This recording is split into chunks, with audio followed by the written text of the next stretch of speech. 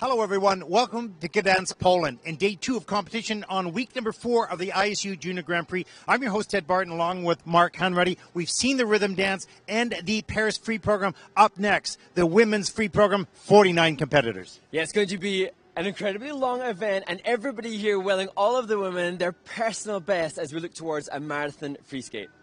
Medals will be awarded tonight, and it's going to be exciting final 2 groups. The women's free program starts right now.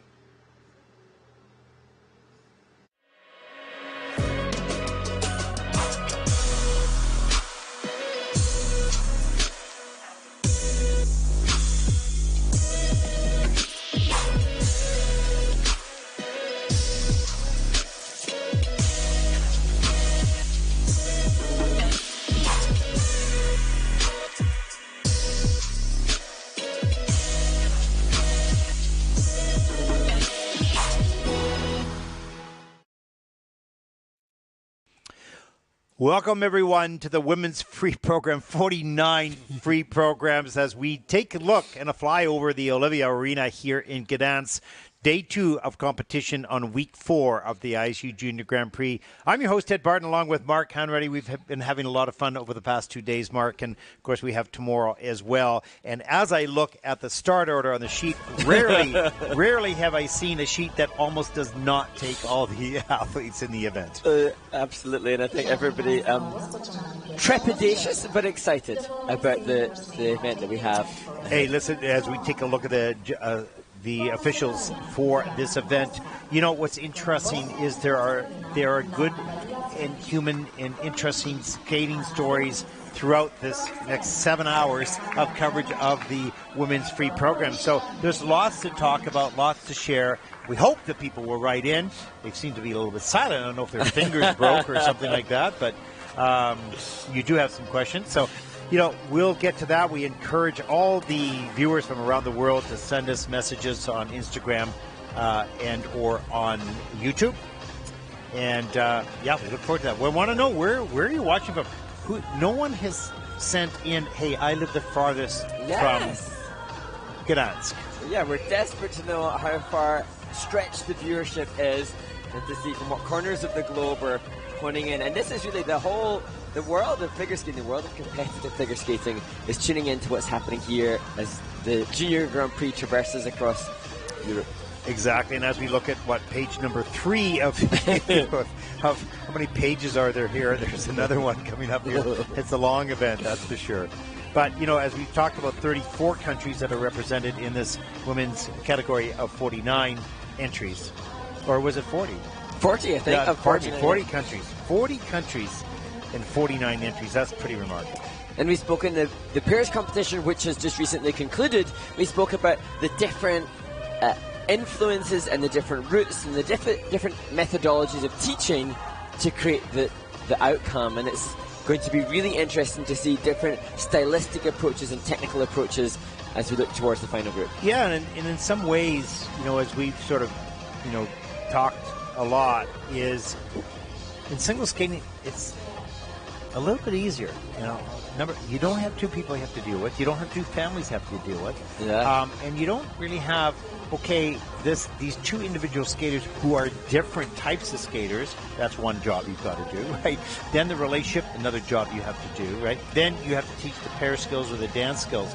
So this is a little bit more one-dimensional, which has its own complications without question, but maybe not quite as complicated from a coaching perspective as pairs or dance. And different human dynamics as well. Some of the reasons why some of the skaters transfer from the singles world to the pairs or dance are because of training environment. Perhaps they live geographically in an area which promotes and leans towards pairs or dance. Sometimes it's temperament as well. Some people are just suited to partnership. Well, absolutely. And you don't know that. When you start in skating, you don't start in pairs. You don't start in dance. You start in single skating. And you're doing that, and you're trying to do well at it. And you don't even know what it's like to skate with another partner until you sort of discover that. And that's generally not encouraged by individual coaches. Yeah. It's revenue, right? Yeah. So, you know, it's a bit of a challenge to get those people to switch disciplines into pairs and dance. But the dance is good. That's okay. That's done well. And it's ideally, in an absolute ideal situation, the skaters that fall in love with the sport, and we hear these stories about as to why somebody would start the sport. Often it's because of family already involved. Yep. Sometimes, and we've heard already on the Junior Grand Prix of successful skaters who attended a friend's birthday party. Yep. And then that becomes the thing that governs their life from that one experience. The birthday party which happened at the rink. Yeah, exactly. Good point. Yeah. Good point. A birthday party at the rink, and then little do the parents know that it goes on to become a lifelong obsession. Or, brother Jimmy is playing hockey at the rink, and you have to come with us and hang out, right? So I don't know who it was. I have to try to remember back. I said, how'd you get involved with skating? He said, well, my brother was playing hockey all the time, and I walked down this hallway, and I saw Figure Skating Club on the door, and I wanted to go in that door so badly, and I thought it was another rink. It was an office in there, but they didn't go in, but they always wanted to know the magical world of figure skating, and that's how they got involved. Oh, wow. The magical world of figure skating. The crazy mad world of figure skating. That's right. That's right. As we know that this first group, and remember the start order of the free program is the reverse placement order from the short program. So we will see the skaters who have less experience in the beginning here in the first couple groups, and we'll see gradually the skating skills and jumping difficulty slowly increase throughout the next 7 hours. Absolutely, and we look forward to seeing the battle between the top two Japanese competitors, where we can expect to see attempts at quadruple jumps and triple axels with certainly, at very least, I know that Mao Shimada, who's in second place after the short program, intends to include those elements in her program. Now, we were talking a little earlier during the pair event, the dance event, like, watch out, Japan is coming for that team trophy. And as I walked into the food room, I saw such great congratulations to the dance team, the Japanese dance team. And you could just get this sense of fulfillment and of growth of that federation, because they are always a singles federation pretty much, right? Yeah, absolutely. From a success perspective, and now it is really starting to grow and they're getting excited.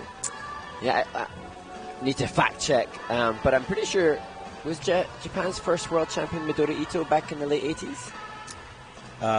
She was 88 champion, I think it was. Yeah, I think so. She was the first champion. And so then we've seen from that, then we had Yuka Sato and multiple other women, and then the men were triumphant. Now seeing the world silver medalists in pairs, and now let's see how the dance moves forward in Japan as well. You know what? There's hope for growth of any sport. We talked about, we're going to see an Egyptian skater here coming up shortly. I talked about soccer and football in our country. It was nowhere, nothing, no one did it. Now we're in the World Cup. Amazing. So you can change the culture in the world of sport, but it's slow. So let's get started. Powitajmy pierwszą zawodniczkę to reprezentantka Macedonii. First skate representing Macedonia, Jana Kukovska. Jana Kukovska from Macedonia starts the women's free skate. Second Junior Grand Prix season, 35.51 personal best, skating to Icarus.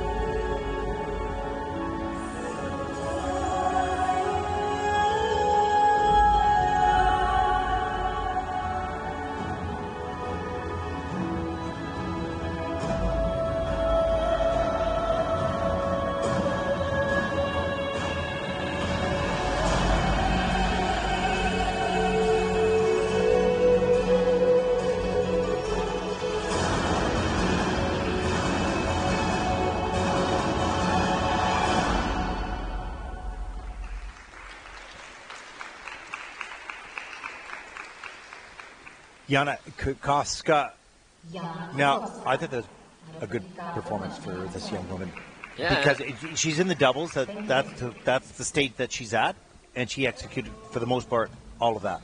Yeah, and I thought that there was a commitment in the presentation as well, and she looked like she didn't look phased at all. She's got experience having been on the Junior Grand Prix previously, and she looked like she was pretty comfortable in this environment, because the Junior Grand Prix is a big step up. An international skating union event like this, where there are cameras, where there are skaters' lounges, where there's an arena of this magnitude, it's a different level of pressure and expectation, but I didn't think that Jana looked overwhelmed at all by this. Not at all. It wasn't bothered by the moment. In fact, was just seeking out how she could perform her best in the moment. Did a really nice job through most of the program. And as you're right, she was more engaged. You could see some upper body movement, a little bit more interpretation, while she went through the technical element list as well, mostly with doubles, but most with success. And again, good to see a skater in the kiss and cry, satisfied, excited and happy to be here and embracing the situation. It's got to be a challenge to be finding yourself at the bottom of the pile after the short program, and that her reaction to this is a real testament to the human and the upbringing. Here's the good thing about our sport. When you love it that much, I don't want to say it doesn't matter where you place, you still love to skate. So even if your placement for valid reasons, you don't have the facilities, whatever the time, you don't have the time, whatever the case may be, you still enjoy it. Yeah, and it was interesting as we had the discussion with John Kerr earlier. John, a retired competitive skater, after you've retired, you wish you were back here. Yeah, exactly. Free program scores for Jana Kukovska from Macedonia, 40.74. First skater out in this event for a total competition score of 61.62.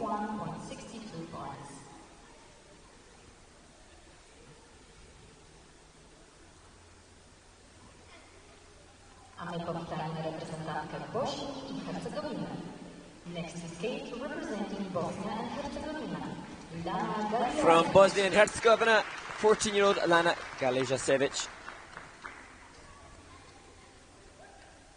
First Junior Grand Prix. He's 39.14 to take the lead.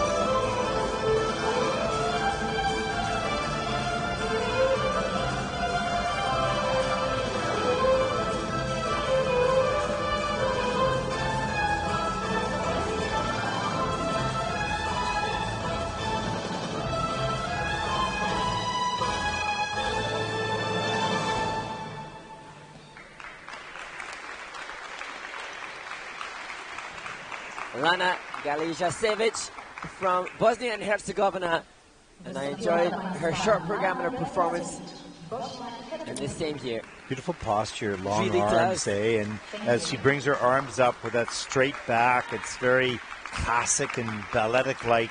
And had a good skate, not a terribly fast skater at this point, and still trying to find her balance and her power. But with where she's at with her skating development, she's skated very well. She got most of the elements done nicely. I doubt she could have skated that much better. And I think a liberation because she didn't have to attempt a double axel today. No obligation to do that in the free skate. There was that pressure within the short program and a freedom to. And here you see that glorious neckline and posture at the start, really impressive. What's happening down below with the knees and the ankles still needs development, still needs to work getting into the ice more. And when we say that, we mean just getting our ankles and knees to bend deeper. That's going to come with a little bit more strength, and as you gain your coordination back after you've grown a little bit, you get a little bit more confidence, of course. But you can straight up and straight down, so not on kilter at all, not on a lean on any of these jumps. And even with the wrap, even with the loose free leg in the air, getting around, of course, no problem for the doubles. But, really good, clean program. Really can't skate much better than that at this stage of her development. And as you see there from the choreographic sequence, just the amount of glide that Lana's able to take at the moment is just a process where she's at. The skaters that we will see ahead, just a little bit more flow. But good Bielman position. Just missing out on the two rotations. Just trying to hang on with that second rotation, absolutely. But 14 years old, and the second skater to compete, and the second skater to be seen smiling in the kissing eye. You're marking that down now. You're charting that. Long may that continue, eh? Yeah, hopefully. But it's nice they have a good feeling for the program they've just delivered. Let's take a look at the free program. Score 45.30. That's first in the free program for Lana.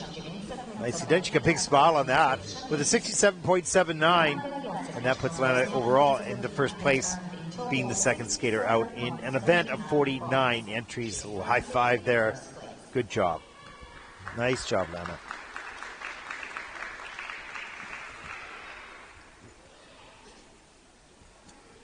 Well, the very first skater to ever represent the country of Egypt in international ISU competition, Hannah DeBees, had a really solid short program yesterday. 17 years old, 47th after the short program. Had a big smile coming off the ice. We hope that will happen today. Skating to Kung Fu Piano.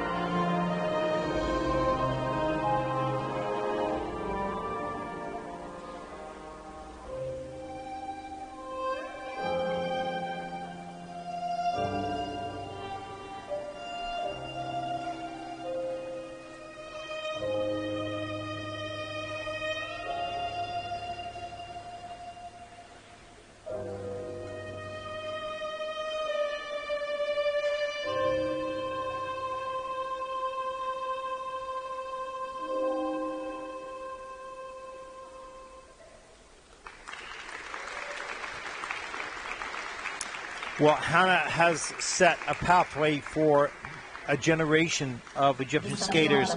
You don't realize it at the time. She's here skating and has the nerves for herself.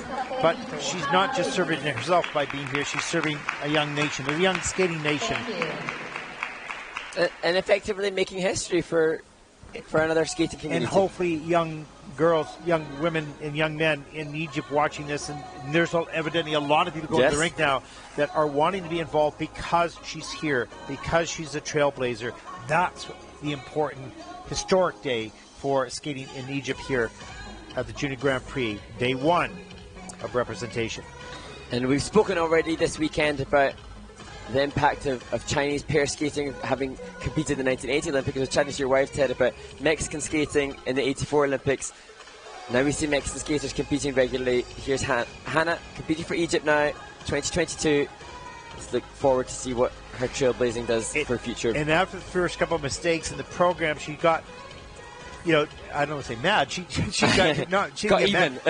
She started to really push the jumps up a little higher, skate with more aggressiveness, more positivity, if you will, and finish the program on a much more positive note than some of the mistakes at the beginning. And Hannah have a comfort across the ice and a natural flow across the ice in some of her movement.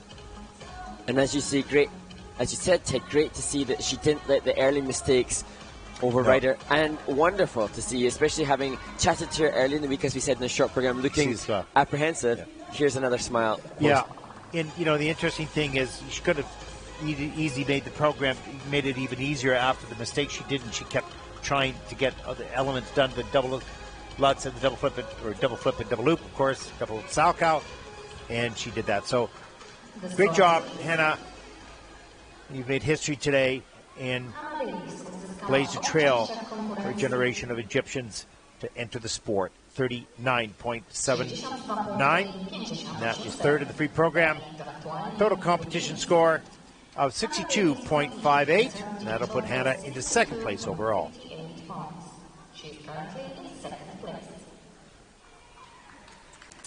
Well done, Hannah.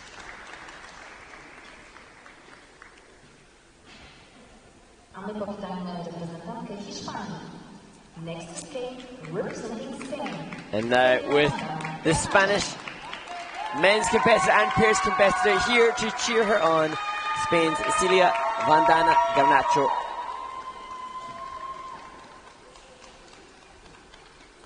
Needs a 44.16 to take the lead. Celia will skate the free program to Ex Genesis Symphony by Muse.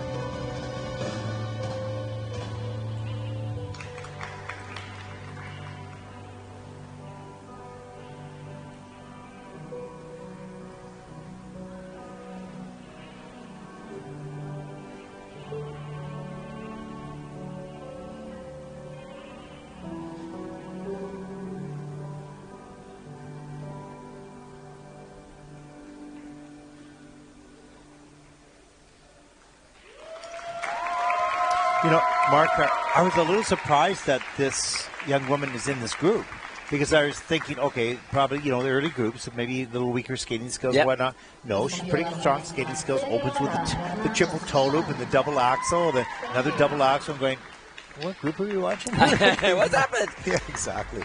So, you know, she fell apart a little bit later in the program, but still overall, you know, nice and strong. And a good example of a skate to this, obviously, Gunnar had a real strong mental preparation to come out here in the free skate. She had 2 falls in the short program. She had no value for her change foot combination spin yesterday, and a fall in the opening triple toe in her short. And so wonderful to see then that she's come out here and not just, as you said, landing the likes of the double axel that she opens with here, with good flow on the exit, and the triple toe, which had a lovely long drop 3-turn here. Actually, that was probably the best jump technique of all the jumps in the program. Yeah, really nice. And you can see good speed and aggression. There's the double axel. Has to step up, put a little leg slide in there, like cover that one up really nicely. But good speed throughout the program. Started to get a little messy later on, but skating skills, not so much the issue. It's there. She has nice extensions when she points that toe. And obviously you can do the triple toe loop. So, well on their way. It's good. And I think just good to see that she's obviously really taken the frustration of the short program yesterday and channeled that into it. Yeah, absolutely. A good free skate.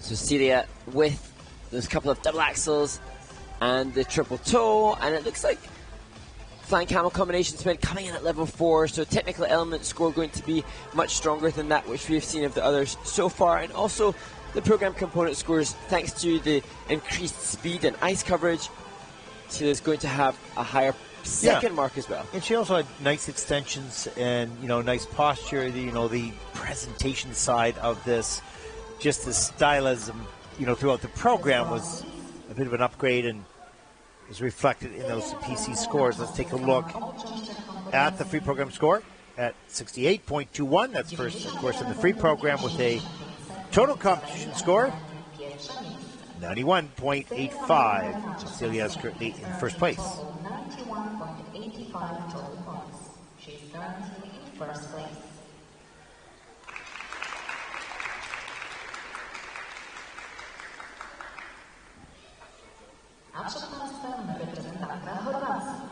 Next to skate, representing Croatia, Nevia Ana Medic. The 15-year-old from Croatia, Nevia Ana Medic. 45th after the short program, 52.78 personal best last season in Courchevel, week number 2. We'll skate to the beautiful music of Hallelujah, sung by Pentatonics.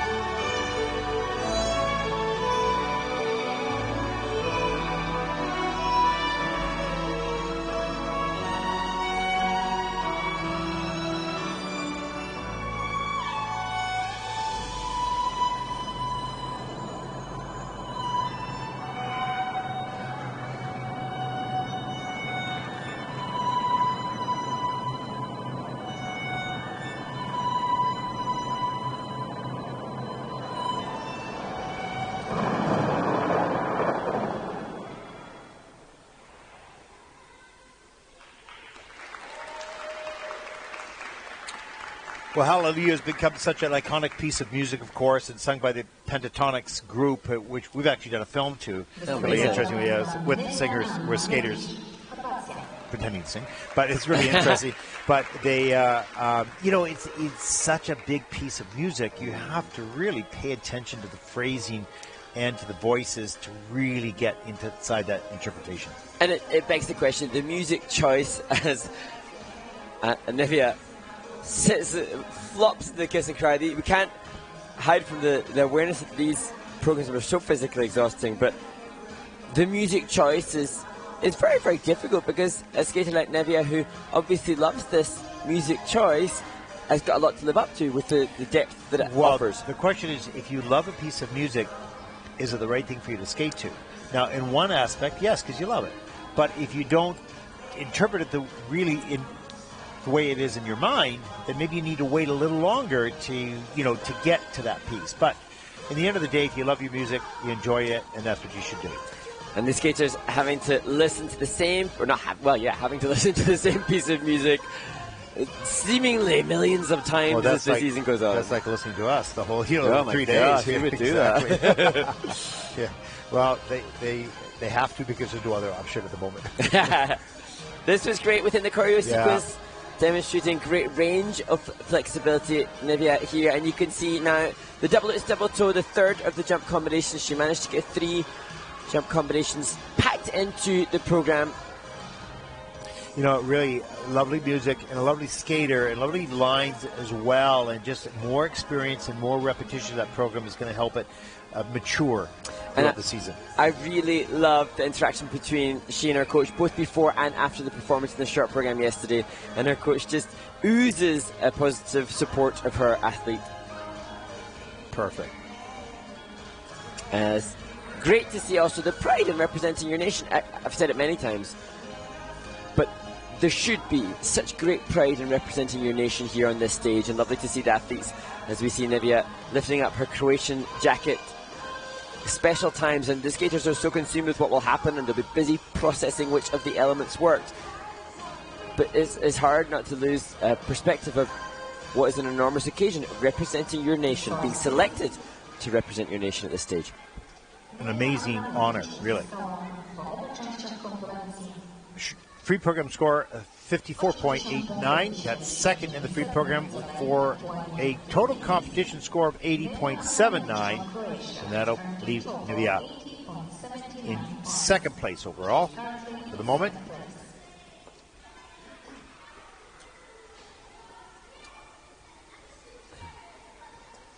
Sounds like the school kids. Yes. The following skaters may now take the ice for a 6 minutes warm-up. From Bulgaria. Well, there's a look at the start order for group number 2. Do you have any questions out there? I do, and I've actually been contacted directly on Twitter. We've had some feedback from the International Skating Union's YouTube channel and on Instagram and Twitter as well. And somebody's been contacting me on my Twitter feed, and Ivan on Twitter has asked a very pertinent question, actually, Ted, based on what we've just discussed regarding the Hallelujah choice from Nevia Ana Medic. What are your favorite figure skating war horses? So Notre Dame de Paris is her favorite. Which is your go-to? That's a great question. It is a well great one. Done. Thank you for that. Workhorses. Okay. I actually really like a Carmen and a Malaguena, but it would have to be a remix version. What I really quite enjoy now is when a skater will use a popularized piece, a piece that we hear regularly, but take a play with that music. And we saw in the rhythm dance the work of Hugo Chouinard. Yeah, and he's just doing such a brilliant job, as is the skating music guy, another music magician in taking music and shaping it, molding brilliant music to the requirements and demands of what works within our world. I get it, but you didn't really answer the question. Okay, so Carmen. I'll go for Carmen. Oh, really? Yeah, Carmen? I think it's fun. Man, well, it's okay. Yeah, it's good. No, I like Carmen. That has just been beaten to death. But no. I think that is a great piece. this sounds sort of crazy. I love the Disney movies like Mulan. I think there's some really emotional, powerful messaging in that. I know they get so used that it gets diluted, so you don't feel the same thing. But certainly, we've seen some great performances to that. Even the new Mulan movie was used a lot last year on the Junior Grand Prix, and it was powerful messaging and empowering for many young women as well. And so, stuff like that. Lion King. I was going to just say, Lion King as well. Like the Disney movies are. Hey, listen, they're not Disney for the sake of just being average movies. Right? I have a 5-year-old daughter, and I am loving reliving Disney films. So I had more of my best sleeps on the couch with my daughter in my arms watching Lion King for the 49th time, right? Yeah, it's great. So, thank you ever so much, Ivan. She comes with more questions, though. What do you think? Oh, she's a musician, I suspect. What do you think of music covers? Do you like them? Well, for me personally, Ted, I think if not a music cover, when you hear music embellished, and I think that it's fascinating to see the work of the likes of Hugo and musicians or music editors who take a piece and add layering that fits the crazy remit of figure skating. That's really clever. I do, and I think that's the direction that things need to go. I mean, that's taking old but polishing it up to be new. Right. So, and I think that's smart. That's innovative and creative. Sometimes it works, sometimes it doesn't. But you have to start to grow in some areas. And it was interesting when we were chatting with John, not on the microphone here, but when we were chatting the other evening, he was talking about famous choreographer Nikolai Morozov, who would have his laptop ringside and be literally editing and tweaking the music for the requirements, the needs of the skaters, and that is. I see that as something that is increasingly common, and I think that the program component scores with the criteria that the judges have is forcing coaches and choreographers to do that. So how do you get creative and innovative without utilizing new tools and new strategies and new ways? And that's what the sport has always done, whether it was through costuming or whether it was through the addition of vocals or, whatever it was, people are breaking barriers. So that's happening now in the use of music. Yeah, absolutely. Other comments online on Twitter. There's a reference to the marathon that we're doing, Ted. Somebody, Tonya Youngblood at Skatey Blood on Twitter. Oh my gosh! Says she uses the hashtag, which we urge you to use, JGP Figure, and says hats off to Ted and Mark for the marathon of skating commentary they provided yesterday for the women's short program, pair short program, and men's short program in Gdansk. I'm not alone, and many fans who enjoyed all of it. Well, thank you ever so much, Tonya. We sincerely appreciate it. And the marathon is lengthened today. Yeah, it is. This might be history. Yeah, this is a long day, that's for sure. But, working with you, Mark, it makes it easy. Maybe not easy, but it makes it more enjoyable. That is for sure. So we head now to the second group. We have 1, 2, 3, 4, 5, 6. Is it 9 groups? Let me count. 1, 2, 3, 4, 5, 6, 7, 8, 9. 9 groups. 9 groups of women. And so, of the skaters warming up on the ice now, they will have had the opportunity to train already today. And they will have done that in the training rink here in Gdansk. It's interesting. The free program, the word free is pretty good, not because it relates to the technical part of skating, but the fact is they feel more free by the time they get to the free program, because the short program is intense. You can't make a mistake, and you're new and you're there and you're excited and you're nervous and all that kind of stuff, and whatever happens, good or bad, getting into the free program, you feel like, okay, now I'm ready. Well, I like your optimism. I used to think of the free program as the mini marathon as well. Well, it is with 49, that's for sure. 3.5 minutes, though, when you're doing it, feels pretty intense. 11 elements for the women competing. And we look ahead now to the first skater in this group from Bulgaria, Marina Nikolova.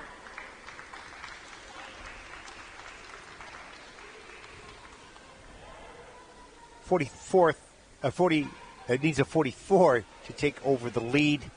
Pardon me, 64.71. And speak of Milan, That is the music of this program right now. Do you know why the Phoenix sits at the right hand of the Emperor? She is his client, his protector. That she's both beautiful and strong. Your job is to bring honor to the family. Do you think you can do that?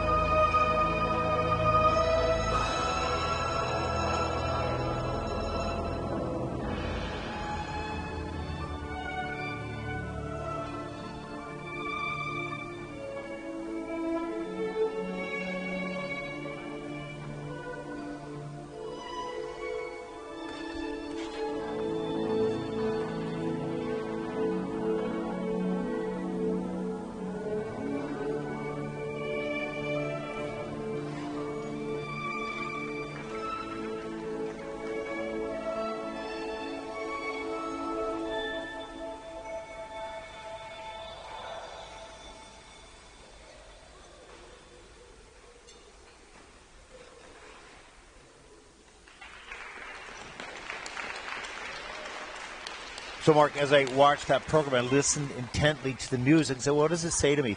I separated the skating. We'll talk about the skating in a second. The program, but the music was empowering in my way. The voice, interesting at the beginning, that vocal at the top, violin off the top of the music, calm, reflective, and thoughtful. Cultural, moved into a cultural type of tempo at that point, optimistic and ending emotionally, of course. So that music gives you a full range of feelings. Now, the skating has to match that. We'll dissect that program. You can see this off the top of the program, really nicely connected with the music. Yeah, I was really mindful and conscious of that as well. There were aspects within the choreography that were so pertinent to the musicality, and that really impressive. You can see this young woman, Marina, she struggled in the short program, so it was great to see her get in the double axel. She didn't pull in for the triple salto in the short, and although she fell in both here, I'm sure in the terms of her development, I'm sure the coaching team will be delighted that she rotated both, as you see her attempt at the second triple salto now. Yeah, the timing of the takeoff was just a little off. The mechanics are correct. The timing was not. At this point, though, we can see within the choreography sequence, each of these little toe hops were fitted musically to the structure of the music, and that should be reflected in the judges' composition as she does the outside rocker, back counter, into a nice quality of double flip, double toe. Yeah, the tempo had changed, so did she. Connected to the phrasing.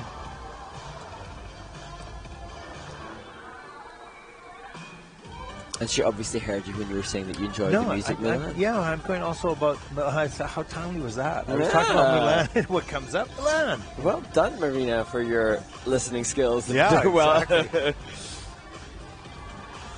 So Marina comes into the free skate with a score of 27 in the short program, and that, again, largely due to the fact she didn't manage to get her triple salto called, nor did she get an axel out either. So mistakes in the short program. So on the whole, I think she'll be happier with the free skate here in Gdansk. A seasoned competitor at international competition, but not on this more prestigious stage of a Junior Grand Prix assignment. Marina Nikolova zyskała w obu częściach konkurencji. 58.70 for Marina for the free program. That's second so far in the free with a total competition score 85.85. And that'll put Marina Nikolova from Bulgaria currently in the second place.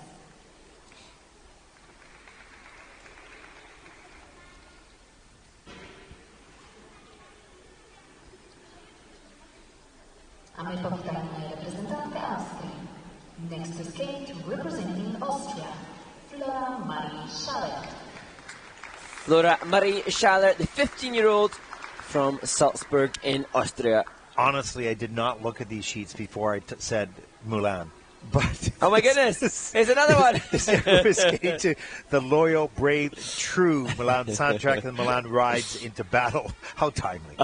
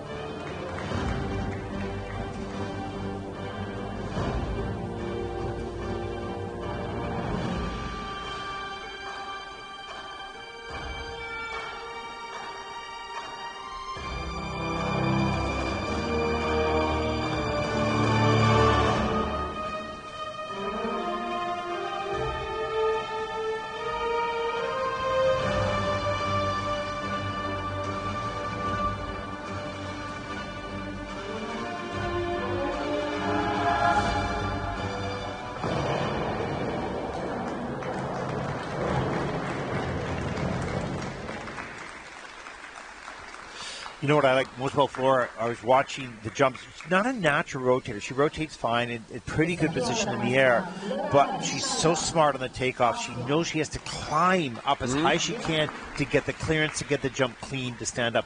And you could see her make a conscious effort, lift this jump up, and she had a pretty clean program.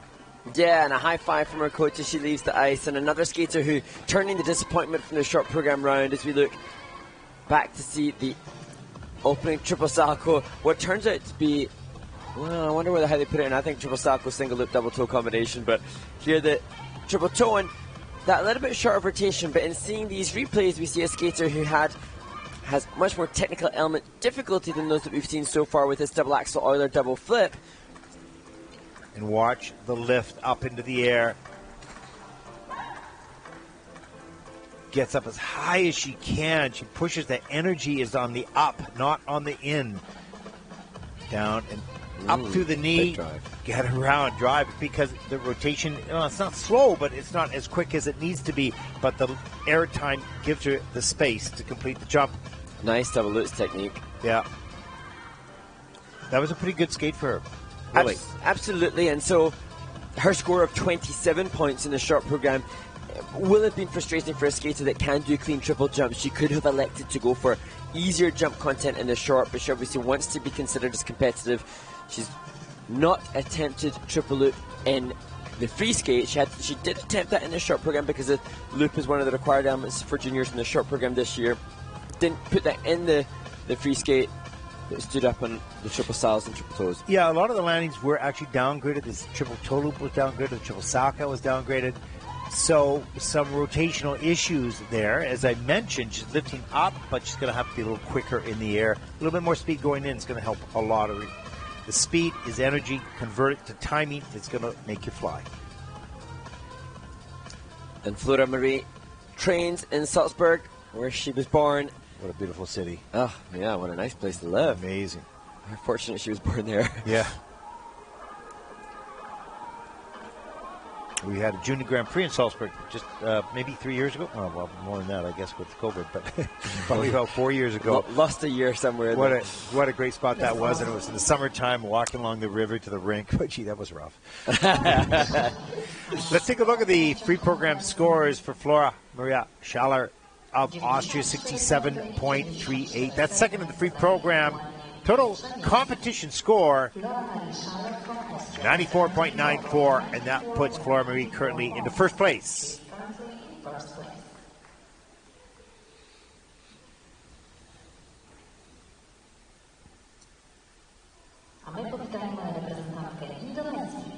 Next to skate, representing Indonesia, the next skater from Indonesia is given a hug by her coach. Savika Refa Zahira takes to the ice, a skater who just recovered from COVID 2 weeks ago.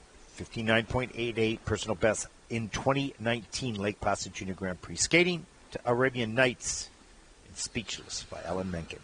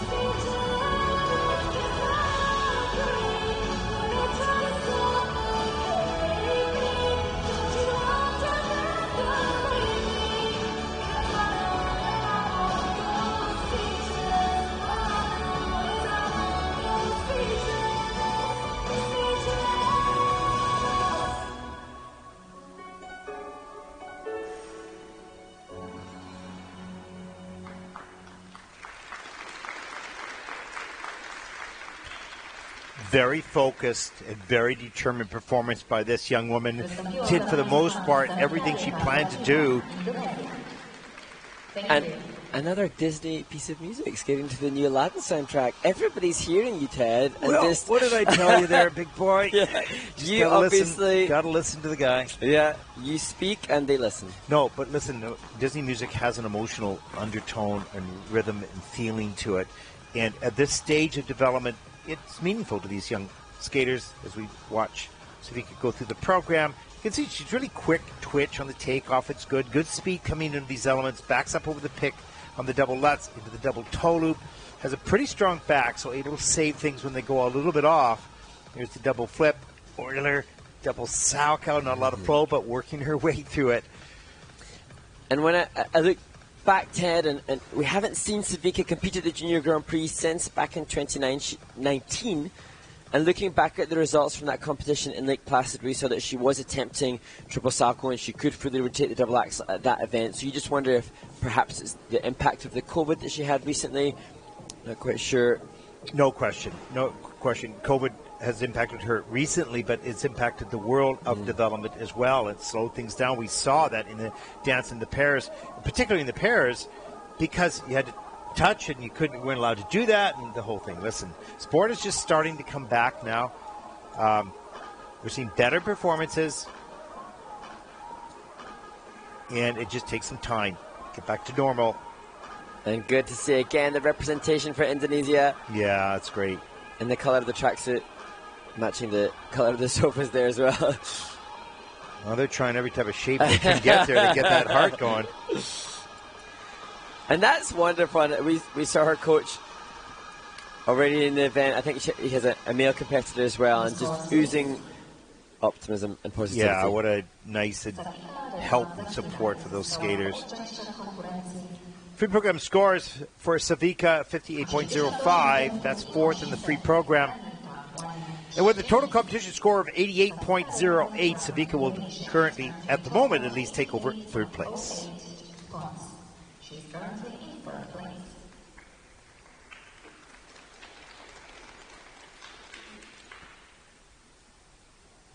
A przed Państwem reprezentantka Irlandii.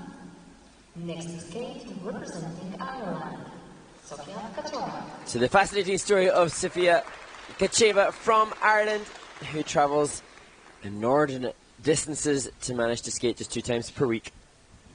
16 years old. Needs a 64.82 to take the lead. 49.07 personal best last season. She will skate to Voila by Barbara Pravi.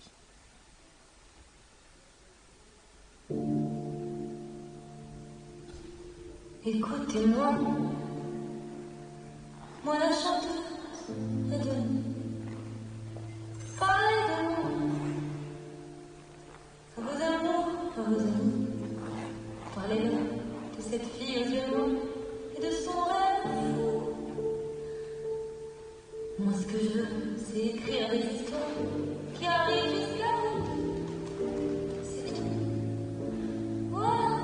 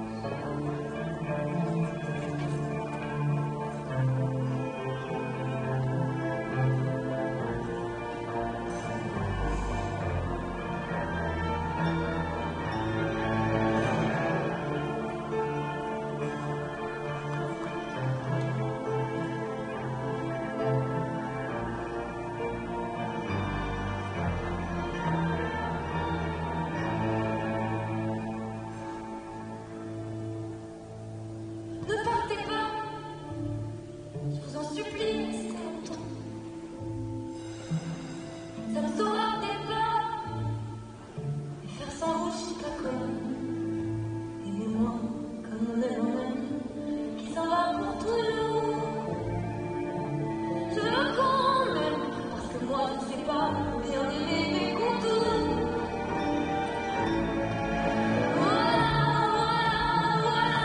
Voilà qui je suis, me voilà même si nos amis c'est fini.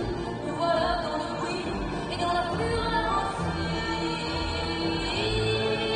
Regardez mon enfant, il est bien tout ce que j'ai ici. C'est ma gueule, c'est mon cri. Me voilà, me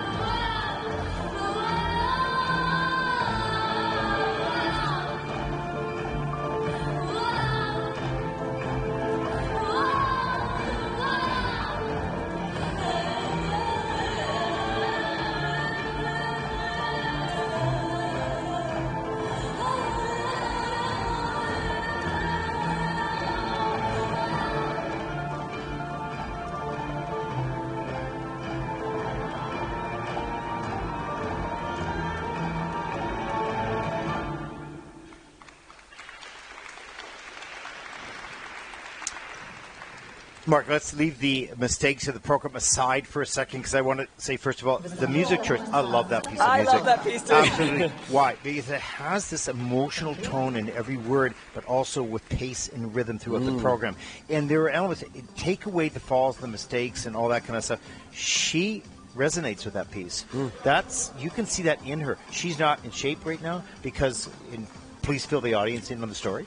Absolutely, and I love that piece. I was just going to say, after all the it. Disney pieces, that's what I really, really like as well. But for Sophia, she isn't able to train regularly, as we saw with the representatives in the ice dance competition from Ireland as well. No ice rink there, so much travel to be able to just get ice time. And Sophia travels to Dundonald Ice Rink, and her coach Kevin explained that she drives 400 kilometres to be able to skate.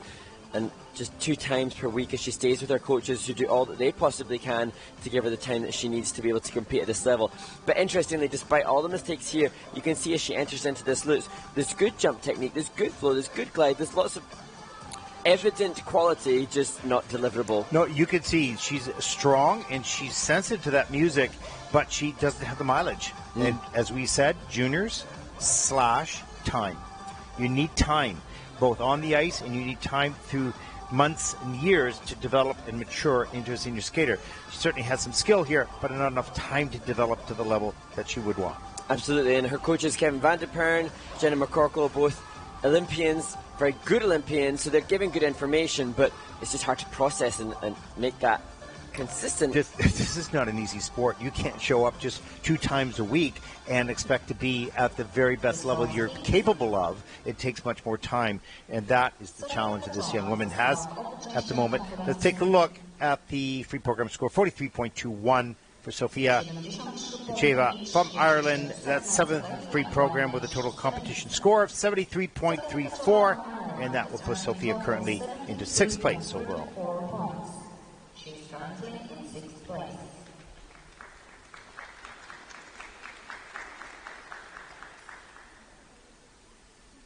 Afterpastan representanta Estonia. Next to skate representing Estonia, Olesja Leonova. Born in St. Petersburg, the 16-year-old representing Estonia, Olesja Leonova. First junior Grand Prix season, 40th after the short program, needs a 61.25 to take over the lead.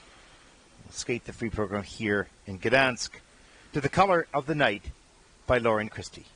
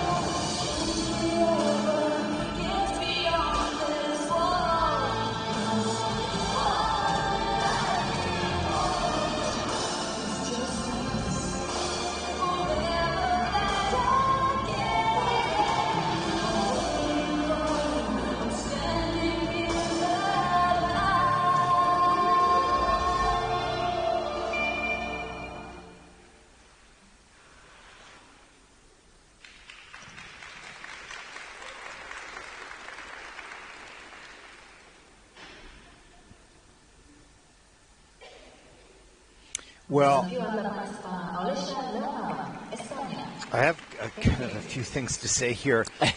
And it's all in an effort to sort of help her a little bit. Like, this is not, to be critical or whatnot, this is not about jump technique. This is not about spin technique. This is not about the program.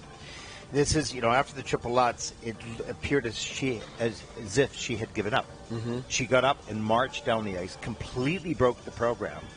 Irregardless, just went out of performance, marched down the ice, but then started to put some of the elements back together. She was frustrated and determined and came back. But the lesson is really don't break the program. This is something that you're showing to the judges and to the public around. It is from the first note to the last note, and you can't give up in the middle of it. Absolutely, and for the athlete, there's an element of, I think, wanting people to know, no, I'm better than this. I know I've made mistakes. Don't judge me on this. Don't judge me on this. And I understand it. You can see here from the triple loop, she did two good triple loops. Look at that. Beautiful. And an amazing triple salto or the triple salto early on. But with the mistakes, it's almost like she didn't want people to judge her. No, I get it. They make you swallow her up. They get so disappointed that they're not skating well, that they don't want people to think that, so they want to get the jumps done. But it is a performance from the first note to the last. And that's the juniors sometimes take a while to learn that. It's almost a defensiveness over what they're capable of rather than what they've delivered. And I think it's then breaking that and knowing, yes, that mistakes will be made, but don't throw away then the program component scores, because the score that's about to come up will not be a reflection of what you're capable of, given the glimmers of greatness that she did offer. And this is the hard part for the coaches, because you want to get the message across, but you won't get it by butting heads. And that, and you can't get it by ignoring it either. So when do you bring the discussion up, and how do you teach that? It's not hard. Not easy. Cajoling towards getting the psychology of a performance. Exactly. 63.14 for the free program. That's third, with a total competition score of 96.84. This is a very good skater. Didn't have a great night tonight, but I hope, Alicia, you would take this and remember that the performance from the first note to the last is as important as the triple Lutz or the triple flip or the triple loop. Amen. Good skater. Just need to get connected a little bit more. Okay, we are on a movie break. What's coming up there? And please get it right this time. which of the hundreds of resurfaces are we on? I know. No, you need your mic on. Turn it off. I think are we heading towards ice resurface 4 of the day? And in which case, we will get the opportunity to listen to some information about the toe loop jump, one of the 6 jumps that we will see, and the one that will be used in the majority of the jump combinations today in the women's free skate. Before we then head to an interview that, Ted, you took. Yes, with Heba Gergis of Egypt. This is interesting because the president, this is the first time that Egypt has ever had a skater in the Junior Grand Prix. They've just received a status with the ISU.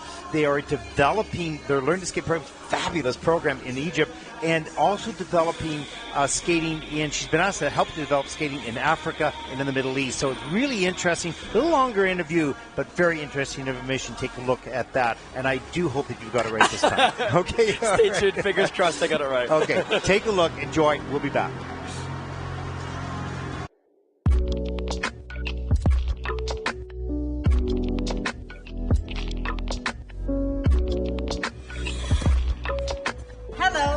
Welcome to ISU Center of Excellence in Michigan. My name is Yuka Sato from Detroit Skating Club, and today we're going to talk about toe loop.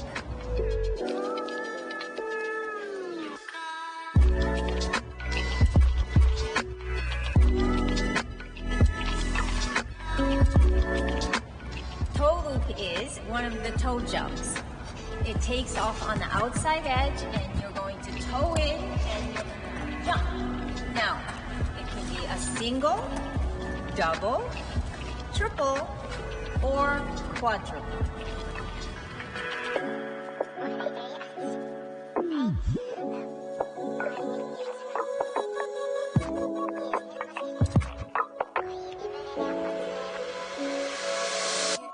So let's talk about the technique.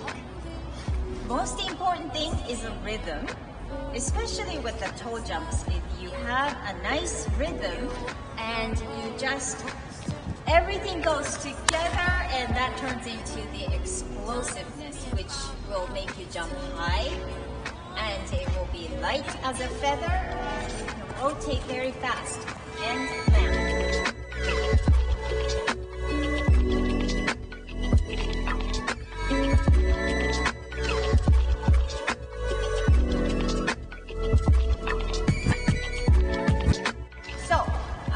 I find it's very important to have a nice, strong position as you tap in.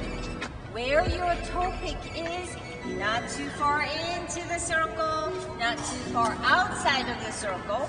It must start your rotation going backwards, because a lot of times people mistake by going toe axle, and that's not where you want to be. You want to make sure that you take off backwards, back outside, so that you can actually push off into a nice rotation.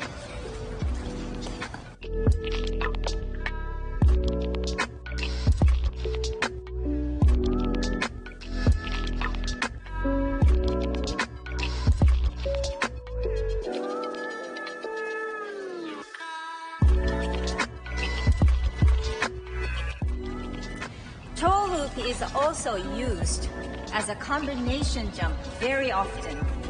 Now, the key is to make sure that the landing of your first jump is very nice and steady, so that you can actually go right into the kick. I hope you enjoyed this video, and good luck with your skating.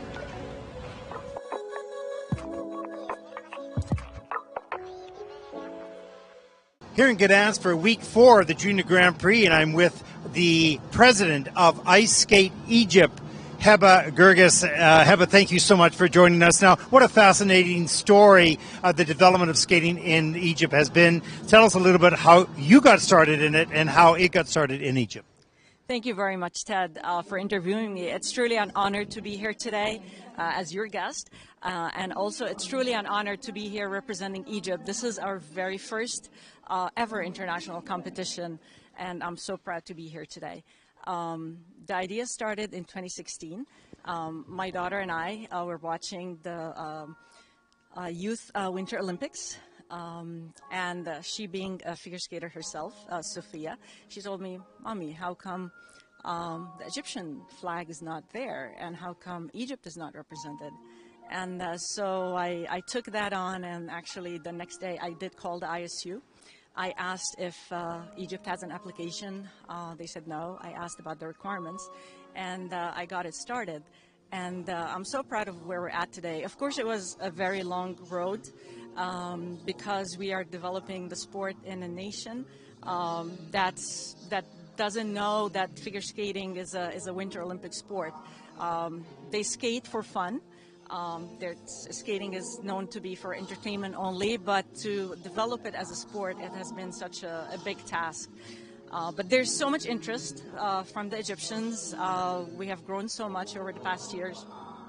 Well, you know, we've talked, we're here at a kind of an elite competition to a certain degree, a ISU Junior Grand Prix, but really the birth of an organization, the birth of Skating Federation really starts at Learn to Skate. Tell us a little bit about your Learn to Skate program. Sure.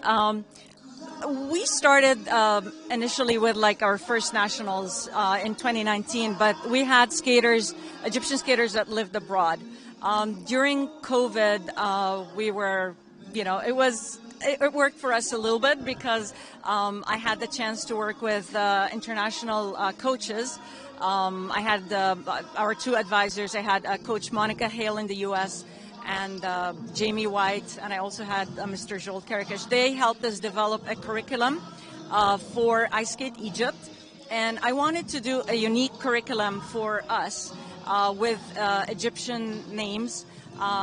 So basically our levels, they go by, the little ones are called tuts, as in King Tut, and then the levels advance. So it's a very unique curriculum, developed very thoughtfully, and it's working very well for us. And we also have like obelisk levels and so on. We had our second nationals, Ted, you recall, we had our virtual skating nationals. It was in 2021 December, and this is what qualified us to be an ISU member. At the time, actually, again, because of COVID, we did that using the ISU virtual kit. It was incredibly helpful for us as a new organization, and the ISU learning staff were extremely helpful.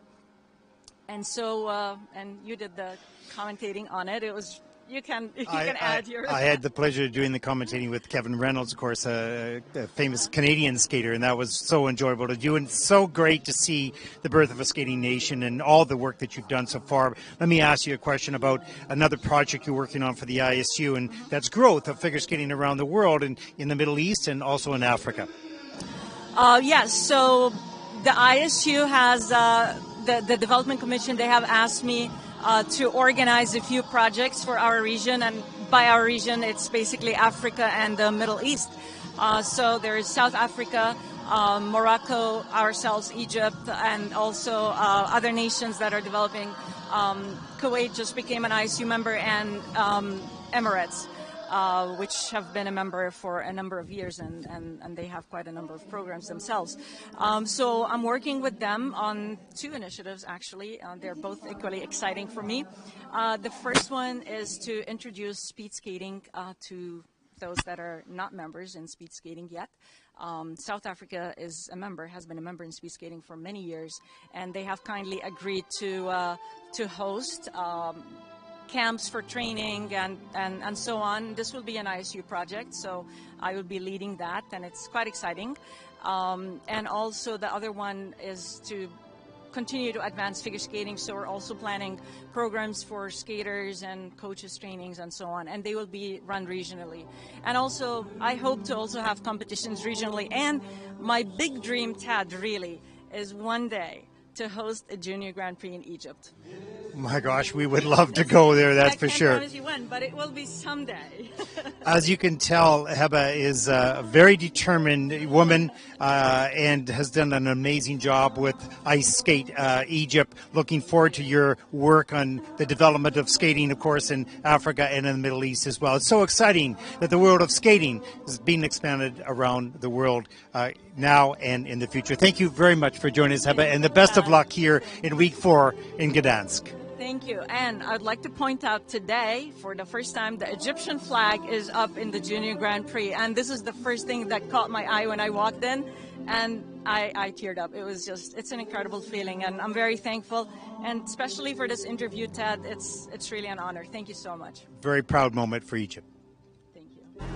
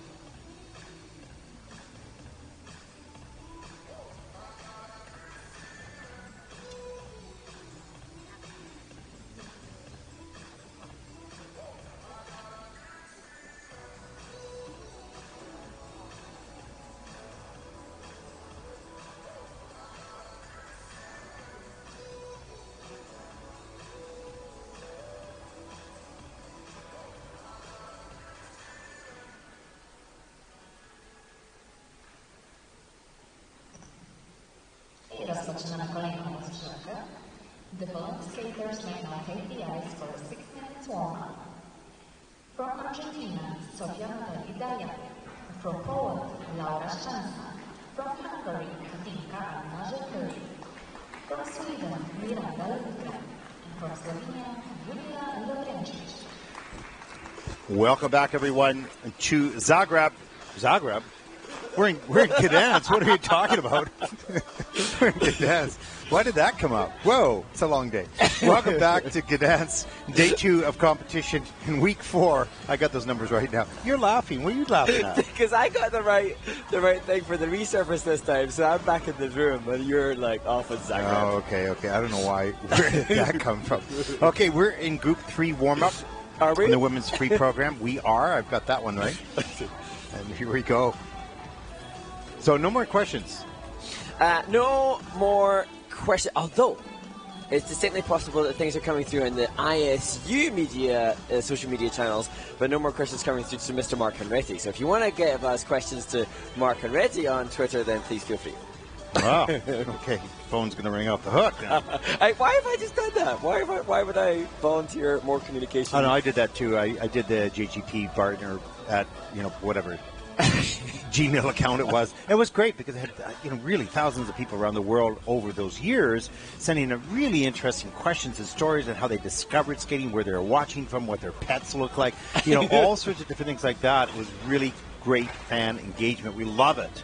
It gives us content and it tells us a lot about the sport and how it's getting, opened up around the world. And it would be interesting. We've discussed over the last few resurfaces about talking about the sport and how we would love to have questions pertaining to the sport, but also interesting to hear about the sport's demographic, the viewing demographic. Mm-hmm. Wonder how many of you are skaters. Maybe you're recreational, maybe you're competitive, maybe you've never skated at all. Yeah, and we want to have a really open and transparent, conversation about the sport and whatnot. There are situations of people who wish to be more provocative and negative. Yes. We're positive about all the people. It doesn't matter. People love the sport. We talk about that. That's fair game. But my mom said if you've got nothing nice to say, don't say anything at all. So let's find the nice things. Well, you talk a lot, so you must have a lot. You must have a lot of the good things to say. So do I. I should never say that. I talk a lot as well. I know. That's why we got the job, mate. That's yeah. They can feel it dead air. As we go silent. Yeah. And it's interesting you mentioned that, though, Ted, about the provocative and conversations can be had and about difficult topics. No problem. Yeah. No problem with that. But to be fair and honest and not angry. Absolutely. And because our sport is judged, because there are some elements of our sport which are subjective, it does open the forums for real debate. And there's so many passionate fans and skaters around the world with very clear ideas on what they believe to be best or worst. And some are very vocal. And it's interesting to hear people with such strong beliefs. But, we just want to promote the good stuff. And that's not a problem. No. Because that's about the sport. But when it gets about politics and all sorts of different things that, And people? No, that's just not the area. Yeah. Those are on different sites and different shows and whatnot. Yeah. Here's to the celebration of good skating, and here's to a new Olympic cycle, and here's to seeing the sport continue to develop and strengthen. And here's to the youth. Yeah. And that's what we're covering, is the youth and the possibilities and their pursuit of a lifetime of a passion, what they enjoy to do. And it's easier for some than it is for others. And the commitment of the coaches to not only the athlete, but to the person that help guide them through all the changes in life and the challenges around the world. And it gets complicated. And who knows, on this Junior Grand Prix, perhaps some of these skaters competing here will go on to become Olympians. Some may go on to become legends. We look back at the legends of the sport. Well, not perhaps. Yeah. Clearly, some of these juniors will go on to be Olympians. The top ones, we've seen that over the last 8 years. In fact, many of the top Olympic and world skaters came out of the juniors rather quickly. Yes. Right? And so I think we'll continue to see that, but not as quickly because of the age change. And I wonder how many of the athletes on the ice are aware of the legend of the sport. I'm sure many of them will have had the opportunity to be educated by national champions themselves, and some of them will be promoting the merits of some of the greats. I think back to... It was great to hear Kathy Reed today talk about how nice it was to be at these international competitions after working so hard to get here, meeting her old competitors and her old colleagues who are also on the way to the next generation of coaches. And that was really fun to talk to Kathy about that. And to see friendships now, formerly competitors, and now, you know, it's a small community of people that have devoted their life completely to the pursuit of Olympic excellence like Kathy did, and you know, sharing the memories and sharing the new memories as they create the stars. Exactly, and sharing the development of the next generation. And Kathy was explaining that she's had the opportunity to visit Gdansk, and what a beautiful city it is. But united, as we wade our way through 49 women, I will not get that luxury, so I have told Kathy, and indeed your wife, to take photos. I have been here 4 times, and I've never been to the old city. It's criminal. I know, it's absolutely criminal. But I've been to Sopot, but I haven't been to the old city, and I really want to go, but we'll try to make it. Here we go. Group number 3. Skater number 11 of 49.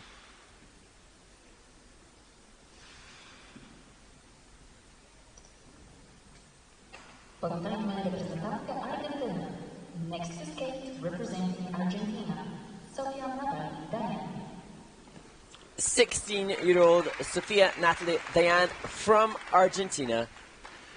56.79, earning that back in 2019 at the, that's right, it's Croatia Cup. That's why it said Zagreb. There you go. That was it.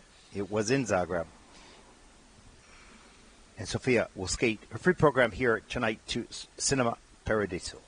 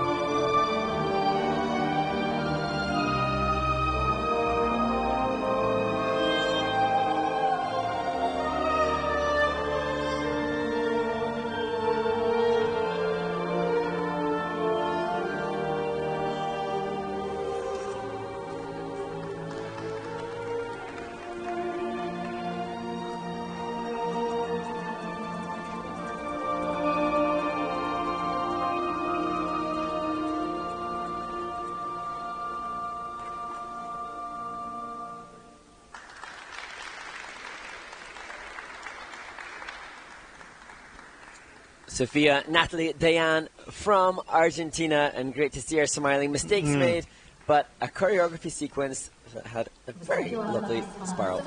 I really loved the tilt of the head, the smile at the end of the program, like going, oh, okay, but, you know, kind of enjoyment at the same time assessing the program right off the top, right off the back end of the program, enjoying the experience. And certainly the rotation position was a bit of an issue because the legs are a little bit bent in the air. It's a little bit further apart, which slows the rotation down in the air and makes it more challenging for multi-rotational leg triple jumps. So there were some challenges there. Absolutely, and that air position makes it difficult for the judges to reward a good grade of execution for the jumping passes within this free skate.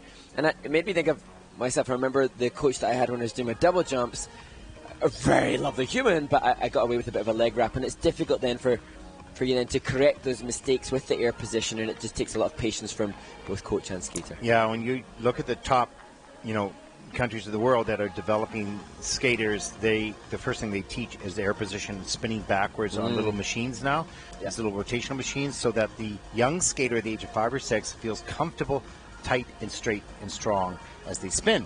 And then when they get up in the air, they're just taught to spin. And that, generally speaking, gives a nicer rotation position. There's that beautiful spiral you're talking about. Yeah, wonderful demonstration of flexibility and strength from Sophia. And again here, 2 movements required to make a clear call on the choreography sequence. That one of the new elements needed for the juniors in the free skate for both the men and the women. And I like them. What do you think? Yeah, definitely love to see this, and an opportunity to showcase sustained positions, whereas in the short program when the skaters have to do a step sequence, so much more movement is required to be packed in a shorter space of time. Well, sometimes the beauty of our sport is a beautiful pose that actually glides across the ice. Not all the time, but certainly to see that is wonderful. Free program score for Sophia, 63.74. That's third of the free program. The total competition score of 98.51. That'll put Sophia Natalie Dayan from Argentina currently into first place.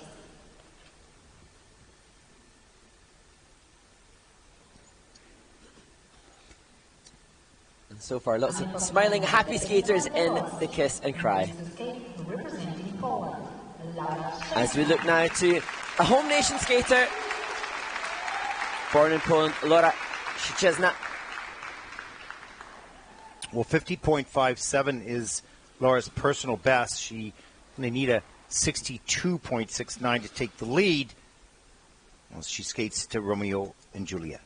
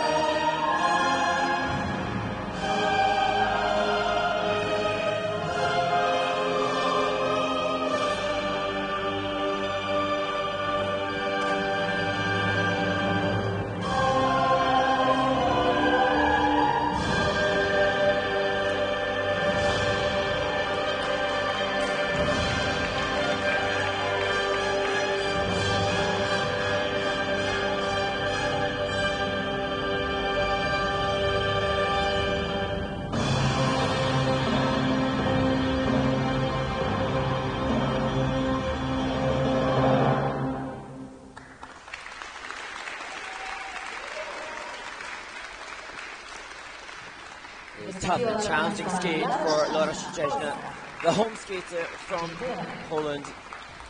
Well, I was interested in asking myself whether this was fatigue or injury or a combination of both, because it looked at one point, it just, all the strength and coordination and energy fell out of her body, and it was a real struggle, right? I mean, you can have a bad skate, that's one thing, but when everything else goes, and then it's a struggle, and that's what it looked like, but I wasn't sure if there was a small injury or whatnot, because in the beginning of the program, she had the energy to take off and, try the jumps. Yeah, you can see even here in these opening movements, a body awareness.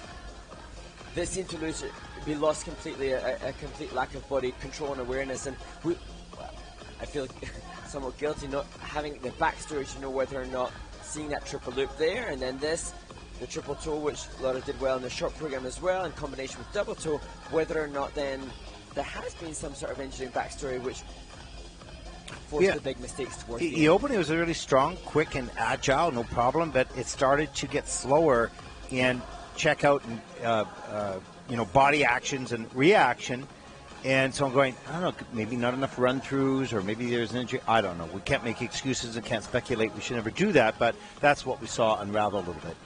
And as you've seen in Riga and in Ostrava and in Courchevel, the home nation can have more home nation skaters competing here, and perhaps Laura felt a sense of pressure to compete in a prestigious event as the home skater maybe earlier than she was prepared to. But yeah, it's hard to know, and that's what you have with juniors. It's always, when you go into these senior events, you've got everything organized. You know who they are, what they've done. You have it all. The juniors, it's a bit of a mystery. It's part of the fun of it, of course. Let's take a look at the scores for the free program for Laura. 54.69. That is 8 in the free program, and a competition score of 90.52. That'll put Laura currently in 5th place.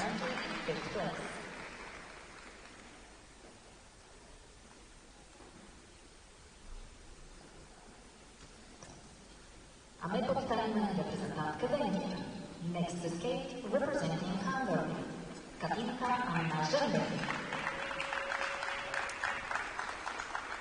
15-year-old from Budapest, Katinka Anna Zsembery from Hungary.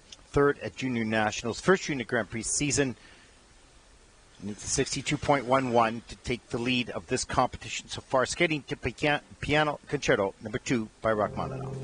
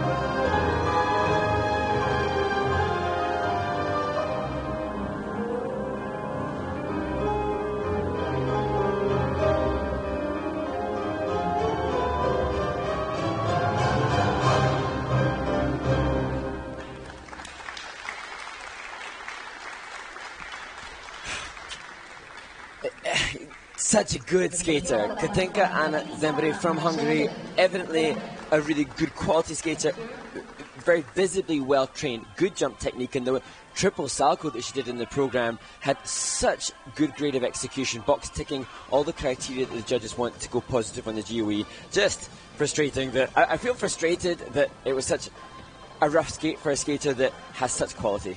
Yeah, well, as they start to increase the degree of difficulty in the program, you know, it's a whole new thing, right? So when one thing goes wrong, they haven't learned yet how to cope with, park it away, and move on. So it takes time to have those skills as well. Certainly the physical, technical skills are there, even though she turned the upper body on that takeoff, had to over-rotate, and goes down on that. Here's the triple salchow.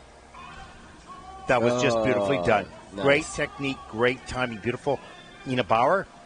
So the strength and the skills are there, but sometimes the timing and the awareness of the body is a little off, and therefore it's not consistent at this point. Here's the triple toe loop a little bit later in the program, and just has to step out of it into the double salto. Yes, an under-rotated Euler. But here, even in these slows here, you can see a glide, you can see a body awareness. Nice. Yeah. And also I was quite conscious that Katinka looked physically fit. She didn't look like she was holding back towards the end. No. As we look at her combination spin, she had energy. She looks well trained, good technique, good jump technique, good skating skills. Just a bad day at the office. Well, it's like having the best game plan in football or soccer, but not executing well. You know, a good program, good skills, but not executing as well as you plan to do. But that will come in time. And I cannot wait to see, as we see, again, just perhaps losing rotations within the spin, but I can't wait to see Katinka's quality delivered with a clean skate, because she definitely has quality. Yeah, that's going to come. Free program scores for Katinka: 67.16. That is third in the free program with the total competition score breaking 100 at 103.57. As Katinka Anna Zsembery takes over first place. She's currently in first place. A smile for the first place, but know that she's wanting more. And of course, it's still very early in the season. Next to skate, representing Sweden, Miranda Lundgren. Miranda Lundgren, 16 years old, from Sweden, had a fall within one of the spins in the short program. Looking for better here. The first Junior Grand Prix season, and as you can tell by the costume, skating to Les Miserables.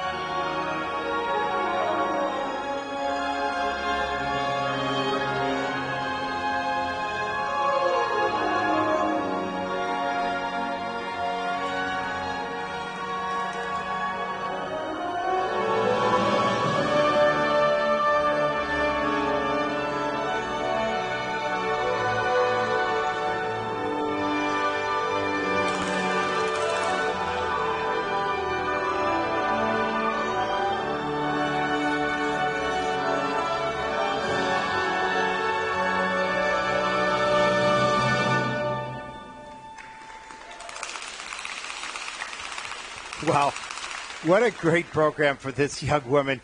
You know, she has such wonderful lift on the jumps and then folding into rotation position very efficiently, effectively, and strong in the air. Great coordination and strength. A real athlete. Absolutely, and judges want very good height and very good length, and she had very, very good height. Oh, yeah, just amazing. That interesting ending at the, going for the difficult exit of this. Yes. It's a little awkward, but hung on to that. But a big smile and a little fist bump at the end of the program because this was a very, very strong performance for this young woman. Really no limits for where she can go. Depends how big her heart is and where she wants to go to put the work into. Well, it's interesting. Having seen on Instagram, I've seen her do triple flip on Instagram. She elected to go with the triple toes and the triple salchows in this program to go for a clean skate, and that she virtually got. Gosh, look at the height and the distance on that. And the ability to recover from being off axis on the triple toe to still get the double. Get the free leg back there. You can make it work. Here's the double axel. Lifting up into the air across the ice. Soft landing. Beautiful. And that really good creative execution. I think this is the next triple toe, and I honestly thought, Ted, it looked like there was room for a quad. Well, look how low she is in the takeoff. She could do that. A little wobbly on the landing, but as I said, she's an athlete. She's got the power, the strength, the quickness. She just explodes off the ice on these jumps, and I'm sure much more to come from her.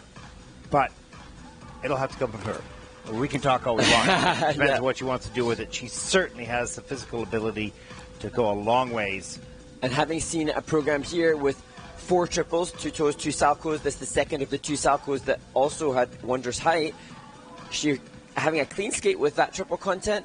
Now I'm sure she will be moving forward for the rest of the season and considering adding the likes of the triple flip, which I saw on our social media as we look at her choreo sequence, to be not critical. You're wonderful at your ability to use better language than me. Not to be critical, but certainly to be analytical. To be analytical. Thank you, Ted. The spins were the weak point for Miranda. I think she, as you say, she's such an athlete. She looks like she just loves to jump and be a little bit more time devotion to the spinning in the training ring. Yeah, and I think also this is a good piece of music for her. Not that she necessarily connected to it all the time. I don't think that was where she's at in her development yet. But because the power of the music, the inspiration behind it helped that athleticism kind of connect it. She used her jumps as choreographic punctuation where others would use movement on the ice. Absolutely. Regina Jensen, coach, who we've seen a few times in the Kiss and Cry at this event, doing a great job. Well, 79.89, first place clearly. A little tap on the shoulder for the coach. 117.49 for Miranda Lundgren of Sweden as she takes over first place. She's currently in first place.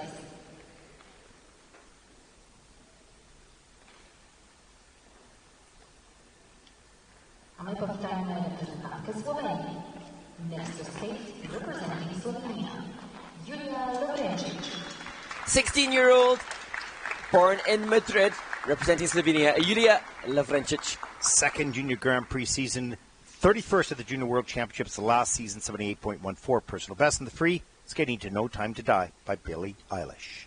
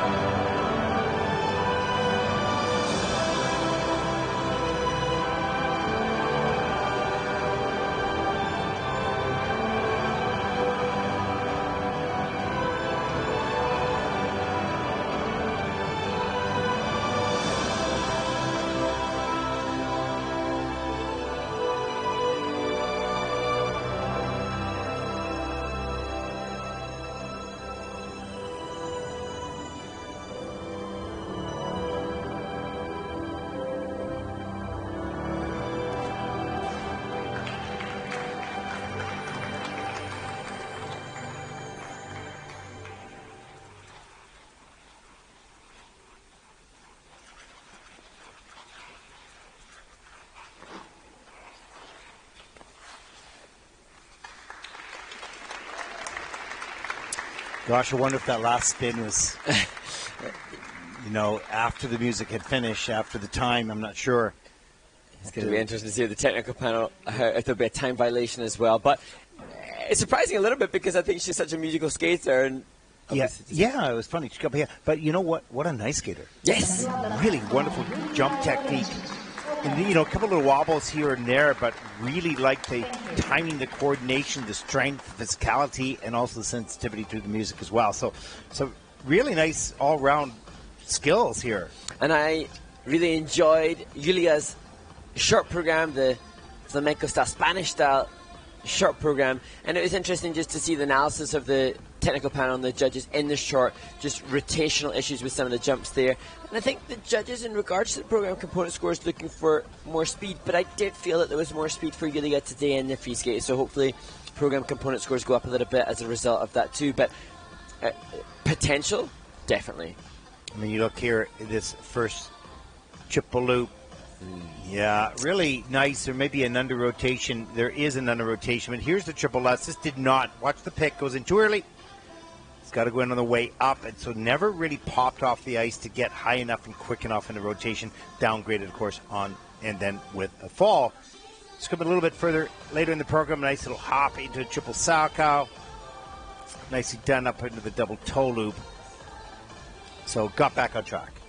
Yeah, absolutely. And she had some good spinning technique as well. Here we look at the triple toe. Just keen to see how the technical panel will review things because I think that's okay. No, that's fine. That one's fine.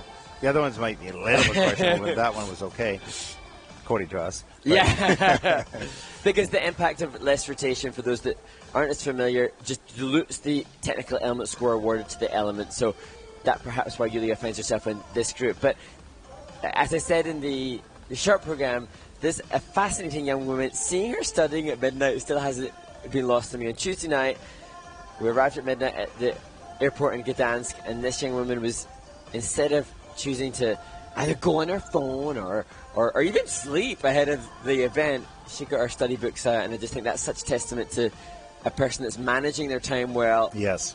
And the kind of elite human. And disciplined, to do what she wants to do is be a good student and also an efficient and good high-performance athlete. Well on her way. Nice job. Nice skater. Lots of work still yet to do, but all the skill is there. Well, program score is 78.74. That's second in the free program. Total competition score of 116.53, and that puts Julia currently into second place overall for the moment. She is currently in second place.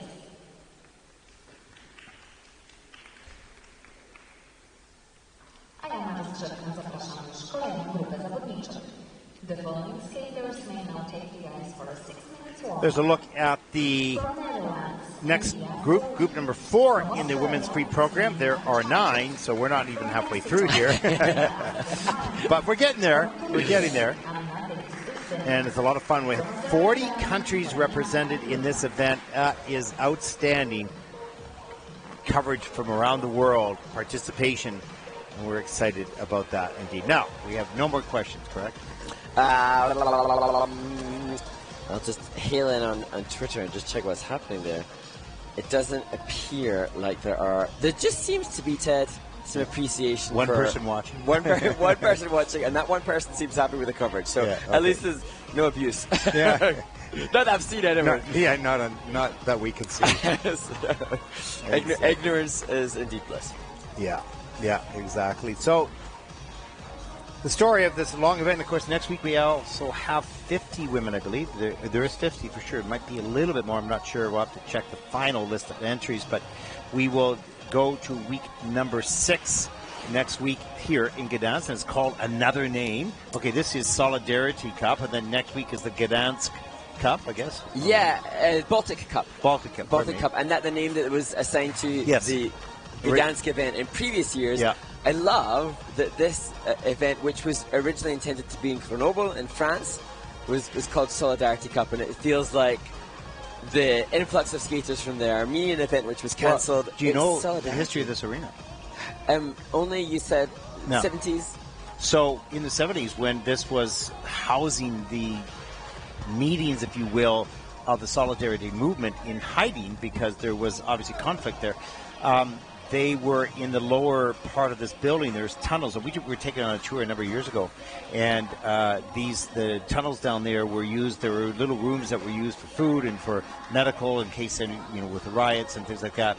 People were handled. They had meetings back there. So the Solidarity movement, a large part of that, or certainly a certain part of it, was underneath this building, hidden in these tunnels. And we took a tour. We had a hard hat on with a little light and walking through the tunnels with a little bit of water in it. You go, oh my gosh, this is really a lot cool. of history. So having the Solidarity movement, cup was, great idea. And this is a little bit of I don't know if it's the exact origin of it, but it certainly played a role in it. No, that is fantastic. Interesting hearing that story, not knowing that story until this time, Ted, knowing that there are tunnels underneath the venue. It also does feel like a little bit of a tiny tunnel to get to the training rink. There is a comical narrow alleyway in which to get from the main arena through to the training rink, and it's been quite amusing seeing skaters try to squeeze past one another. Comical, yeah. They need a stop sign on both sides, one at a time only, right? Like the bridges, And that rink is really cold and damp. But, this building's been around for a long time. And even in the days that I used to skate in the dark ages, the Stone Ages and the carts with the horses drawn and, things like that. And they got the slate and stone out for the marks. Yeah, exactly. Yeah, a little chisel. Wait a second, I got to chisel that 5.2 in there. But, it's just having fun. But, yeah, it's a historic area, that's for sure, here in Gdansk. And despite the age of the venue, still, no doubt about it, good quality ice, and that is ice is ice, and that's what the skaters need. Yeah, it's funny. Some of the skaters say, it's really slippery ice. Now, people would say, "What are you talking about? Ice is slippery." But there are different textures of ice. Totally. My goodness. Some ice will grab your blade a lot more than others, and so there is ice. You get a 5 ice surfaces, and one is a little bit more slippery than the other. And some skaters are so tuned in to the ice surface, so sensitive to it. It can have a real impact on their performance. And some ice gives you more spring than others. If the ice is too hard, like hockey ice, it doesn't give you spring because once you put your pick in, it shatters. You'll get chips flying out, but it doesn't spring you off the ice. This is a little softer, a little warmer ice. And if your pick will be absorbed in the ice and spring you a little further up into the air. And to be honest, that is wondrous. When you get good quality ice that gives you that little bit of feeling of extra elevation, or ice that allows you to feel like you're flowing and gliding with less effort. Yeah, exactly. I remember once the ice quality, like I said, the skaters are so conscious of different ice quality. And I remember thinking, I'm not bothered. Ice is ice. Get on the ice. And I remember being asked to perform on a plastic ice. Oh my God! And so it was like a Christmas venue, plastic ice, and I thought, that'll be fine, and whatever. I remember then getting to the venue, then we had a warm up, and then me thinking, I think I'm going to have to pull out of this. I don't think I can perform with this. It's like sort of skating in Jello. Like gives you a little bit, but not much, right? No. Yeah, that's an and so then I'm even more diva-like now. I won't perform on plastic ice. There's not anything, the artificial ice isn't really. It doesn't come close to real ice, but you can move on it. It's okay. It can serve a purpose, and actually, I've seen some wonderful shows performed on plastic ice. I'm not good enough to be able to manage that. Yeah, there you go. Okay, that's it.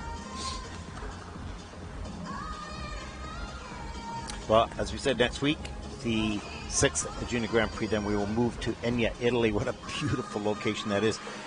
Unfortunately for you, you won't be there, but you might be on the broadcast. That'll be good from home, but from the garage. But I have to tell you, the food and the facility and the people and the area is just, it's magical. Amazing. And then you return to Italy for the Junior Grand Prix final in December. In Torino, yeah. Here we go. Group number 4. We're getting there. Get past this, we're halfway.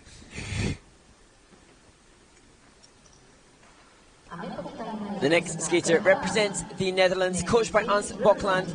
Emilia Soloukhin opens this group.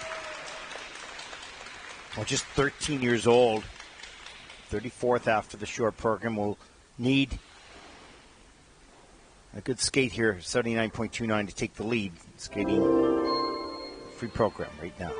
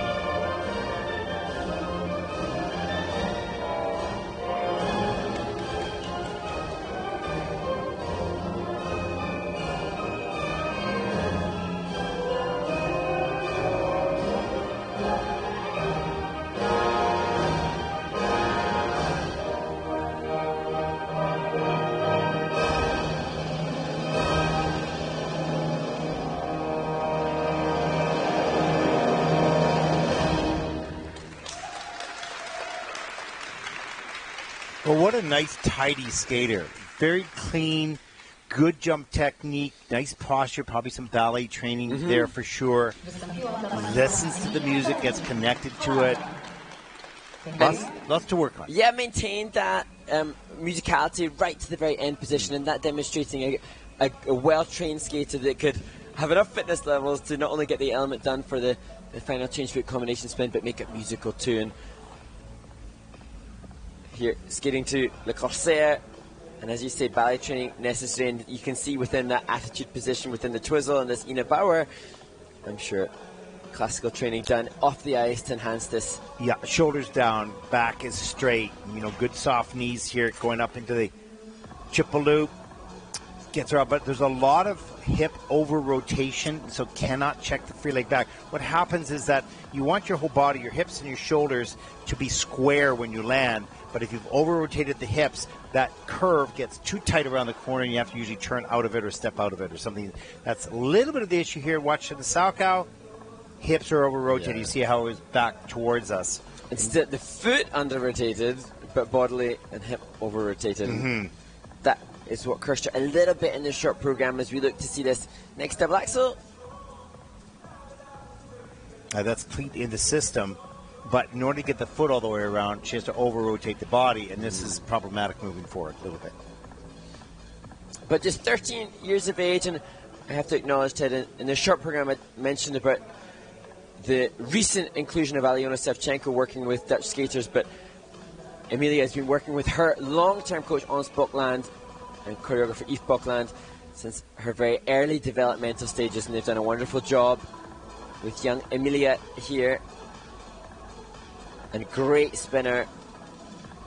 Level 4 for all 3 spins. 3 spins for all of the women competing in the women's free skate. 3 of the 11 elements must be spins with different nature. Free program score for Emilia Soloukhin from the Netherlands, 78.34. That is third of the free program with a total competition score of 116.55. And that of what Emilia currently in the second. She was kind of surprised. Happily, of course.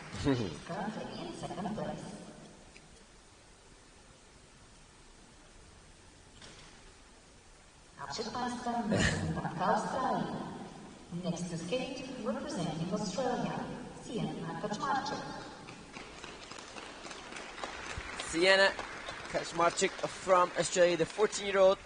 A good skate in the short program, hoping for the same in the free skate. Yes, 78.88 points required to take over the lead. She will skate to Hikari.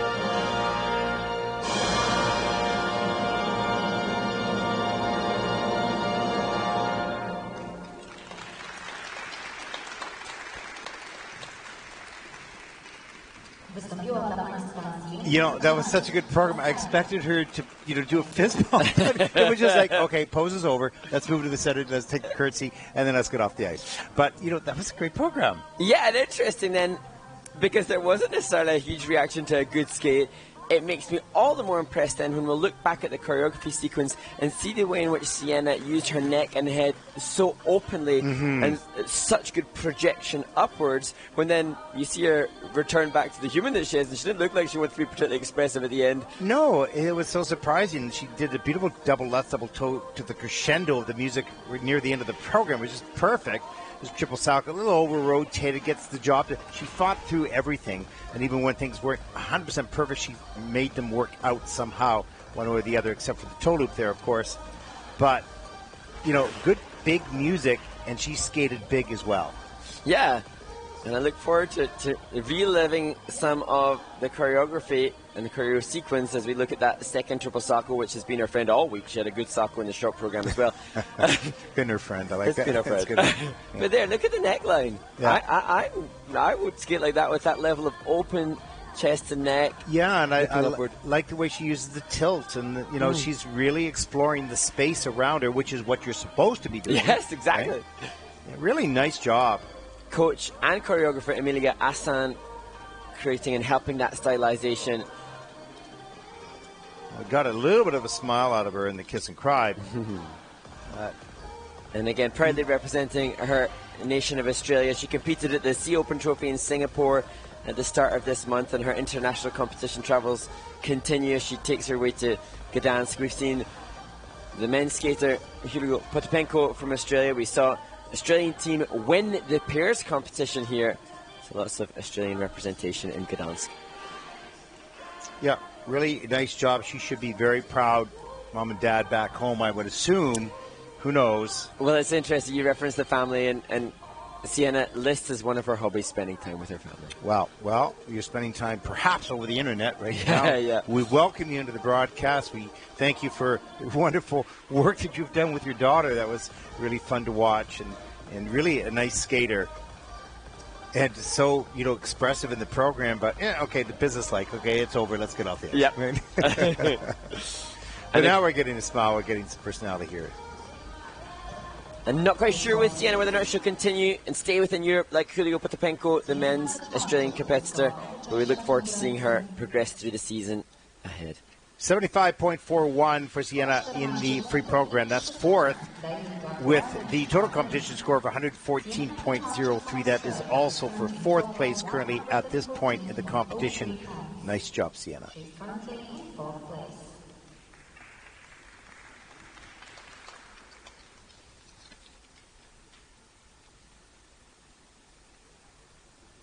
A przed Państwem reprezentantka Meksyku. Next to skate representing The Mexican junior champion Andrea Astrain Maynez. She had a good triple lutz double toe in the short program, and she'll rely on that in her free skate. Well, 67.70 personal best in the free program, but that was last season. Looking up that score right now as she will skate to the soundtrack of the piano.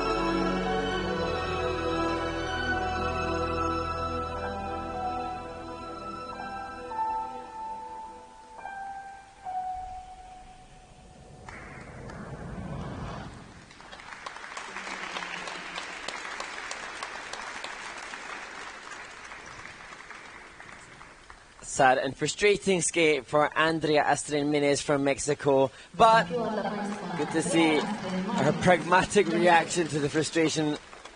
Well, the interesting thing is the out of 11 elements, there are 7 reviews, and 6 of them are for jumps, obviously, because they're taking a look at the end of rotation. Because she's going for the more difficult elements, a little slower in the air, maybe not all the way around. The triple Lutz is under-rotated, the sow is under-rotated, the loop is under-rotated in the judging system at the moment. They're looking at the axle combination right now, so the technical panel. You can sort of tell when there's something on the landing, but you're not sure. They mark it for a review, and that's the process they're going through right now. And no doubt, though, from the opening movement, you can see quality and class. She works with Karen Kwan's sister to 5-time world champion Michelle Kwan in choreography, and Benoit Richaud, who's choreographer to the women's senior champion at Worlds earlier this year. And a powerful skater. She's strong. There's no question. She's very strong and athletic. It's just a matter of getting the timing of the takeoff with the momentum going through, not so much around the corner, and getting a tighter rotation position to complete the rotation all the way.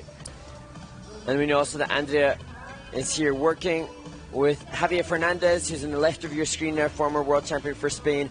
And interestingly, we saw another Mexican skater in Riga at the Junior Grand Prix there, Natalia Acosta Moises, and she working with Brian Orser, who was Javier's coach. So the Mexican women's skating community looked after by some brilliant... I like that. You said Javier Fernandez, who's on the left of your screen. There wasn't a lot of option there. Good point, yeah, good point. Just ribbing you. Alright, so we need to try and catch Javier. We want to. I know. Let's because we had an interesting conversation with him. We used to see if we could break him down. I don't think he. Should I run after him after this? Yeah, why not? I might just do that. What your little? What do you call that? A little evasive, a little intrusive. Yeah, a little tracking or something. I'm not sure, the CIA stuff. Okay, here we go. Pre-program score for Andrea, 66.36. Now that is 8th in the free program. The total competition score for Andrea Astrain Maynez from Mexico, 105.00, and that'll put Andrea currently in 5th place.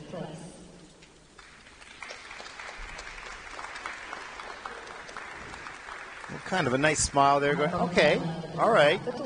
Strong skater. Still more to come, for sure.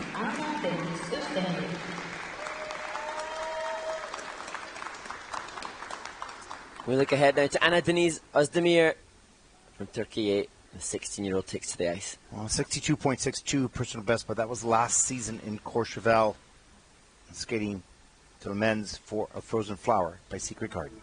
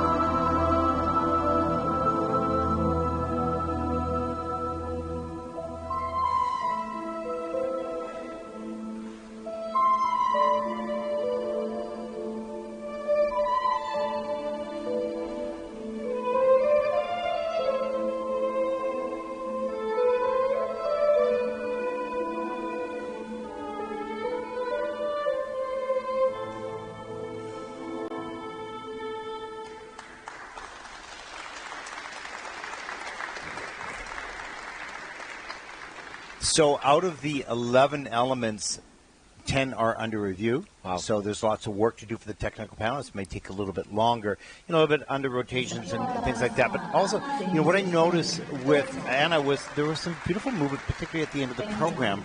Really paying attention to the detail, to the music. Really, really appreciate that, because when you have maybe a more challenging program, some things don't go all the way, it's easy to throw away the easy stuff and say, I'm so upset I don't care about it. Absolutely. And she didn't do that. Absolutely, and you can see now that the reaction to the skate, which was difficult, but she maintained her performance level to the end. And the same for me, Ted. My favorite part was the Y balance spiral leading into the final spin. And we've seen other skaters who have more technical proficiency who found themselves coming into the free skate earlier, having a worse result from the short program, who had more technical proficiency, but perhaps the counting for the components is really valuable, and hopefully that'll keep Anna Deniz higher than the falls and the mistakes. And, on the jumps, the timing on the takeoffs was off, and you could see the legs were open in the air. Rotation is slow, can't get all the way around, can't get the free leg back. There's just a multitude of problems happens when you don't get tight in the air or high enough. And that's what happened here today for Anna. But, there were some very nice parts as well. Look at that deep back outside edge and then bending forward, but gets that double axel, double toe loop done. And here at the end of the program, packing in the content with that double loops or that double flip, easier content, but knowing that she needs that. Not all of the skaters come into the free skate with a multitude of triple jumps. Just a shame that fatigue got the best of her. But here, we love this. And I was very conscious and aware of an extreme range of flexibility from Anna Deniz, and that testament to the way that our sport is shaping these athletes. And it's not as if those jumping elements can't or won't be fixed. They will be, because she's strong enough to do it. It's just that the technique or the efficiency of the technique, the execution of what she's been taught, is not there yet. And it looked like on the Salchow takeoff, just didn't get the pop. That, like you say, the timing, the pop up off the left toe to drive high enough for full rotation. And it looks like, following those reviews, that both the Salchows were downgraded, as was the second double axel. So costly impact on the technical element score for Anna Deniz Ozdemir. The scores, please. Anna Deniz Ozdemir scored obu częściach konkurencji 58.57 for Anna's free program. That's 12th with a 98.18 for the competition, and that will put Anna currently into 8th place. Not what she wanted, not what she thought she could do. Part of the hard lessons. Would like to get back on the ice next time out. I'm sure there'll be much improvement. Good skater, just had a tough skate today. 14-year-old Sabina Aliyeva from Azerbaijan comes into the free skate in 30th place after the short program. And needs a 77.84 to take the lead.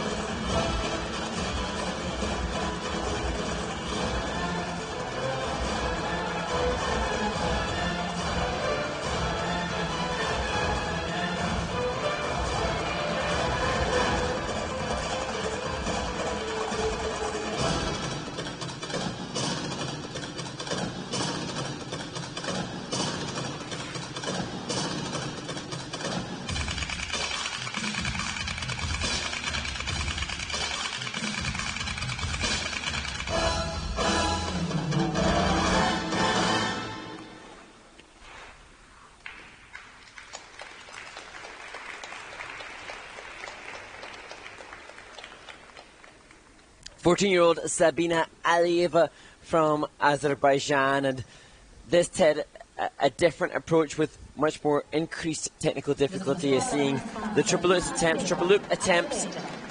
Well, with Sabina, one of the skills that she has is that fast rotation position, and when we take a look at the replays, you'll see how nice and straight and strong and tight she is. One of the challenges she has is the basic skating skills. You can see she's very lumbersome across the ice. The posture is not strong on the basic skating. There's some nice movement here in the opening, and so you can see that she can do that, hold it, but she doesn't, especially later in the program when maybe a little bit of fatigue comes into it. But watch the air positions on the first jump, how fast. It's interesting, they're seeing the opening and the quality of skating that she has there. Obviously, she then disconnects from that because she's fixated on this. Totally, and here's, watch how tight in the air. Nice, good. Okay, she over-rotated and went down, but the rotation position, not bad at all. See the hunchy shoulders, a little lean forward there, the triple flip, and broken, at the waist on the landing. So the polishing, if you will, the positions of the body needs a lot of work, but the air positions, really nice, quick in the air. But the basic skating from element to element is really... And you see that camel layover position and body awareness to hit good shape on occasion. Just as we've said before, the tangible points given to elements. So you can almost see Sabina sizing up this triple loop, knowing that a triple loop, if performed cleanly, is going to give her over 5 points. She's sacrificing then some of the program component scores, and now when we look at what the judges are going to award, as we look at the triple saltos late in the program for Sabina, her program component scores will be in the 3s out of 10. Yeah, and I think the thing for Sabina, once she gets a nice, clean technical program, does all the things that she wants to do, and looks at the scores and goes, well, why am I not higher? Then she's going to take a look at the program component and say, oh, okay, I'm going to have to improve that area. But at this point, that looks like, it might be wrong, not the number one priority at the moment. But having seen those little snippets, those little glimmers as we saw the the opening, great. Yeah, and so it will be easy to transform the score she's about to see. She has all the skill to do this, no question. Just some more work to be done. Let's take a look at the free program for Sabina Aliyeva, 63.96 for 9th place in the free with a 103.62, which will put Sabina currently into 6th place overall. At the end of group number 4.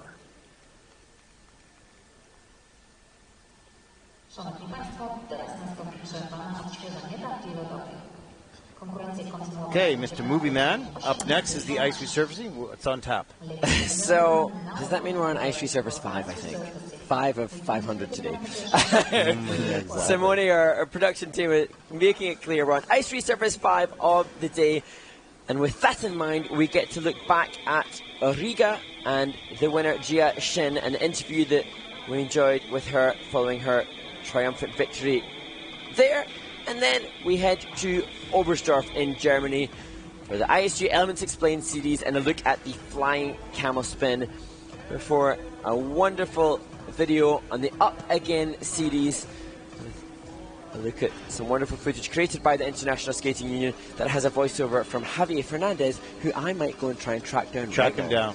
Get your tracking skills out there, your detective skills. Okay, we'll take a short break. Enjoy the film. We'll be back.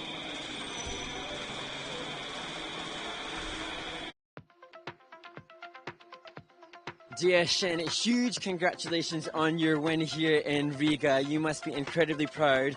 And you are the current and reigning World Junior silver medalist. Did you feel any pressure coming into this competition?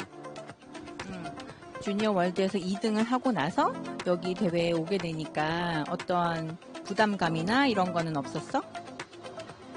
큰 부담감은 없었고 그냥 부담감은 없었어. She doesn't feel any pressure.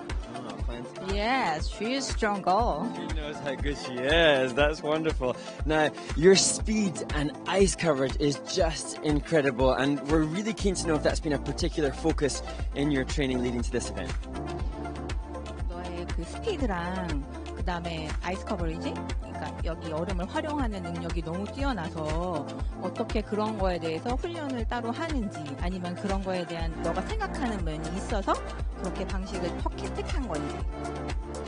딱히 훈련하는 방식은 없고 그냥 링크장 들어와서 스트로킹을 좀 많이 연습을 크게 쓰려고 연습을 많이 하는 것 같아요. She doesn't have not any special training or whatever, but when she do start skating, like stroking, she focused on stroking a lot, so that she tries to be like bigger space and then more speed she can get. So that's what she focused on it. Very evident in her amazing skating. Now, with a win here, you get 15 points, and we want to know now, is the next goal for Gia to try to qualify for the Junior Grand Prix final? 지금 이제 15점을 받았기 때문에 이제 다음에 만약에 경기 잘하면 이제 그랑프리 파이널에 가게 될 것 같은데 그런 거에 대해서는 어떤 생각이 있는지? 일단 그단스크에서도 좋은 성적을 내면은 이제 파이널에 나가게 될 텐데 거기 가서도 제가 연습한 거 다 보여줄 수 있는 연기를 했으면 좋겠어요.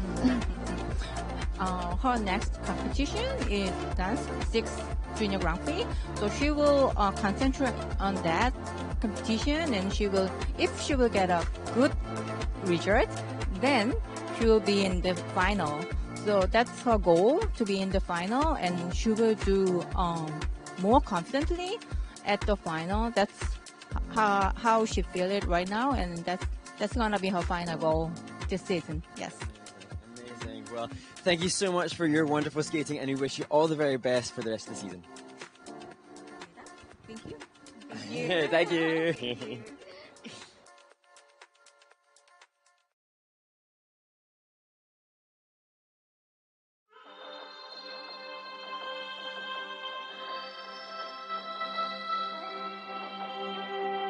Welcome to the ISU Center of Excellence here in Oberstdorf, Germany. Today we're going to look at the spin element, the flying camel. Let's check it out.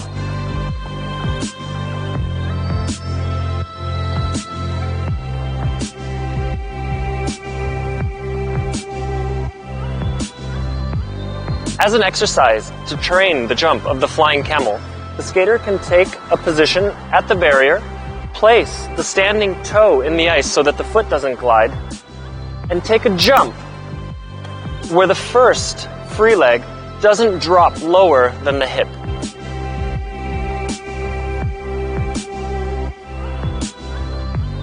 Just like in a basic camel spin, try and reach the flat back position before the takeoff on the forward outside edge.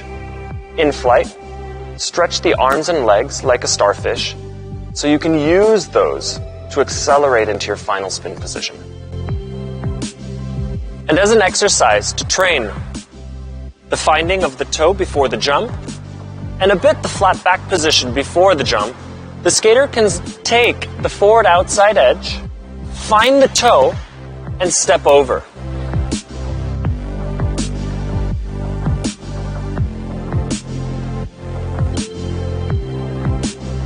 Thanks for joining us while we broke down the flying camel.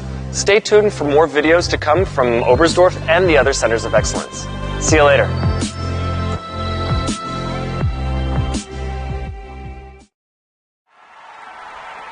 If you dream of standing ovations, gold medals, and record-breaking times, know one thing.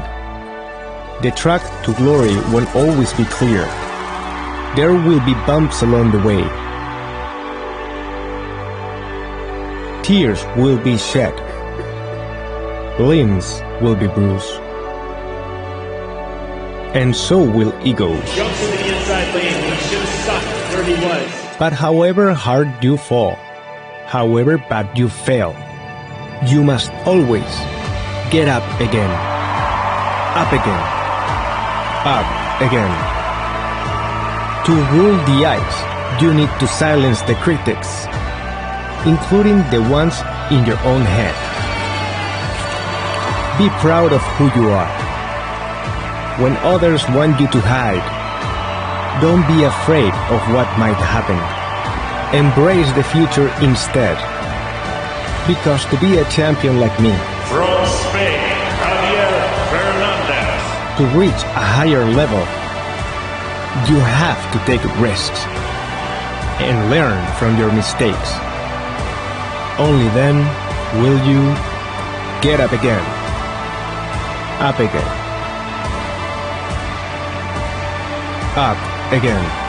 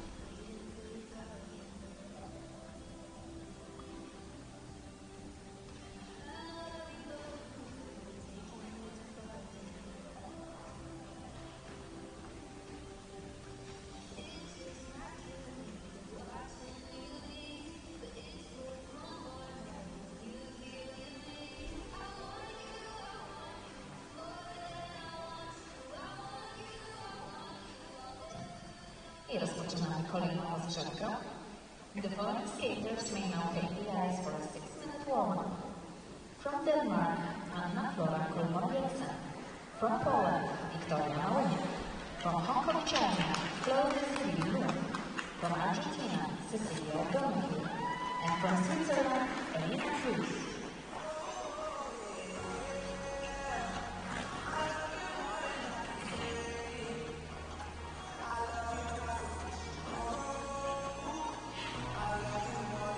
Welcome back, everyone, to the Olivia Arena in Gdansk. Boy, I was about to say Zagreb again. Oh, my God. Gdansk, Poland, for week 4 of the Junior Grand Prix. I'm your host, Ted Barton, along with Mark Hunruddy. We are watching group number 5 of 9 groups of the women's free program take to the ice for their 6-minute warm-up.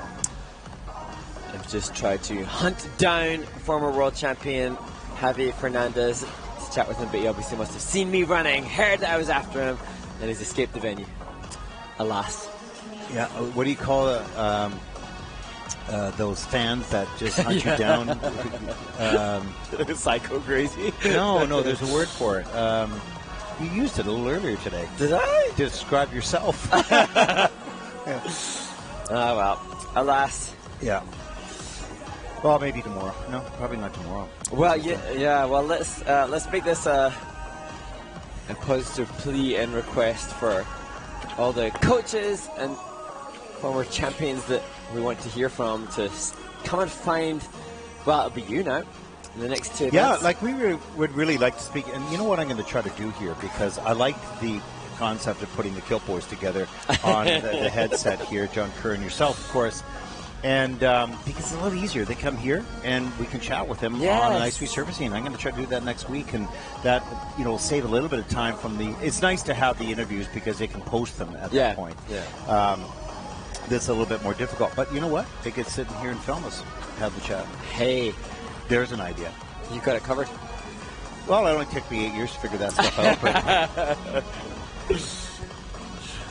no, so that would be a good idea. Now we just need to pin down some more willing humans to get on the mic. It's interesting how putting a headset on can make people clam up. Yeah, exactly. I don't know. That didn't happen with John, did it? John Kerr couldn't stop talking. No, that's good. Well, he learned from the best. You're his buddy. Yeah. No. 2 Scotsmen yapping away. It was actually probably a good thing that the warm-up drew our chat to an end. Otherwise, we could have gone on endlessly. Oh, well, I saw that the other night. You guys are hilarious. No, it's a lot of fun. A lot of skating history, a lot of thought, and interesting for people to listen to, for sure. Now, we start to see the skaters getting a little stronger, probably a little bit more connection with the music at this point. You know, that short program is so deceiving at times, because if you're early on or you have a bad skate and you're early on in the free program, but you might have all the skills, but you just really got nervous in the short, you know, you can move up a long ways. So the middle of the pack, which is kind of here, the next, group 5, 6, and 7 in that area, can be a lot of change over here. And it's interesting then when we see the free skate, and there are 11 elements and many more jumping passes for the skaters, we start to see a little bit more of an insight into what they've been doing in training because of their options and the choices for the jump layout. And we will see some skaters still in this group that have the less difficult triple jumps planned and relying upon better program component scores and grades of execution. But certainly by the end of the competition, we can expect to see abundant triple combinations. Yeah, absolutely. I think we might see a couple quad attempts. Is there a triple axel here? I think Shimada does, yeah. Triple axel. I'm not sure if Monachiba from Japan will also attempt the same. And we've seen now Japanese women winning, Korean women winning, and it's 2 Japanese women that lead after the short program in this event. Wow, dominating the titles, that's for sure, and most of the podium as well. Yes. But great today. We've seen 1 title awarded and decided already here in Gdansk with the pairs event now complete. It's an Australian title. Yeah, that'll be fun to chat with them after the medal ceremony. Try to grab the interviews of the winners right after the medal ceremony. Of course, Mark will be working hard in the meat locker here to get those highlight packages done. And lots of work behind the scenes here, other than just listening to us chat. Yeah, all props and respect to the International Skating Union and their social media teams trying to create content. A lot of content off the Junior Grand Prix this season. It's good. Yeah, really good. Getting that engagement and that involvement. So much of the world is bound to their social media connection. And the problem is once you start, you can't stop. Because once you get into the social media, then they're sort of obligated to continue that. And they do. And Senior Grand Prix will be coming up soon as well. Just in 3 weeks, I think. Is that all? Wow. Well, we've got next week in Gdansk, and then the next week after that is Skate America. And I'll go back home just for 4 days, and then I will go skate Canada. Gosh, so busy. The senior season already underway with some of the Challenger Series events. I think this week Andrei Nepola Memorial Competition happening as well. So some of the seniors already starting their campaigns in a long season that will... You know what I was thinking? 'Cause you're doing the ISU broadcast for Skate Canada. I'm doing the national broadcast. We should get on each other's broadcast. Oh, that'd be amazing. Can I introduce you? Be hilarious. Welcome. I'll work on that. You can make that happen. Working with Kevin and Caitlin Osmond, Caitlin Weaver, of course, as well. And here we go. Group number 5 in the women's free program here at Gdansk. On the ice, representing Denmark, Anna Flora Jepsen, one of my favorite performances from this short program, came from this 17-year-old.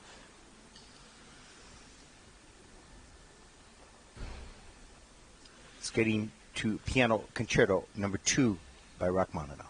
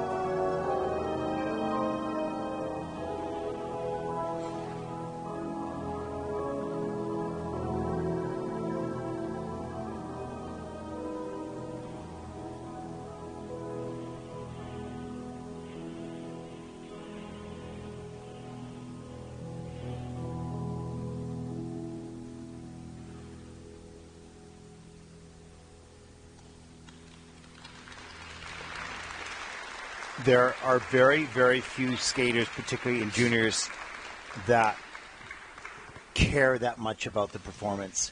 That was bone-chilling. Okay, lots of mistakes, lots of frustrations. Just ignore that for a second. That's the sport part. We'll talk about it because it's real. There's mistakes there. But the sensitivity, that opening breath right off the top of the program, that lean into the toe run in the middle of the program, and that care of everything. That's more important to her at this moment, and she's able to do it. Watch right here, this opening breath. But the jump, she hasn't figured out how to focus on that very briefly to get the jump done and then go back to performance. It's all performance. There's that breath right there. Just taking the time. And she feels it. Absolutely feels it. Absolutely authentic. And there was a contemporary style to her short program with the Adele music. This Rachmaninoff piece, so classical and yet just such a sensitivity. And that's, the judging criteria says musical sensitivity and timing, and that was abundant. And it'll be interesting to see now how the judges reward this in the program component scores as we look now to see the early triple toe, which suggested a little bit of nervousness and stepping out of that jump. Good quality on some of the triples that she did do. Lesser difficulty on these triples, but here, skating skill with the flow and the glide across the ice evident. But just for me, and for you, I'm sure too, Ted, the composition, excellent. With the mistakes made, the judging criteria now is very clear that if there are major errors, the components can't be. No, they can't be. Too high. It's going to affect the components. But, take away the scoring for a second and just look at the skills. Yeah. And it's not about the scoring. This young woman is rich Absolutely. in performance skills. Absolutely. And that was more like a piece of art. And obviously now you can see in the kiss and cry now the reaction to the frustration. I'm not quite sure on her biography, Leonora Komor-Jepsen is listed as both coach and choreographer, and I assume that's perhaps her mother, but she's seeing the frustration of the elements that were not successful, but we're seeing somebody who has a maturity in delivery of art rather than the sport. Well, watch out if she puts it all together. Yes. And the jumps, too, have got to flow out a little bit more because they're really tight corners, so they don't carry a lot of flow through them. And but she's powerful enough and it's a good technique. If she puts this all together and then absorbs herself in the performance and is able to separate from the sport at the moment that she needs it into the art at the moment that she needs it, it's going to be outstanding. It already is, even with the mistakes. 65.01, of course, that's reflective of the sport part. The mistakes that were made, that's 9th in the free program. With a total competition score of 105.50, that's 5th overall at the moment. Wonderful skater. Got some work to do on the technical elements, but it's all inside of her. We definitely appreciate you.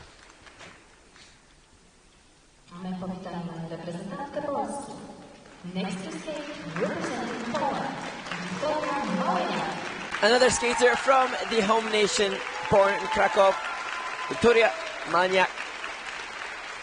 14 years old, 33rd last year at Junior Worlds, and your music of choice, the Carmen Suite by Georges Bizet.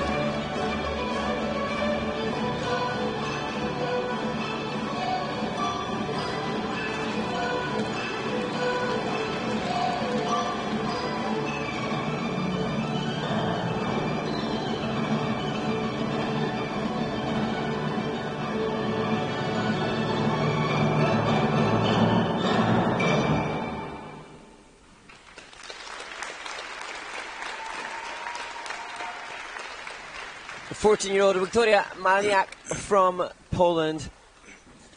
Well, you know, the increase in the pace of the music helped her get away from, she's a good jumper. She could do these elements. It's not a question. But, under the moment of pressure skating here at home, just got away from her a little bit as the music picked up the tempo, and she was chasing that a little bit, and just got a little scrambly. That very fine line between being controlled but not boring and being creative and absorbed in the performance but controlled for the elements. It's a very conflicting thought process for anyone, but let alone the juniors. Absolutely, and fascinating to, as we discussed earlier, consider the music choices for all of these athletes. And this music from George Bizet's opera, which I think was created in the late 19th century, about flirtatious temptress, and interesting that would be the choice for young 14-year-old Wiktoria. But I think at this stage, she and all those on her team will be just conscious of the need to get the triples done, the need to lay down a program with this increased technical difficulty that she has. And she did well with the loop there to stay on her feet and put the double axel on the end of it. We look now at an off-axis triple salchow.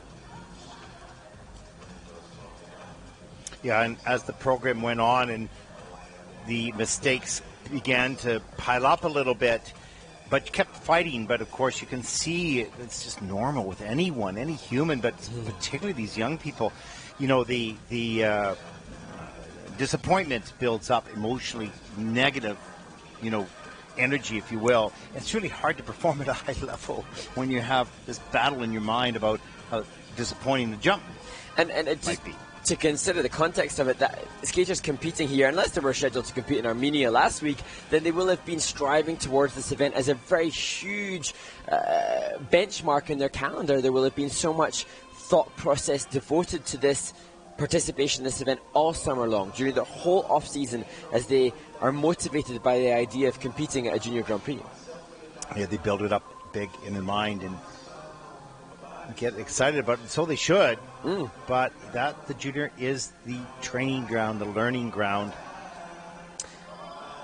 And Wiktoria will move forward from this event with more knowledge of what she will do and how she will fight towards the later events in the season, and it's likely that we will see her compete at numerous more internationals this season, and I'm sure the triple flip, the triple loop, the triple toe and the triple sal will be more successful as the season progresses.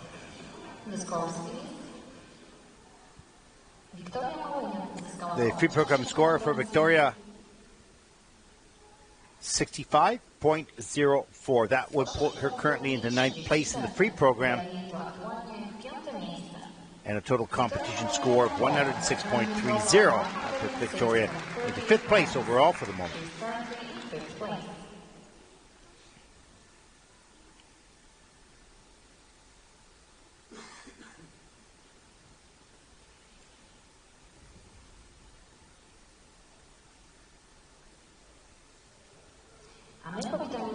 The next skater represents Hong Kong, Chloe Desiree Leung, and her planned program content for this free skate includes 5 triple jumps. We wish her all the very best with all of them.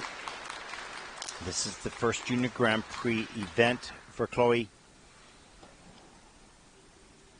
and she'll perform here tonight to Toccata and Fugue by Johann Sebastian Bach.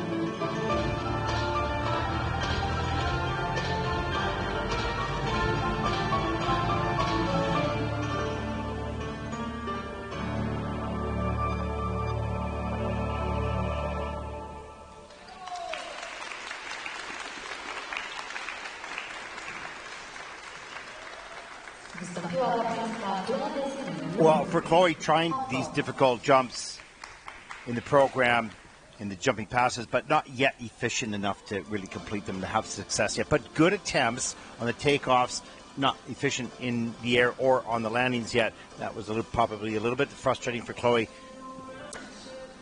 And that just a sign of the process and the stage in her development. Attempting 5 triples is no mean feat. And you can just see that at this moment in time in her skating career, the grades of executions of the triples, not yet successful. She did actually at the Sea Open Trophy, she landed the triplets. That was the only clean triple she did at her first event. Yeah, she's aggressive with the takeoffs, which is really good. And she's got the knee bend down, but she's not tight and straight in the air. And the checkout process is just not there naturally yet. Sometimes it's on, many times it's late. And, you know, there's not a lot of time, extra time to be able to save the jump if you're not high enough or fast enough in rotation. There's the double accident with Euler, double Sacco, that was successful.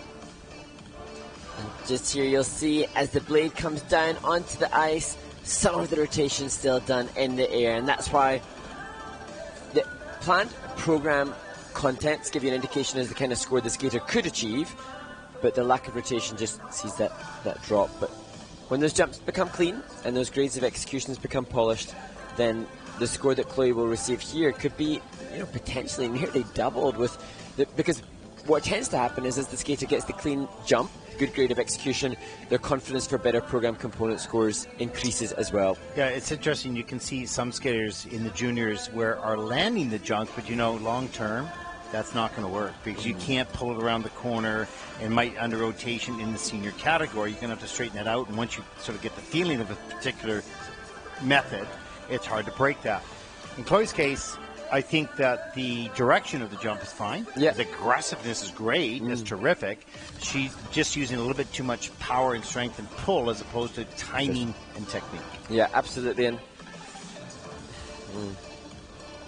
such a learning ground here. And that's what the good thing. The skaters get the feedback now. The skaters do get the feedback.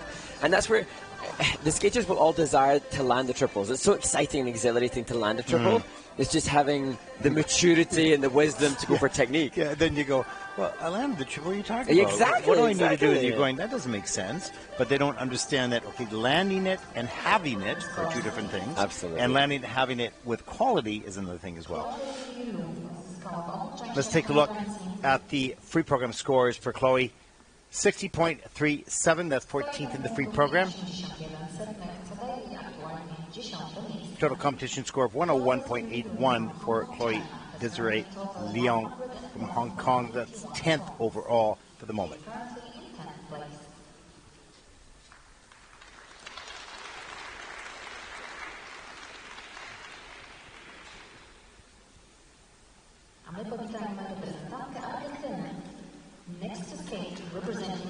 The second skater to represent Argentina, born in Buenos Aires, Cecilia Donahue.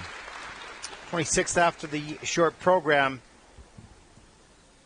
Looking to have a good skate here. Needs 75.460. Take the lead as Cecilia will skate to Les Miserables.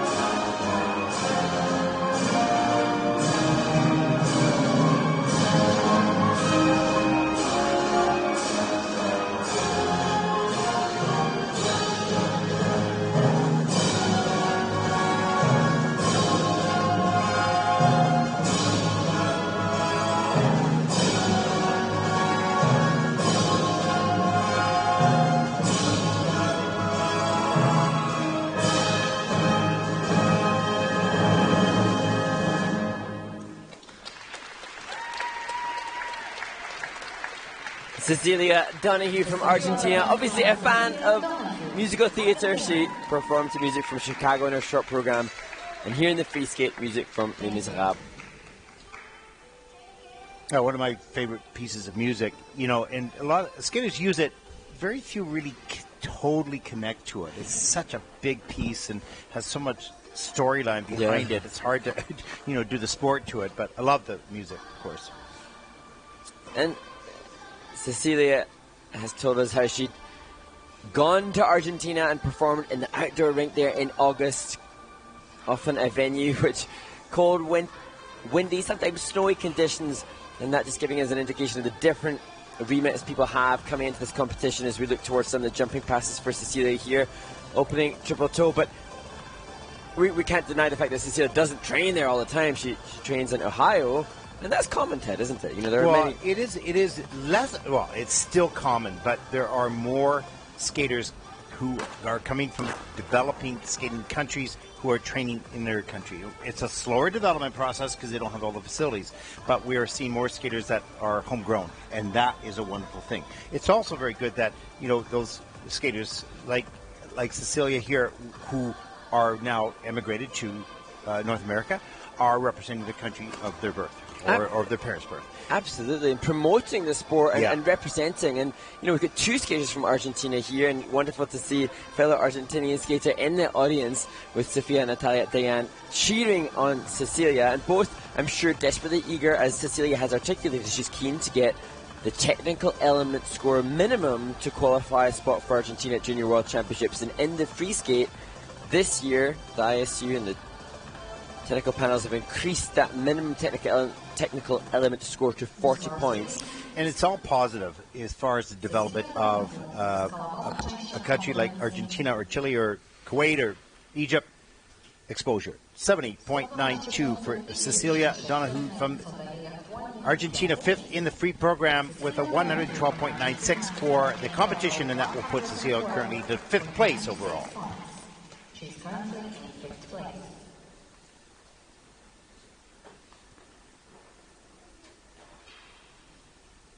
A my powitanie reprezentantka z Szwajcarii. Next is skate representing Switzerland, Elina Plus. 16-year-old Elina Plus, born in Bern, representing Switzerland.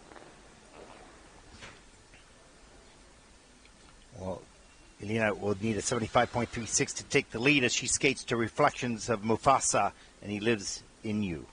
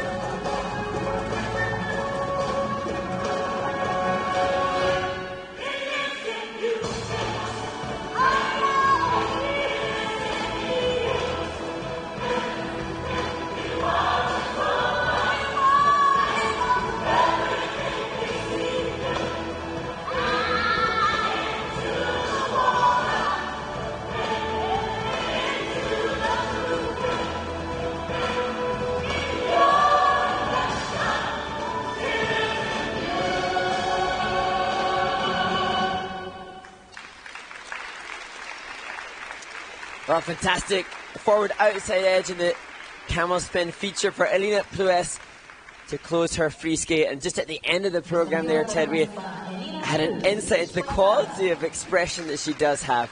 Just earlier on in the program, the desire to nail the valuable triple jumps prevented her from expressing too much. At this stage, there's no question, and just a big jumper, it's very powerful. You can see the powerful legs just lift her off the ice, fly her through the air, but sometimes it's a little bit too big and it's hard to bail out and land that element smoothly. And in this short program, Elina just a single loop and didn't manage to get the axle out either, so two hugely costly mistakes within this short program. So still coming to terms with the technique, but as you say, it's sometimes a little bit more challenging to cope with the big elevation that we see here in her opening triple loops. And the hands down forced the judges to go down in the grades of execution as we look at her second triple loops. And you can see here the focus, the facial concentration as she enters this. And look how high she climbs up into the air. Gets off kilter a little bit with so much air, it's hard to, well, you can't straighten it out. You can only save the jump. And a little swingy on the right outside three-turn entry into triple flip and that. Yeah. And that's not a criticism of the height. You want that. You just want to have it in control. And when they come good, they're going to come great. Oh, they'll come great. Exactly. And you can see a lot of preparation, some visible long preparation. So I get that is on the judges' reduction for errors chart, which forces the lower GOEs, but with repetition, with confidence, as you can see with the double axel, the quality landing. This I love. This was the choreography sequence. Look at the commitment there, and that just gives us a glimpse into the quality that she has. And I saw Elina as in the break during the ice resurface. She had great energy. She looked like she was delighted to be here and a happy young human, and I can't wait to see how that will lead its way into her performances when she's got more confidence and repetition. 76.03 for Elina, and that is fourth in the free program with a total competition score of 118.17, and that will put Elina into first place. She puts it all together, the drama of the program, and controls those jumps. That's a very impressive program and impressive skater. You can see the muscles. She's strong, powerful. The following skaters may now take the ice for a 6-minute warm-up. From Chinese Taipei, Sadie Shen-Wen. From Great Britain, Olesja. Well, as we move along in this event, we are now halfway through, I believe. We're a little bit more than halfway through. Funny, that was what I was going to say too. Yeah, no, you were looking at me going, are we? We are. And now, as we enter into the second half of the competition, we can expect to see increased technical element scores and program component scores. Interesting, Ted, that I've seen online some debate regarding the factoring for the program component scores and the women's and men's. Are you going to open that rabbit hole? Do I want to do that? Do I really want to go there? No, knock yourself out there. Go ahead. No, it's interesting. It is. It is fascinating to see the way in which the scores are factored to try to even out the technical element score and the program component scores. So the idea would be that the skater's total segment score is a fairly even combination. And the debate is? Well, as I whisper. You whisper online. Oh, that's good. You have to turn your mic off if you're going to whisper. Okay. So the men's scores are factored differently to the women's scores, and that arguably has been as a result of the men in past seasons particularly having a greater technical element score because they include higher value elements with more quadruple jumps and more triple axels attempted. But now the argument would be that as we look towards the end of this competition, we see some women doing those kind of big score elements. So the men's free skate factoring is 3.3. So each of their program component scores factored in at that higher value. And I'll just confirm before I make any grave mistakes as to the factoring. But the women's free program component scores are factored at 2.67. And are people online feeling they should be the same? I think there's a feeling that now, because we're starting to see more triple axels and more quadruple jumps in the women's category, that therefore they should be the same. And I have seen that it's been the case that in seniors and in the junior competitions, there have been occasions when, had the factors been the same, the total segment scores for some female competitors would have been higher than the men's, but the factoring prevents that from happening. Yeah, it's true. And why not? Why not be higher than the men's? Absolutely. If they deserve to be, they should be. But, hey, we're not on those committees. Thank goodness. And we don't want to go down that. Yeah. You know, everybody here, everybody involved in the International Skating Union, desperate to do the best thing for the sport, the skaters, and everybody involved. And it's hard to cater for all, especially at a junior Grand Prix where there is a wide diversity. There's such a variety of opinions, depending sometimes where you live and what you think and who your favorite skaters are, and those people that are trying to take care of the sport and the athletes in certain ways, then their opinions might be slightly different. So it all depends. Are you a fan of skating, or are you a developer of the sport, or are you a federation person, looking at your skaters? So it depends on what point of view you come from. And it's interesting because we love the skaters, we love the sport, and we love the fans too, because they're what generates interest in skating. But yeah, it's fascinating to see how some fans of the sport and fans of particular skaters can perhaps maybe just lose a little bit of perspective when it comes to the overall picture.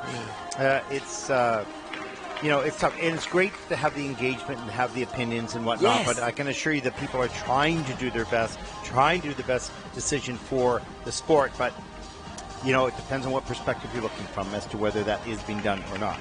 Well, one size doesn't always fit all. No, it doesn't. But I like the changes they've made so far, and it is interesting to talk to the coaches and the officials as to their feelings about 5 components to 3, and the factoring and all those types of things. And you get difference of opinions in every group of people, really. But generally, I think all that we've chatted to and all that I've heard discussing it, I haven't heard anything negative about this decision to go from 5 to 3. No. Nothing but positive so far, which is wonderful. It really is. And it's that constant evolution of sport. And, as we've been talking quite a bit about e-learning and what the ISU is doing to make information available online, that's good as well. It'll take a little while for our officials in our federations and our coaches and our skaters to access all that, get familiar with it, and then the fans need access to start to learn and understand. Yes. And I'm sure over time there'll be increased education on composition, and that's a pretty open-ended topic. Talking about choreography with musical phrase and form, talking about multi-dimensional movements and use of space. Now, we're on the junior circuit with so much that needs to be taught, learned, and achieved. How often is that something that the coaches can devote time to? Multi-dimensional movements and use of space. And also, that's the English language. Yeah. So for all the languages around the world who have to base their interpretation of English into their language and get it right is complicated. And if we think of the criteria, the intentional, developed, and original arrangement of the repertoire of all types of movements into a meaningful whole. Now that's pretty hard English, never mind. Yeah, but it's pretty simple compared to what it used to be. Yeah, true. Here we go. Okay, our debate is done. Yeah. I think I need to rein it in for the next resurface. Yeah, rein it in, right, exactly.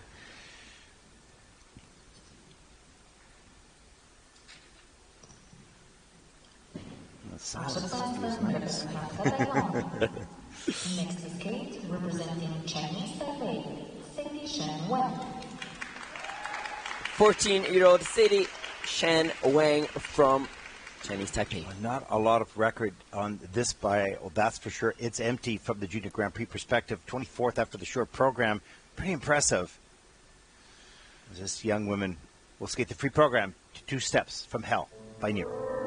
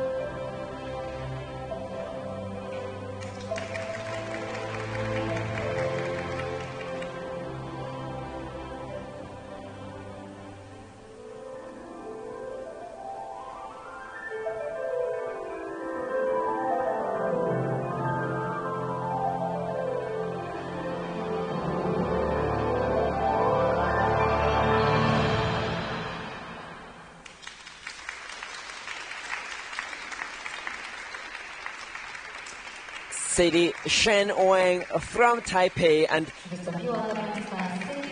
what a wonderful smile at the end of this program, and also the same glorious beam when she landed that opening triple loop double toe. Yeah, she lights up the rink with that smile, that's for sure. And you can see it's not just a smile, it's the joy from her heart through the smile that we see. And that's really sincere. Let's take a look. Here's the triple loop into the double toe loop. There's the smile. Glorious. Down the ice for the triple toe loop, and this did not lift up very high all the way around. She landed forward, hit the pick, and had to go down. Double Salchow. And triple Salchow, good mechanics. Well taught, no question. Now it's just a matter of learning how to apply the timing and the technique under pressure of competition, which is a skill in itself. And here we look at the choreo sequence.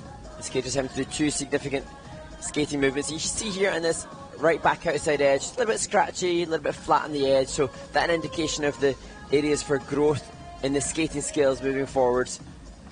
And she's joined by Tammy Gamble. The score is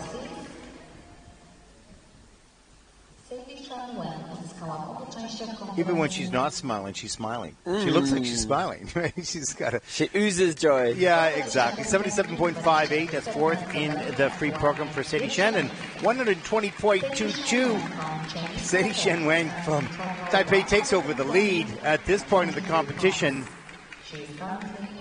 Nice job. Skates with joy. Easy to see.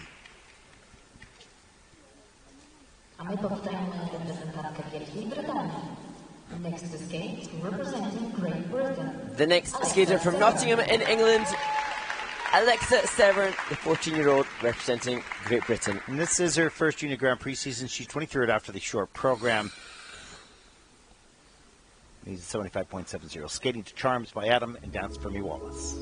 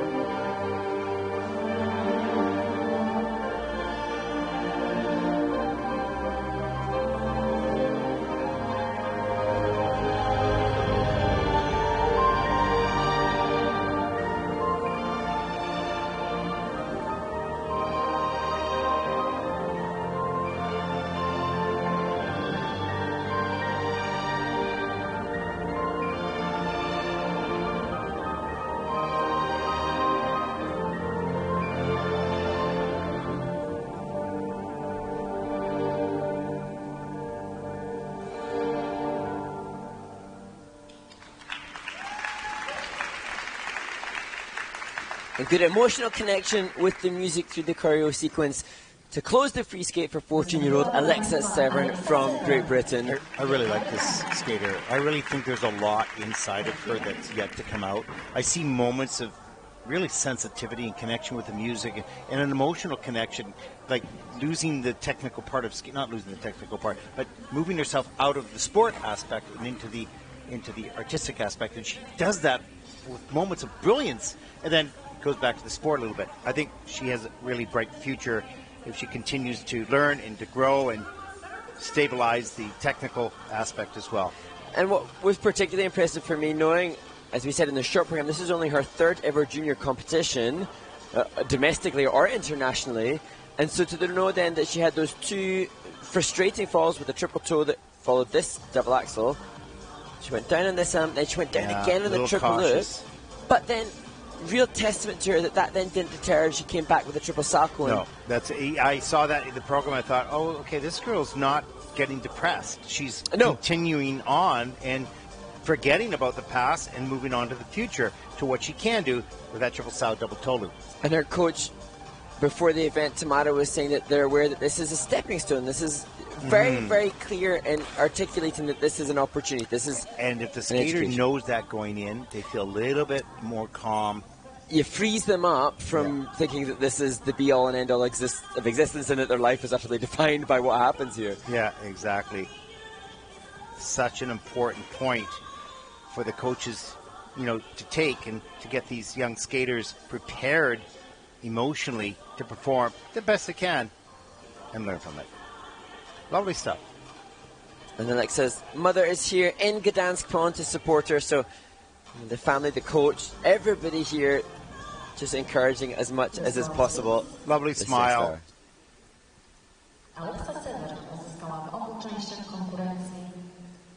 And I think there you can see Tamara, the coach. It doesn't really matter what happens here with the score. Exactly. 71.83, that's seventh in the free program. Putting things in perspective, giving this young lady a chance to move forward. 116.36, that puts Alexa currently in 6th place overall. Something special. It's in there, maybe deep, but ready to come out.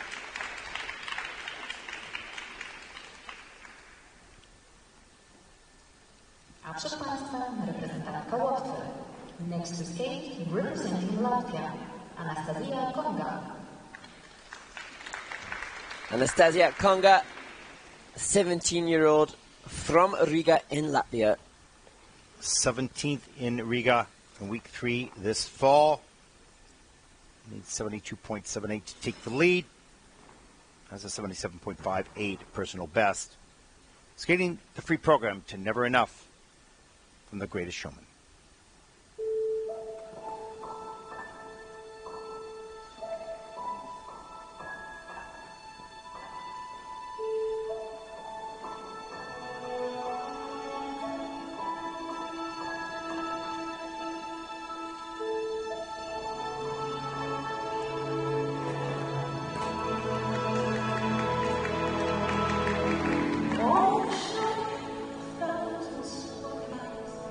Oh,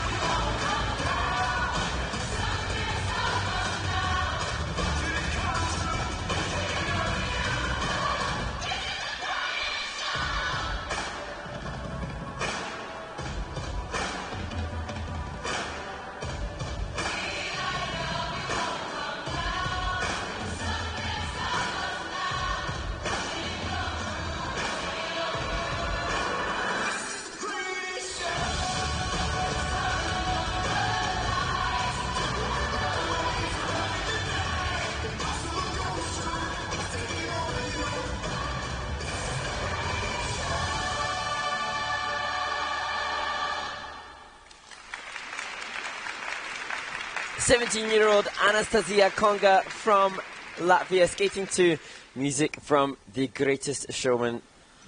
I think this was a good piece of music for her. Not incredibly expressive yet, but the music is. Yes.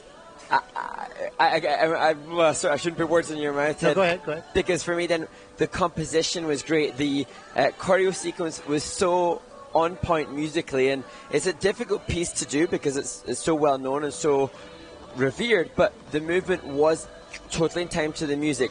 The presentation component score in regards to her presentation and expression, I wouldn't roll with that because I didn't think that she oozed a confidence and commitment to the expression, but the composition I do think was good. Yeah, I'm just chewing those words up. You can just put them in my mouth.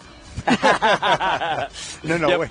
And what I was is a little cautious entering the jumps. There's no question, but wanting to get them done is really important because they have the points attached to them. And I think it's a good piece of music, and because it didn't require her to go crazy into the performance and to focus on the elements, and that was probably the strategy at this point of her development. Absolutely, and that was the choreo sequence. This triple salto or the double flip, slow, cautious, perhaps. Yeah. But I think. And one also might be able to title that as precise. Wow. Whichever one you want to look at. I like that. But I think that's the stage she's at. She wanted to collect the points that way and whatever she can get out of the performance as well. Good. But that'll come along a little bit later. And good to see Latvian skating well represented. We saw Nikola Fomchikova from Latvia finish 5th in Riga a few weeks ago. So I think Anastasia and Nikola will be fighting it out to be the Latvian junior champion as the season progresses. And Anastasia, when we chatted to her before the event, she was saying that she'd love to return to the score of 148, which she scored at a more domestic-less international competition, and she definitely has the potential for that. It won't happen here, but she's definitely got the potential. Well, her season's best 77.58 for Anastasia Konga from Latvia, looking to top that score here, and just needs a 72.78 to take the lead. And did she have enough content? Was there enough connection to that? The PC scores are in the 5s, so that's good.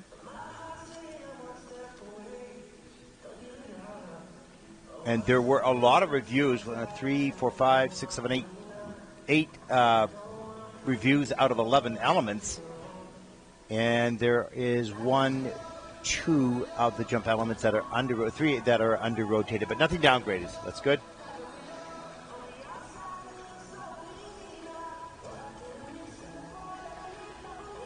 Anastasia has a great birthday. She's born 2nd of July, just after the cutoff. That's just perfect. Isn't it great? All these skaters, they have such different personalities. Some are advanced emotionally, some are advanced physically. Everything's a little bit different. That's one of the reasons I love to cover the juniors as we take a look at the free program scores for Anastasia Konga. Season's best, 83.98. It's a pretty good scorer. Beats her season best by quite a bit. That's first in the free with a 131.43. Now we see a big smile on her face as she takes over the lead. This is her new season's best, and she's currently in first place. Отшельпастом reprezentantka Niemiec. Next to skate, representing Germany, Julia Grabowski. 15-year-old, also born early in July, Julia Grabowski. 21st after the short program will need an 83.80 to take the lead away. She will skate to the soundtrack from Twilight.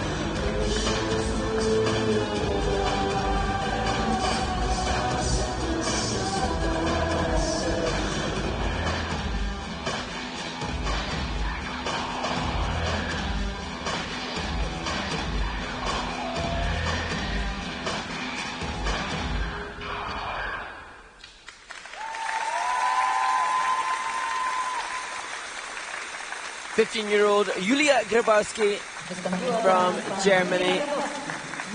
And that opening triple toe, double toe combination, excellent quality to start her free skate. Yeah, really good mechanics, a good technique, no question. It's all there.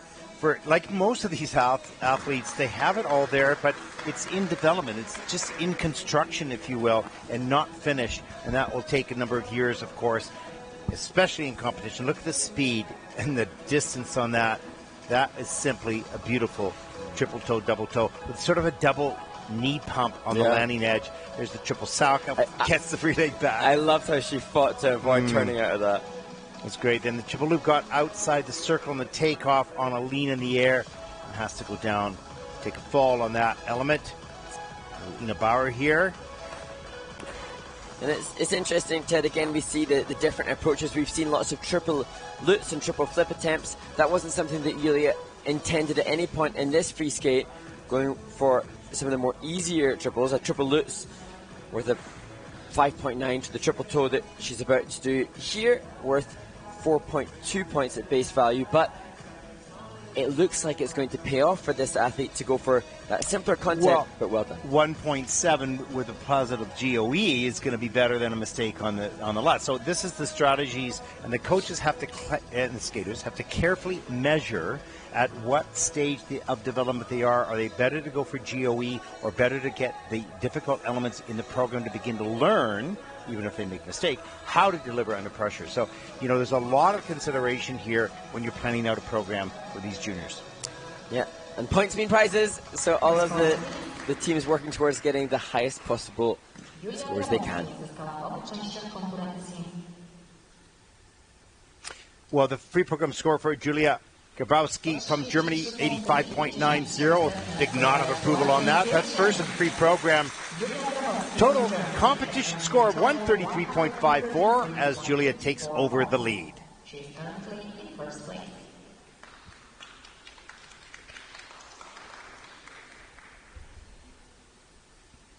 A przed Państwem reprezentantka Czech. Next to skate, representing Czech Republic, Barbara Vrankova. 16-year-old Barbara Vrankova from the Czech Republic. 20th after the short program. Personal best 92.86, and she'll need 84.47, so certainly possible to take over the lead here as she skates to extremely loud and incredible and flying by Dan Cullen.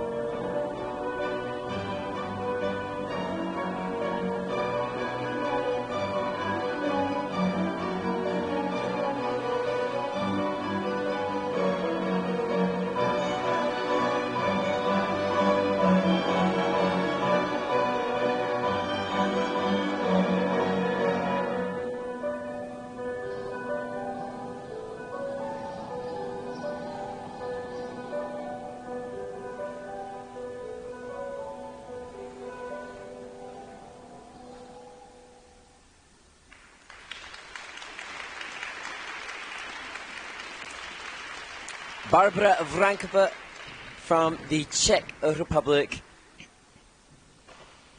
Was certainly some elegant and beautiful movement throughout that program, without question, and some great quality, aggressive and powerful at the same time, moments of delicacy as well.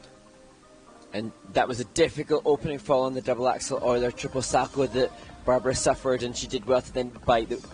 There was a definite feeling of battling through, and she did that fairly valiantly, coming back with a triple toe as the last jumping element of the program with a good GOE at this stage as the technical panel reviewed that final jumping pass.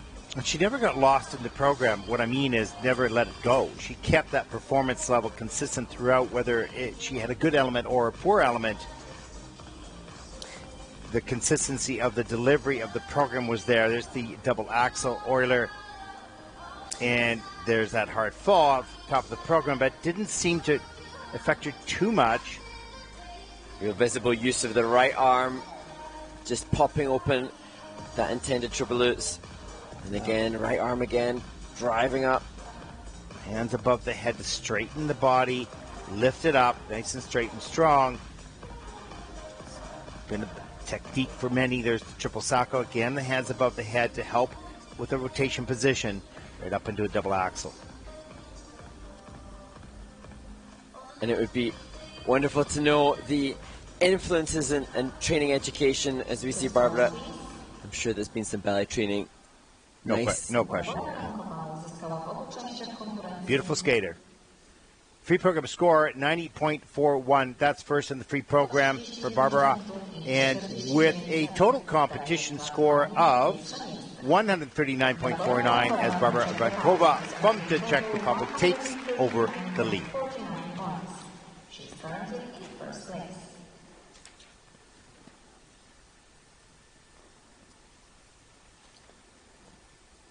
A my powitamy reprezentantkę Polski. Next to skate, representing Poland, Noelle Strojli.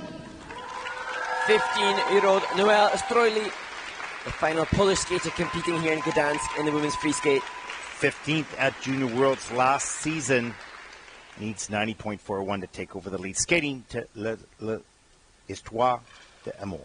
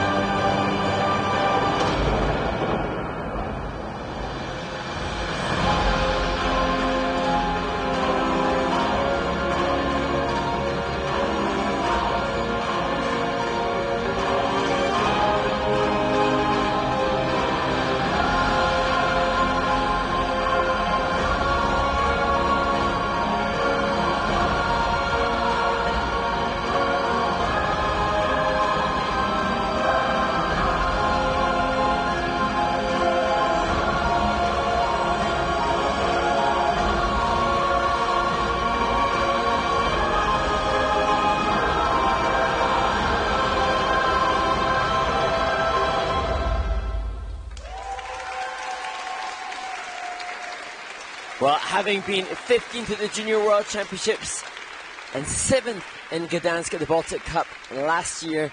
You would understand why Noelle Stroli would be frustrated to find herself coming into the free skate here in 19th place after the short programme. But that free skate, testament to the results that she's had in the past. Obviously a very well-rounded skater. Certainly a very strong skater, strong body core, deep knees when she skates, accelerates quite easily as well, powerful, and has an element of performance as well. What you just articulated, deep knees, and this opening transition, it was really visible, the use of a knee action to create flow and glide. I'll slow it down a little bit. You'll see here in one of the forwards crossovers, a knee action after this pump, which is brilliant for the acquisition there.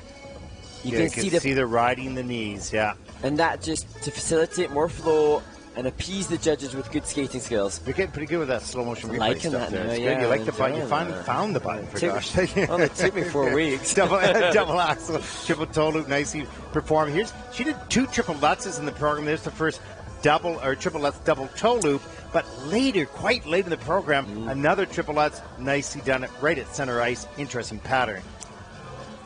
And it'll be interesting to see how the technical panel decide on some of the rotation here. Not massive speed to climb up into that triple sacco after the Euler, and I think it will be a little short. We have 1, 2, 3 jumps that are under rotated, and a double flip, funny enough, that downgraded.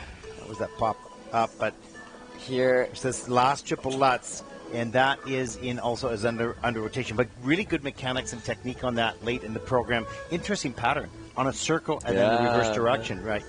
I also appreciate there was good choreography. There's a split jump into spiral into the final spin, all building with the crescendo of the music, choreography by Benoit Richaud, and obvious intent and consideration. This is really a good little skater, and has a bright future with the continued development from a technical perspective and program connection as well. But she's showing strengths in both the sport and art of the sport. It's interesting there as she's analysing it, you see her just twiddling her foot, almost dictating to the coach, yeah, I know, someone landed with a little bit of rotation on the ice. Yeah, exactly. Free program scores for Noelle, 93.24. That's first in the free program. Kind of looked over, I think, to the coach and go, well, that's pretty good, isn't it? 142.33. I'm not sure if she thinks that, well, that's higher than I thought or lower than I thought. Nevertheless, she's in first place.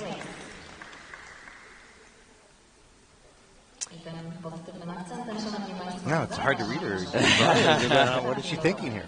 Okay, we have an ice resurfacing now, and then we're going to start on group number 7. We're getting down there. Yeah, we sure are. It's going to be exciting. We head now during this ice resurface to look at the jump combination, and that element will be explained from the ISU Center of Excellence in Oberstdorf, Germany.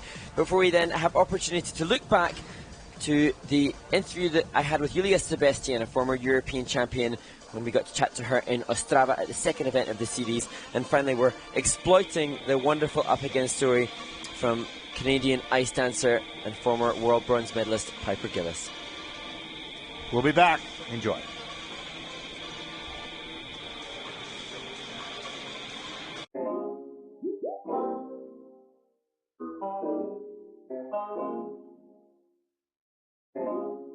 Welcome to the ISU Center of Excellence here in Oberstdorf, Germany. Let's take a look at the jump combination, which can be made in the program with 2 or 3 jumps.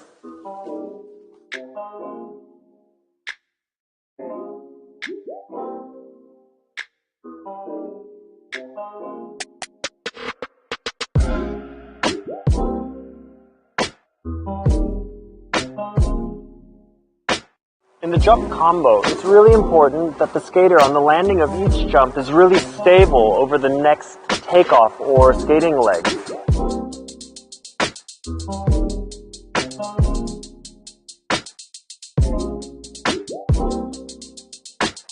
So in a 3-jump combo, utilizing an Euler and a Salchow, on the landing of the Euler, a good tip is to think of keeping both heels in line on the back inside edge and skating it with control.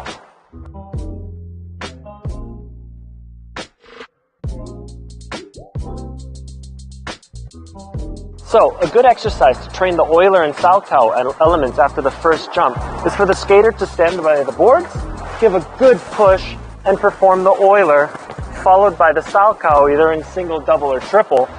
And this is really good because it helps train the athlete to perform the element with low speed, as well as to focus on performing the element with good technique and not overutilizing power and sacrificing that technique.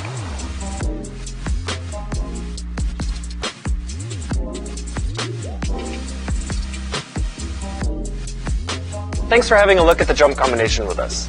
Stay tuned for more videos to come. See you later.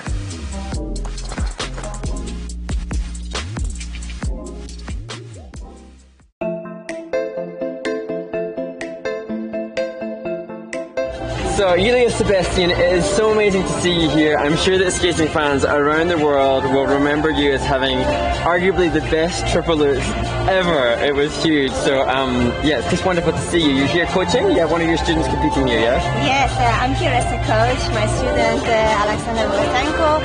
So I'm really happy that we can be here in this nice arena. Amazing. Yes, and always pleasure to take part in the Grand Prix series. And so you competed in 4 Olympic Games, 12 World Championships. What was the secret behind your longevity? How were you able to last so long on the senior circuit? First, I love my sport. I love figure skating. Of course, I always work hard and just always watch my future, and I wanted to be better and better.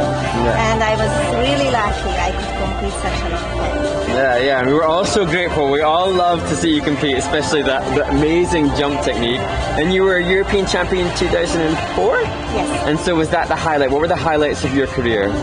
Of course, I won the European Championships, but I had a lot of competition. But I really liked, for example, Salt Lake City Olympics, or my last Olympic in Vancouver when I was the opening ceremony, the flag holder. So I have a lot of memories, good memories. Amazing, amazing. And now you hope to give those memories and that experience to your students as well, yeah? Yes, that's why I stay close to the ice, because I love this sport, as I told, and I want to share my experience, my knowledge with my skaters, and I hope I can help the Hungarian figure skating and the figure skating. It's been so good to see you, Julia. We're delighted that you're here now as a coach as well, so thank you so much for joining us. Thank you so much, and enjoy the competition.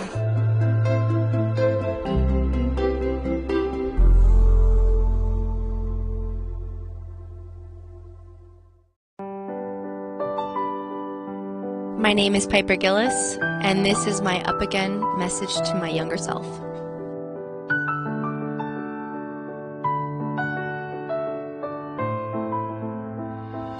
Dear Piper, your lowest moment would be March of 2017 at the hospital after you tricked your mom to go to the hospital and get checked out.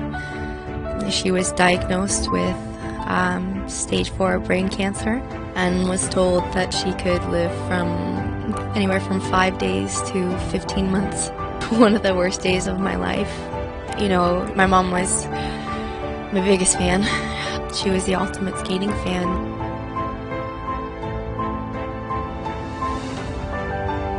Our goal as a whole family was for someone to make the Olympic Games. I had to be courageous. I had to be vulnerable. I had to own my emotions each day. If I was sad, I had to take my energy into the rink. But I still had to skate. A competition didn't go so well in Russia. We happened to turn on the TV and my program was on, and I turned and asked her a question, and it was just a simple question like, "Mom, did you like it?" And she turned to me and said, "No." And at that time, she lost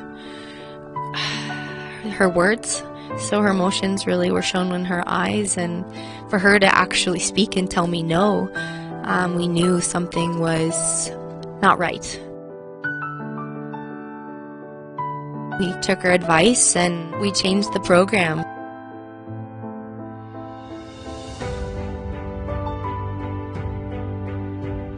We took a leap of faith, created something completely new, went to the Olympic Games and skated completely lights out, like the best we could have ever done. We always have to find something to encourage us, and she encouraged me. She did pass away, and I miss her every day. Losing her has taught me that every day is valuable. Every time I take the ice, it's a blessing. I skate today in her honor.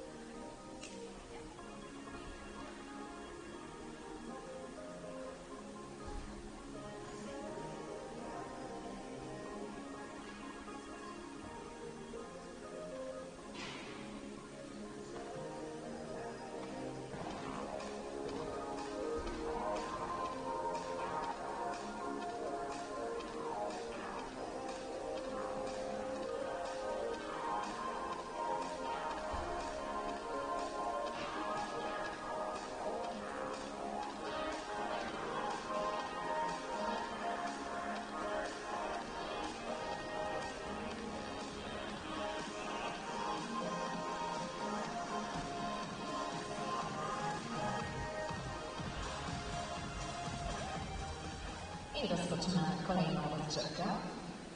The following skaters may now take the ice for a 6-minute warm-up. From Philippines, Sophia Tkacheva. From Norway, Caroline Risa Gomez. From Italy, Anna Kukovska. From Estonia, Nataly Langerbaur. From United States of America, Logan Higase-Chen. Also from United States of America, Josephine Lee.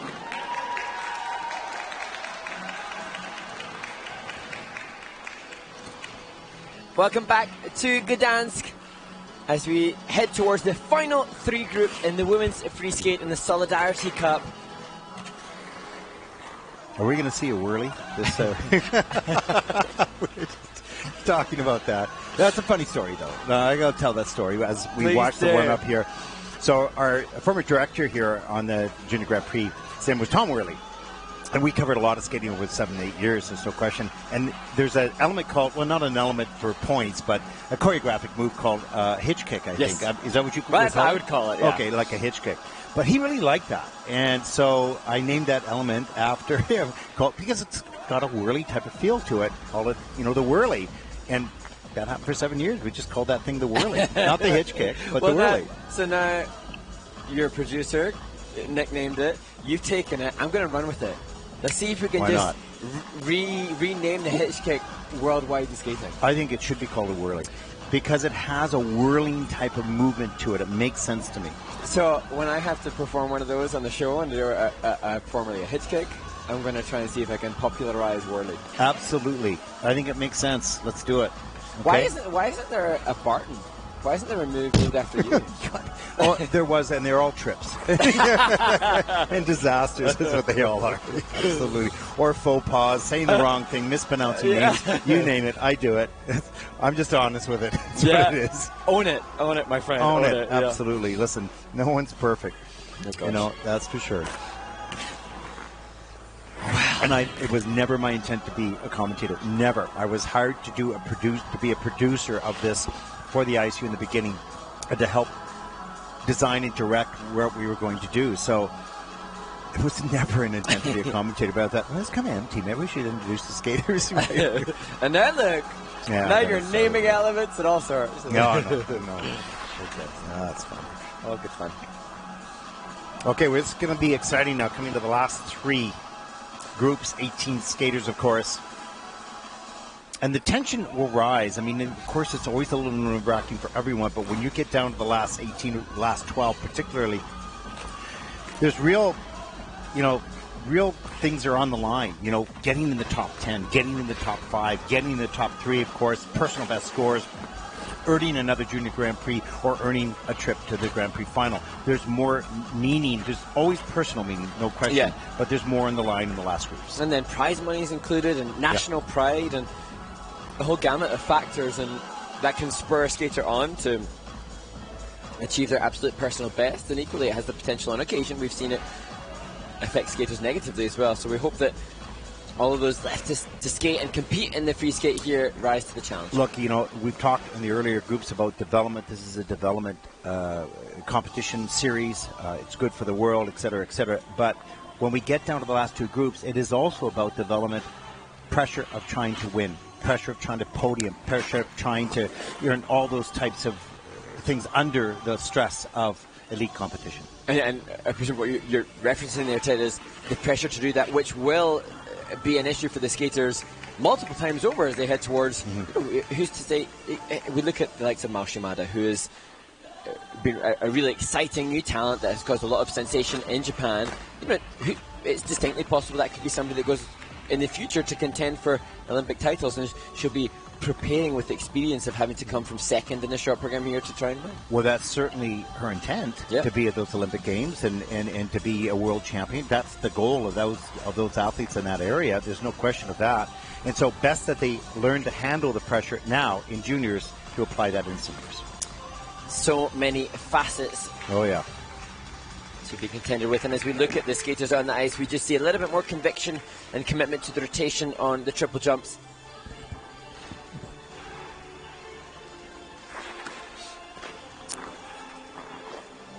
It's exciting stuff, and you can see the excitement and the and the nervousness as well. I mean, both those go together. Excitement would communicate that there's a positivity about it. Boy, this is exciting. I love doing it. Nervousness is, do I want to do it? Fight or flight. You need both of them. You need both the nerves and the excitement to enjoy the process and to heighten the senses. I'm just thinking, Ted, as we head towards the last few skaters. Oh, and that is massive. What a fabulous triplets. Yeah. But the final group has some very young teenagers, and we'll be looking at a really late start time for them. And I mean, gosh, I try and get to sleep early. That's going to be after my bedtime. And you're complaining because you can't go to bed early? Is that your problem? I'm just going to be all the more impressed when the skaters perform after dark. Oh gosh, such a lightweight. Well, can't keep up with these. Well, you got to get ready for dancing on ice. That's coming up pretty soon for you. You've got your part. Am I allowed to say that? No, I don't have my part. Well, I find that out officially. Oh, I see. Okay. It's a secret. Yeah. Whoever she is, let's hope she's good. Yeah, absolutely. Let's hope she's patient. Better still. Or she's got earplugs to deal with me. Here we go. The start of the final 18 skaters in the women's free program. 49 competitors. We started several hours ago. Skater number 32 on the ice right now. Coached by Tammy Gamble, representing the Philippines, Sophia, Lexi, Jacqueline, Frank.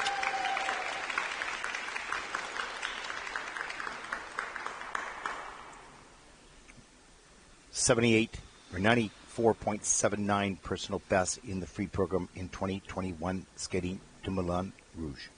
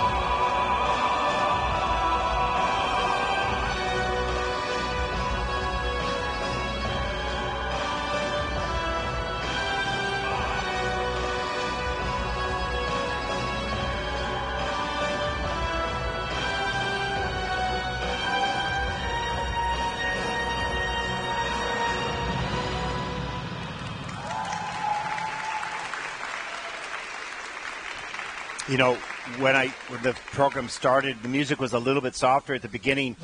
I thought, wow, this young woman has a real distinctive look on the ice. And then I thought, kind of powerful in a way.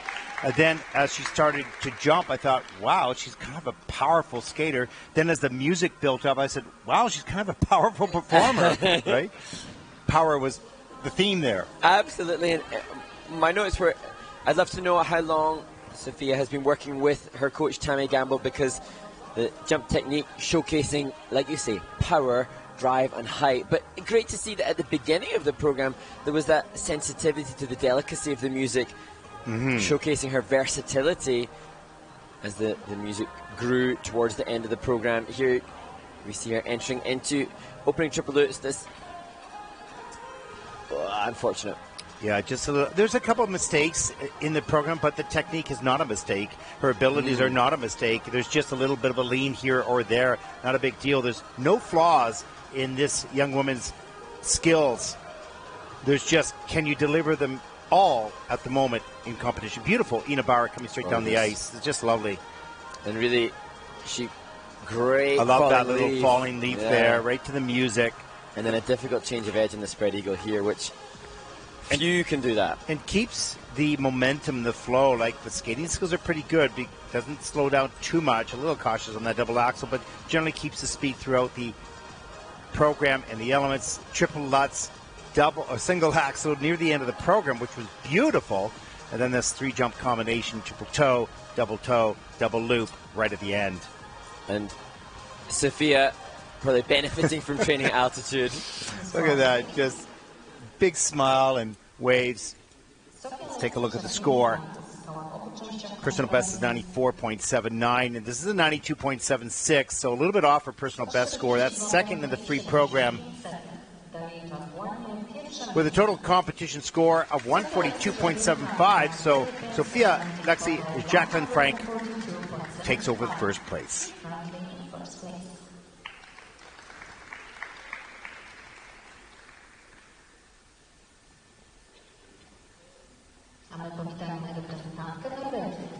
Next to skate, representing Norway. Well, the dress somewhat dictates the music choice as Caroline Risa Gomez skates to Wonder Woman soundtrack.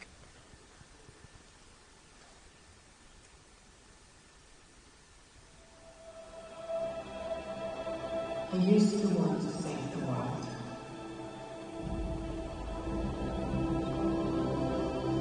This beautiful place.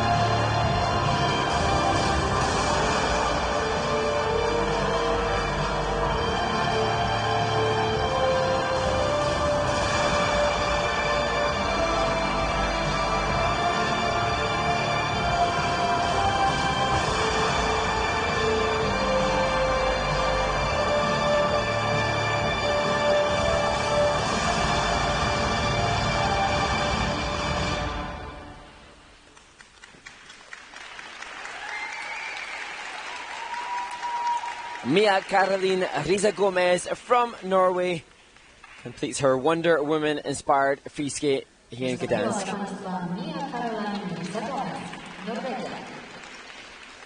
Definitely thinking on her feet, Ted. You can see she had 3 axel jumps in the program. She popped the second attempt and then went to go for it again later, substituting and swapping and changing some of the planned program content. So, as is so often the case, the skaters trying to reconsider what's the best option for the most points mid-performance. It's certainly powerful music for this program, and she exuded that power throughout. You know, some of the elements worked well and some didn't, and, you know, if you're an element type of skater, then this type of music might fit you quite well. Through the power of your elements, here's the look at the triple lutz over-rotated, and I was just worried about the knee, you know, but certainly came back, no problem, and there's the triple loop, nicely done. And Mia Caroline didn't qualify for the free skate at Junior Worlds, so she'll be delighted to have come into the free skate here with a big 10-point personal best from the score she had at World Championships in the short program. Big elevation on the triple sacco there. Really good coordination, and it didn't all work throughout the program, but the technique of the jumps is very good, powerful, gets airborne nicely, rotates in a nice tight position, and on the good jumps, of course, lands in a nice soft knee as well. A little inconsistent at this point, as are most juniors, not Absolutely. all, for sure. And she was 17th in her Junior Grand Prix assignment last year. She comes into this free skate in 17th place after the short program here. But it's going to be tricky to stay ahead of Philippine skater Sophia Alexi Jacqueline Frank. Was 87.71 for Mia Caroline Risa Gomez of Norway. That's 4th in the free program with a total competition score of 138.43. That'll put Mia currently into 4th place overall. Let's look at your top 5 skaters on the leaderboard so far in the competition.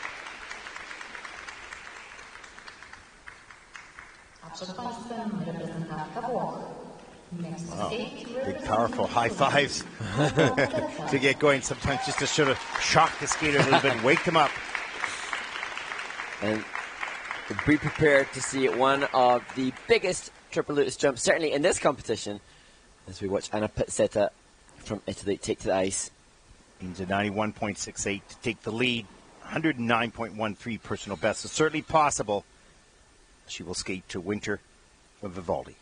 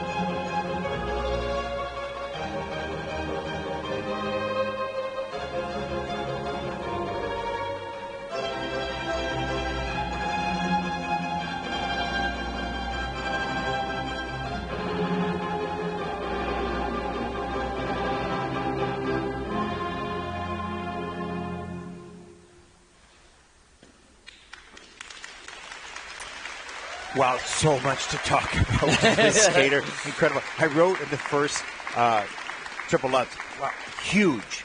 And then when she did the triple loop, I did huger, which is not an English word, of course. It's just remarkable, the flight time that she launches off those jumps. But not only that, she has great flexibility. Skating skills are really strong, too. Multi-directional skating, good deep edges. She's physical, and yet she has a little bit of sensitivity as well. They're not yet full, but it's there. Yeah, and a really interesting talking point, because those jumps, just monstrously big, and the judges will reward that with a huge grade of execution. They want to see good height and good length. They want to see good takeoff and landing. They want to see it looking effortless. That's evident here from Anna, and looking now at what's been slow input. this down. You got to slow this down. So, folks, just watch this, because this is the biggest triple lutz I have maybe ever seen from a woman. That's just massive. Yeah. And, that's quadable. Yes. And it makes a really interesting point when we look at the way that the women's... actually, the technique that is being seen evidently produced. Oh, my God. That is just unbelievable. Glorious. But that level of height, whilst it's being rewarded with a massive grade of execution, you question whether or not that extra physical exertion to create that quality. That's the thing. Near the end of the program, there's a little bit of fatigue, although she's in wonderful shape. There's no question of that. But you can overdo it when you don't need to be overdone. And then when you're doing, let's say, 4 quads or whatever it is, you don't have the energy a little bit later in the program. So you have to be a little bit careful with how you use it. Not a big deal in these triples, but when you start doing the quads, the triple axel. And Anna has the look and the class of a potential junior world medalist, but in order to achieve that with the way that the women's field has looked over the last few seasons, she'll need a couple of triples. In fact, see there, we've just seen one of the best triple looses in the world, and then we've seen her falling on the double. Yeah, because she used a lot of energy there, and it's followed up by the triple salchow. This young woman has the ability to medal at the Junior Worlds without question. But having said that, she's going to have to skate clean, number one, and be maybe a little bit more connected. And she's going to have to do so many run-throughs to deliver that excellence for the full 3.5 minutes with those amazing jumps. Exactly. 94.23 for the free program for Anna Pizzetta of Italy. That's first, of course, in the free program with a total competition score of 145.31. That puts Anna currently in the first place. Not sure if she's happy or not. I don't think so. She's mad at some of the mistakes. But she's a wonderful skater, chasing the dream. And she's on her way. Next to skate, representing Estonia, Nataly Langerbaur. Nataly Langerbaur from Estonia, the 18-year-old, finds herself in 15th place after the short program as she skates to Kill Bill soundtrack. Well, she needs a 92.88 to take the lead. She's had a 96.54, so it is possible.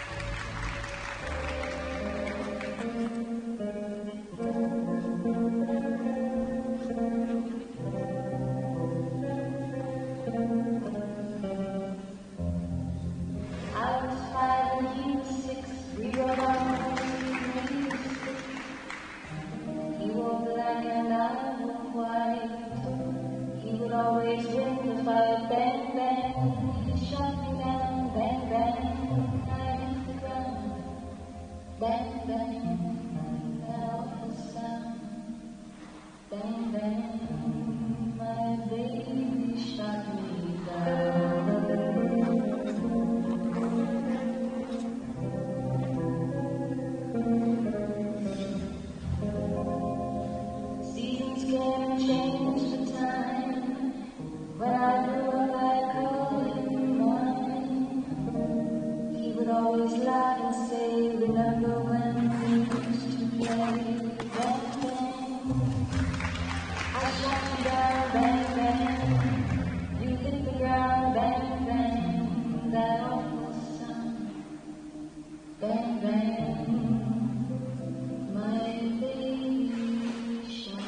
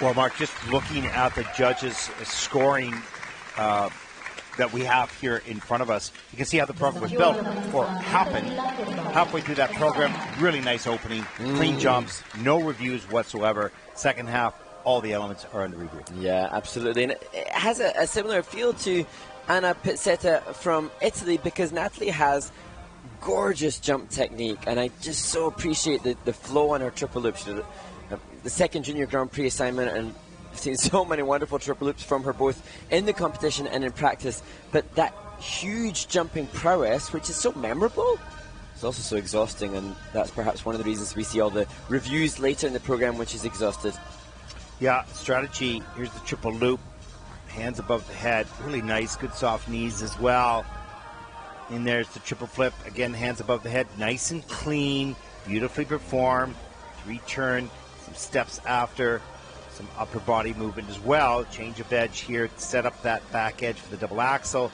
Not a lot of arm movement on that. Just spins off that takeoff edge. That's okay. Just her technique. And having chatted with Natalie at her earlier Junior Grand Prix, she won an Estonian qualification event. She's showing that she's one of the top Estonian women. Did well there with the second triple loop, that the third of the three clean triples that she performed in the free skate here. And you can see transitional content good going into this, the loops, but at this point too tired in the program to make the rotation, and a horrid fall. Yeah, unfortunately, that fall also accentuated because it went right to the beat of the music as well. Not in the way that the judges could reward. No, and I think it's the phrasing was hit the ground at the same time. You're right. So, yeah, it's tough. But oh gosh, it really pains me to see somebody crying in the kiss and cry. But Natalie has such quality, just delivering it. Oh, she's a wonderful skater. There's no question. But that they're always seeking the mystery of a clean performance under pressure. That's the greatest search in a skater's career.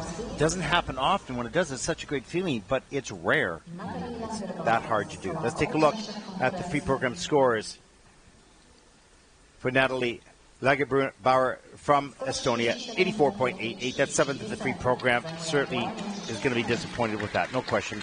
137.32 for the competition. He's a very good skater. Is currently in sixth place overall. Not her night. Coach doing everything she should there to support. Absolutely. It's early in the season. Lessons will be learned. It's painful right now. Perhaps profitable in the future.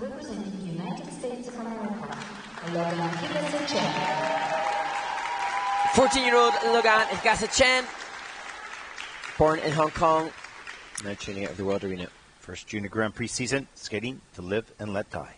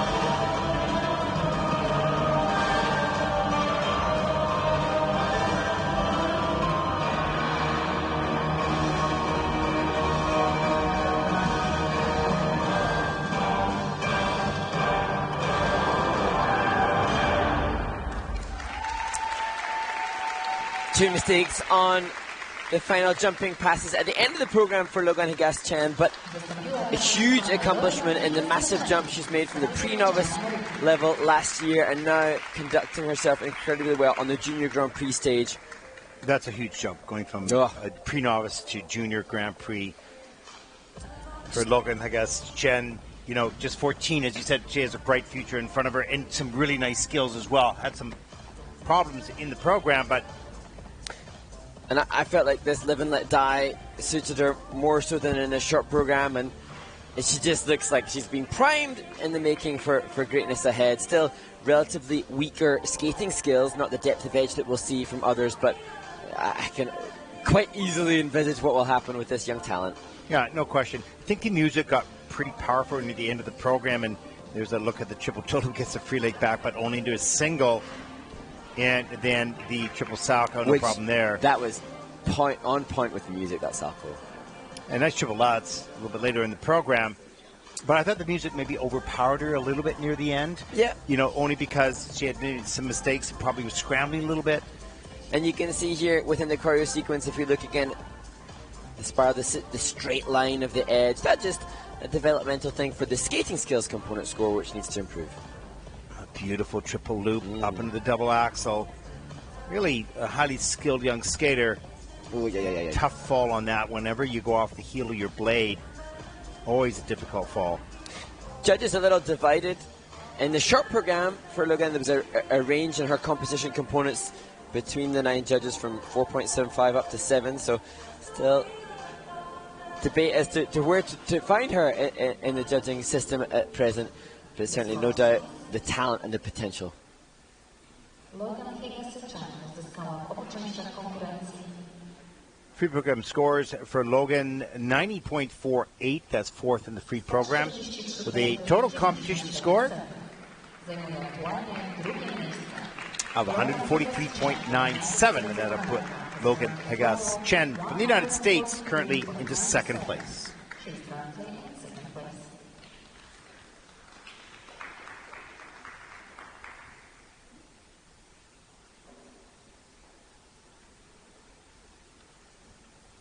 The final skater in this group, another American representative, 14-year-old Josephine Lee. Well, 13th after the short program, and a 93.67 personal best, earning that in Courchevel last season. Needs a 91.45 to take the lead. Certainly is possible.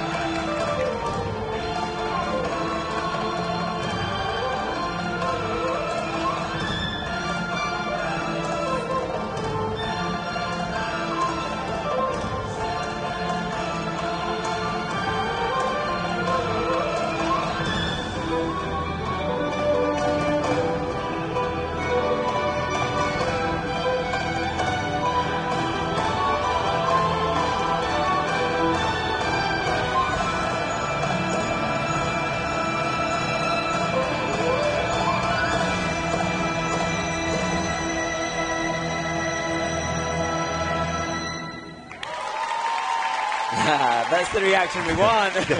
That is one determined young woman, no question. Totally focused, determined to execute everything that was planned to the best of her ability under the pressure, skating last, trying to rise the ranks. Absolutely, and when I heard the music, the familiar strains of Carmina Burana, I thought that's a difficult piece to use as a junior, and yet it drove her through this performance. It really helped her. Absolutely, and she must, I have to assume that she's trained hard, doing multiple run-throughs to maintain the intensity, and the final jump, the triple loop, was potentially one of the best in the program. Beautiful, absolutely beautiful. And you could see that joy right at the end with the fist pump as she knew that she was full out, not backing off of anything. There's the triple flip, free leg back, triple toe loop. Just gets it clean, not even under review in the judging system. That's good. There's the double axel. That was perfectly in time with the music. And this music they phrased as well into the silence. Interestingly, they chose to take that triple loops, which I do think was a little short on rotation in the silence of the music. Salco clean and super clean. This is the second loops. We just get to see any rotational, a little bit of the rotation done on the ice. It's on the quarter in the system. And possibly wise to be a bit shorter to salvage it. It looked like it was either... Oh, she had to save it, so she had to break a little bit for sure, and that'll under it. Nice straight there. You want to carry a little bit more flow in the landing direction as opposed to around the corner here. But still, for juniors, you need to get the jumps done, and she did. Yes, 7 triples, and the last of those attempted in her free skate. Sorry, running out of time there, but we guarantee it was a good one. Yeah, it was a beauty. And Josephine will compete in back-to-back competitions here in Gdansk. And how she'll top that, I don't know. Well, it'll be interesting. Either that will inspire her to do it again, or, maybe she's, I wonder if I can do it again. We hope so. We hope so. We hope so. Free program scores for Josephine Lee from the United States, 115.14. That's the top score so far. No question about that, with a 169.01 for the competition. And that will move Josephine Lee from the United States into the lead. There it is. The leaderboard, top 5 so far, with 12 skaters to come. Group number 8 about to take to the ice. Josephine Lee really putting pressure on the final 12 competitors with that great skate.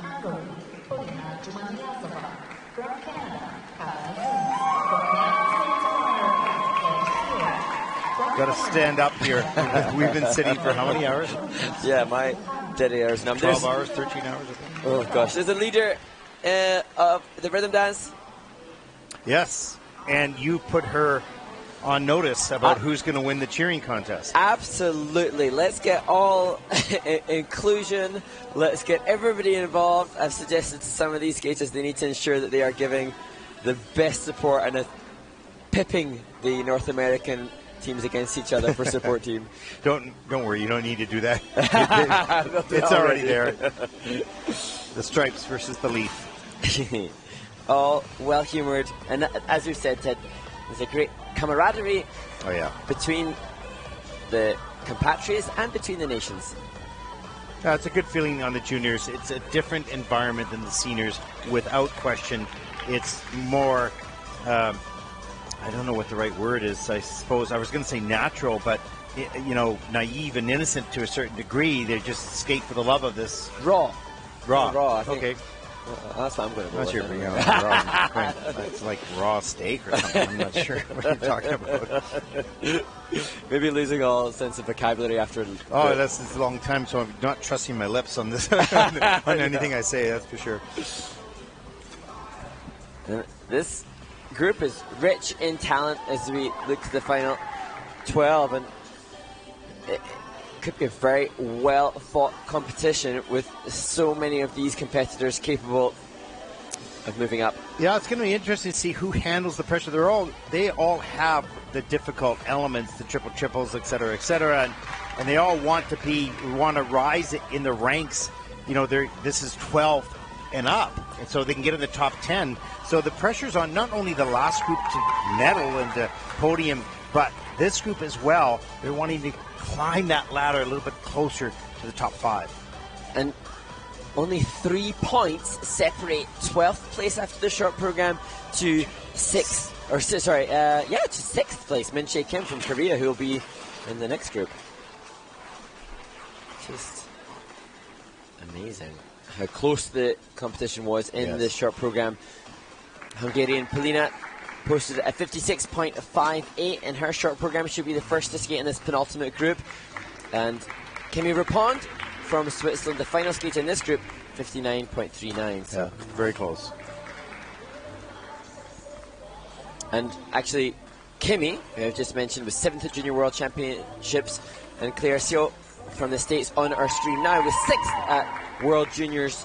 So, pedigree shown. That was a good season for Claire last year, both at the Junior Worlds, of course, and the Courchevel as well.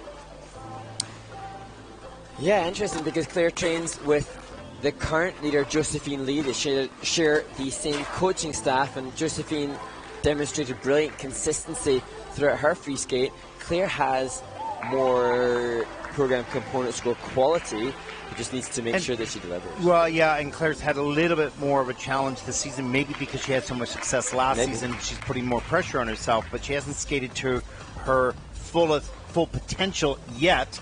Maybe today. Let's hope, as Korean support team vies to be in contention for lead cheer squad. And it needs a little bit more enthusiasm. A little bit more. Maybe they'll warm up for the last group. Yeah. And as we discussed, it's great to see the skaters staying. We're now 9:15, 8:45 in the evening here in Gdansk, and the ice dancers continue their campaign when they compete tomorrow, and it's wonderful to see that they're willing to stay up a little bit later and support compatriots. Yeah. Part of the environment here in the Junior Grand Prix. Supportive, friendly, safe. I don't comment on dresses very often, but that's a beauty. It's funny, Ted. We're obviously spending too much time together. I was thinking that was a good dress. But I spoke first. You got there first, yeah. I'm just getting on the back of that. Yeah, it's beautiful. And, the dresses should have no impact on the score. Strangling that little bunny on the side of the board is the attention for the coaches as well. The good luck mascot getting strangled. Dresses have, or should have, no impact on score. They don't have an impact on the score, but the judges are human, and so are we, and so you see something that is attractive, that fits with the whole package of the music and the presentation and everything, and somehow, although you would never say it and you couldn't quantify it, it has some... And that's why we see the skaters paying such attention to things like their hair and their makeup. They're just presenting themselves. One of my bugbears, Ted, is when the boots aren't polished. I like the way you lower your voice. One of my bugbears is... a little reluctant to say anything negative, but if they've got dirty boots, it's just a no-go. Yeah, no question. That's certainly... I mean, I think that's with anything in life. If you want to present yourself well, you have your certain feel and style and look that you're comfortable with. As you and I are wrapped up in blankets, just trying to... Well, I am. No cameras allowed in this room, let me tell you. Yeah, it's pretty cold here, so we're sort of wrapped up in blankets and scarves and you name it. I'll have to share a video on my social media of me skipping in between breaks to keep warm. Not allowed. Okay, here we go. The second to last group, some great skaters in the next 12. A lot on the line for these skaters. They're all good. Next to skate, representing Hungary, Marina Nikolova. 13-year-old Polina Zmaniazhazova. That was not easy. That's not easy. No. But she's wonderful. Skating to Turned On by Puccini.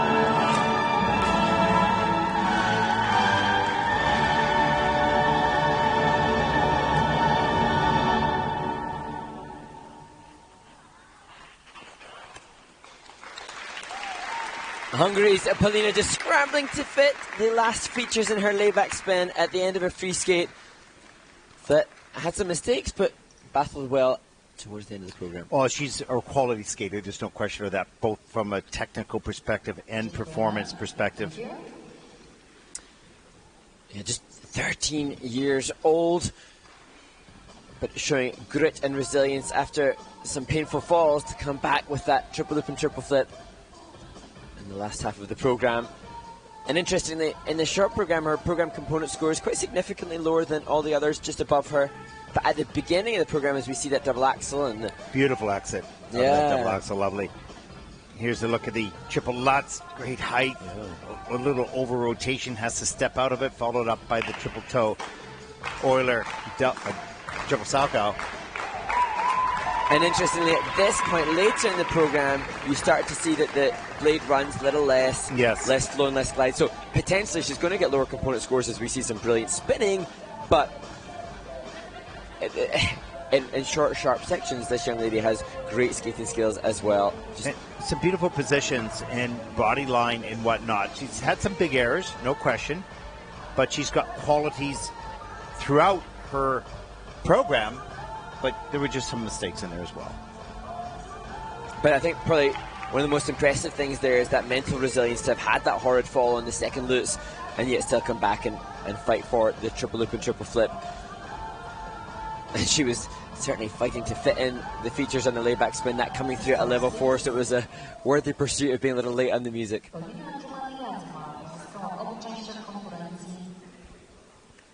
Free program scores 99.58 for Polina. That is second in the free program. And with a total competition score of 156.16, that will put Polina currently into second place overall for the moment.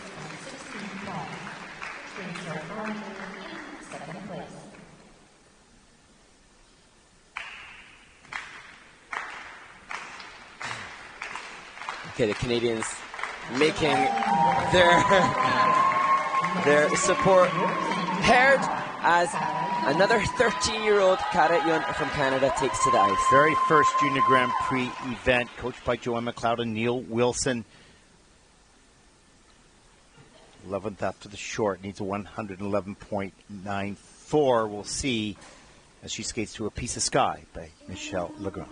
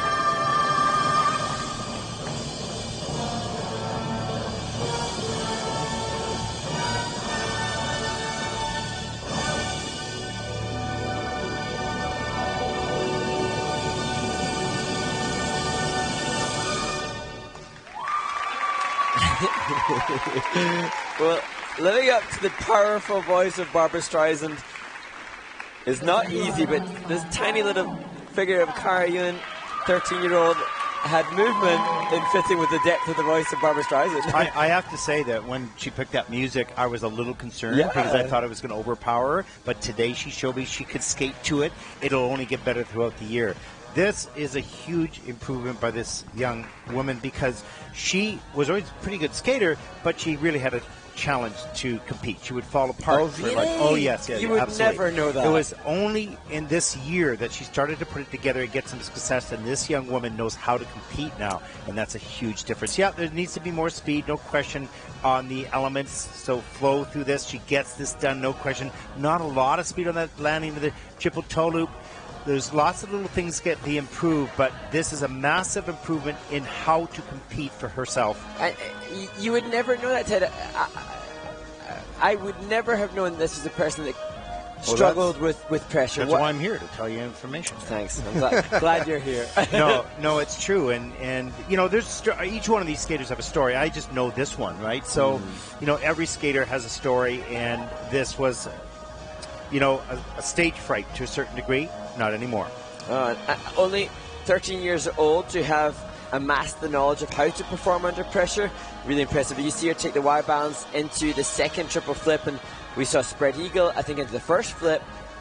Obviously, transitional content to work the composition component score, really evident from Joanne McLeod and Neil Wilson on the team. Well, she doesn't have a personal best or a season's best because she hasn't been out at all. So this is absolutely brand new experience, not knowing where does she fit in with this, and can I do what I'm able to do when I most need it, and she did it.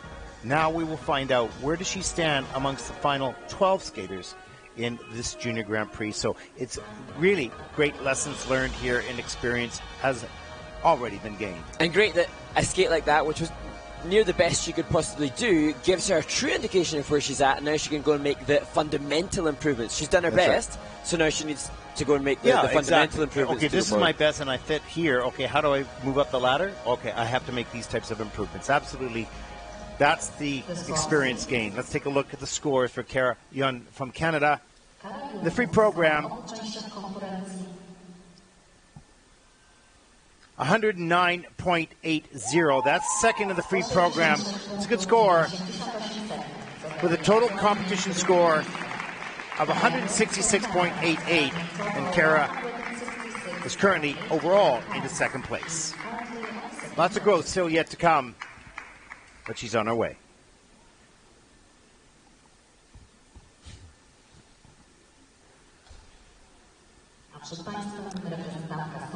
The next skater taking to the ice possesses some really brilliant skating skill and beautiful qualities in her style as well.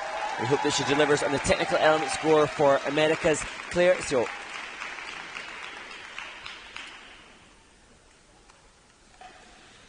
Needs a 1:11.79 to take the lead, and will skate to the Four Seasons by Vivaldi.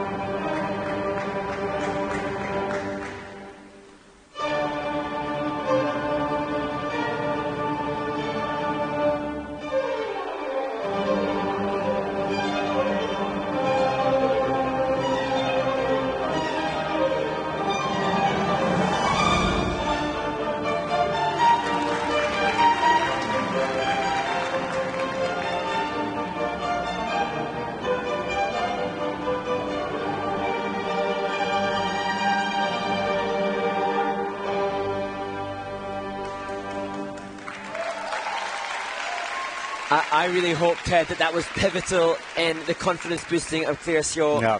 I thought the same thing. I was a little worried at the top of the program, and I thought, oh my gosh, Claire, but she turned it around. Somehow she dug deep, remembered what it felt like to produce under pressure, and then continued to deliver smorgasbord of beautiful skating and jumping and spinning. What a wonderful job. I'm so happy for Claire. Yes. And knowing that she was a medalist on the Junior Grand Prix last season, knowing she was 6th at Junior World Championships, knowing she's the American Junior Champion, then having seen her struggle a little bit in Courchevel in France, find herself lower in the short program here, I was feeling kind of sad and worried for her, but this, I hope, pivotal in her moving forward for the rest of the season with the knowledge that she is quite brilliant. Well, this is where the internal fortitude of an athlete has to come out at this time to say, no, I'm not going that direction. I'm going this direction, upwards. And this was a great victory from that perspective. Now, that was the first element that had the challenges, but from that point on, that transitional content from the split jump and the back threes and the brackets and the axel was so perfect with the Vivaldi music. And she was very precise with the takeoffs and the timing and solid on the landings. It's the triple Salchow, nicely done. But she was quite focused. You see the performance was there, but not totally connected. As you can see, her focus was, I need these jumps. I can't let this go, and I'm going to focus on that. Couldn't agree more. A little reserved. This was a really nice transition. The forward outside spiral with the forward counter, and then another back counter into another spiral. But I did sense, having seen her in practice, particularly in France at her first assignment, and seeing glorious skating skills, it does look like she held back, but I think probably that was a wise investment. And I don't think she intellectually held back, but I think that she was so focused on the elements that just held it back a little bit, right? So, but, good for her. And that's the most relaxed looking now that I've seen her in 2 competitions. That's a bit of a personal victory. 122.20 is her personal best, and she has a 113.10 here tonight. That is second in the free program for Claire. And with a 170.33, that's enough to take over the lead at this point in the competition. Well, some pretty good skating so far. Yeah. We are being treated.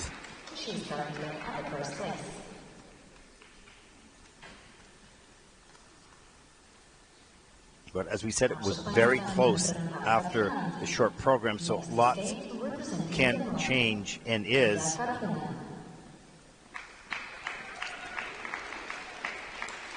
"14-year-old Ida Karhunen from Lappeenranta in Finland. 112.81 to take the lead as she will skate to Bohemian Rhapsody by Queen.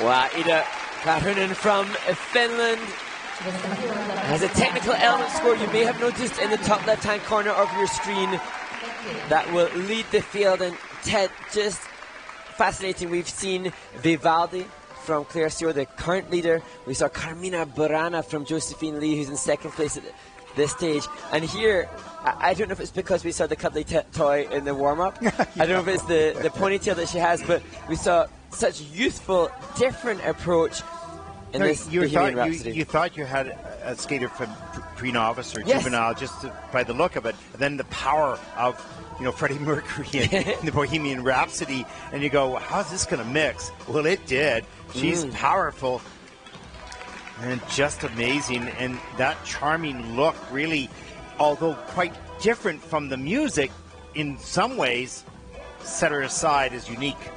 Absolutely, and it'd be fascinating to see. I don't like the trail of the free leg or the axle takeoff. No, the axle's the weakest jump, but that's okay. The rest of it's really strong. It's the triplets. And it'd be so fascinating to see as that falling leaf out of the loops takes place, and we see the second triple loops in combination with double toe and double loop.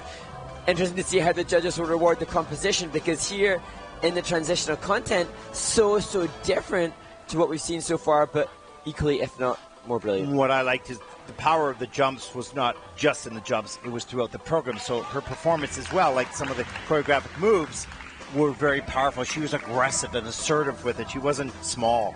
Oh. She looks small, but she's not small. And now the cuddly toy makes more sense, because Right. I think that cuddly toy's got a yellow jacket, just like the Queen's costume that Ida has. Yeah, there you go. Free program scores for Ida, 116.22. That's first and free program, and there's the smile. Just a little bit of a laugh. And total competition score and a hug, 173.75 as Ida Karhunen from Finland takes over the lead.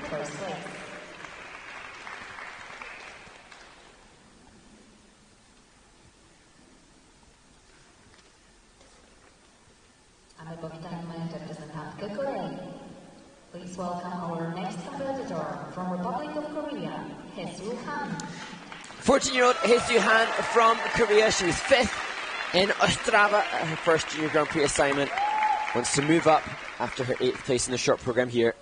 Well, 112.94 is her personal best. She needs a 114, hasn't done that yet, skating to Frida.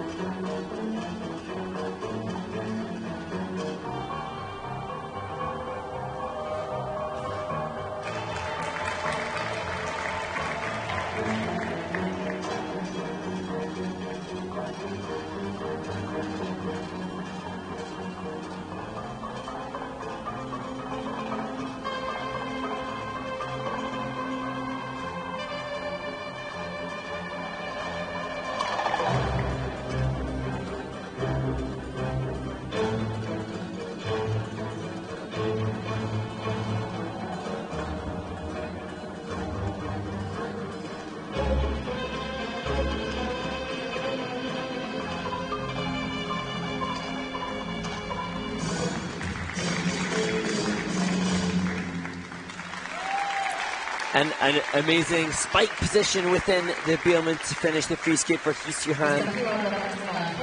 And I just wonder, Ted, not knowing the backstory, I wonder if a little bit of a crisis of confidence perhaps for Hee. I noticed in the short program she diluted the difficulty of her technical plan program content to that which she had in Ostrava.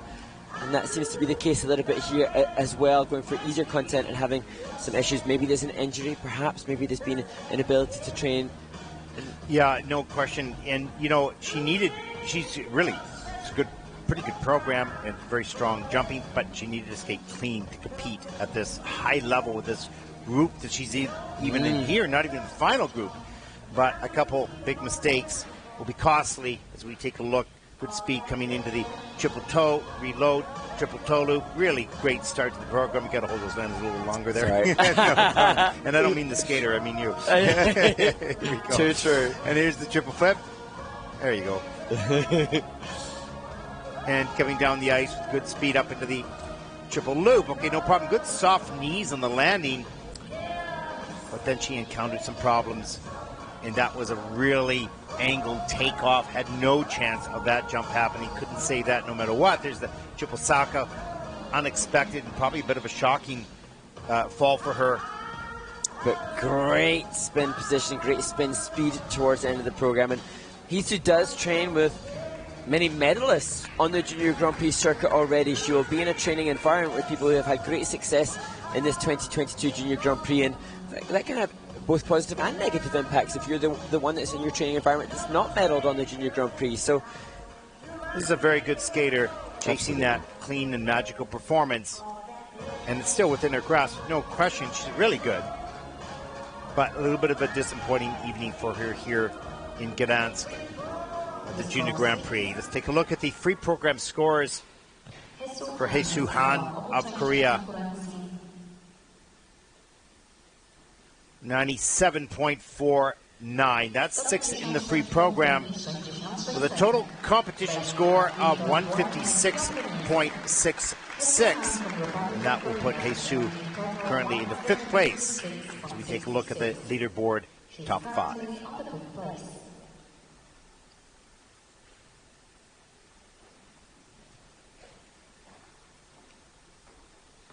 The final skater in this penultimate group of the women's free skate, Kimi Rupon from Switzerland. She finds herself just 0.08 of a point behind Minchae Kim, who will lead the next stage of the competition. So 116.28 personal best last year in the Junior World Championship.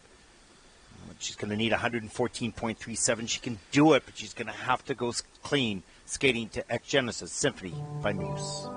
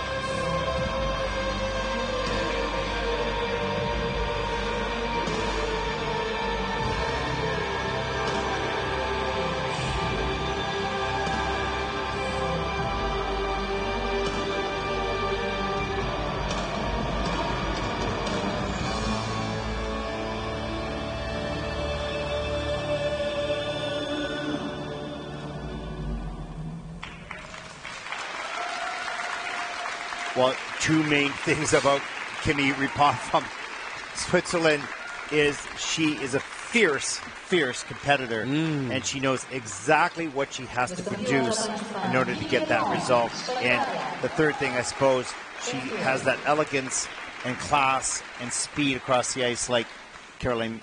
She absolutely does. I can't fail to make that comparison. No. She jumps the same direction as Carolina. She transitions. She enters into the triple loop with the same transition that Carolina used to use. She exits some of the elements. You have to assume, I'd love to ask her if Carolina has been a major inspiration. And Kimi, it's interesting, following her, seeing what happens on her social media, you see that she's gone back from her event in Riga and returned to the training environment, conscious of the ways in which she can improve this event, and she's absolutely delivered yet again.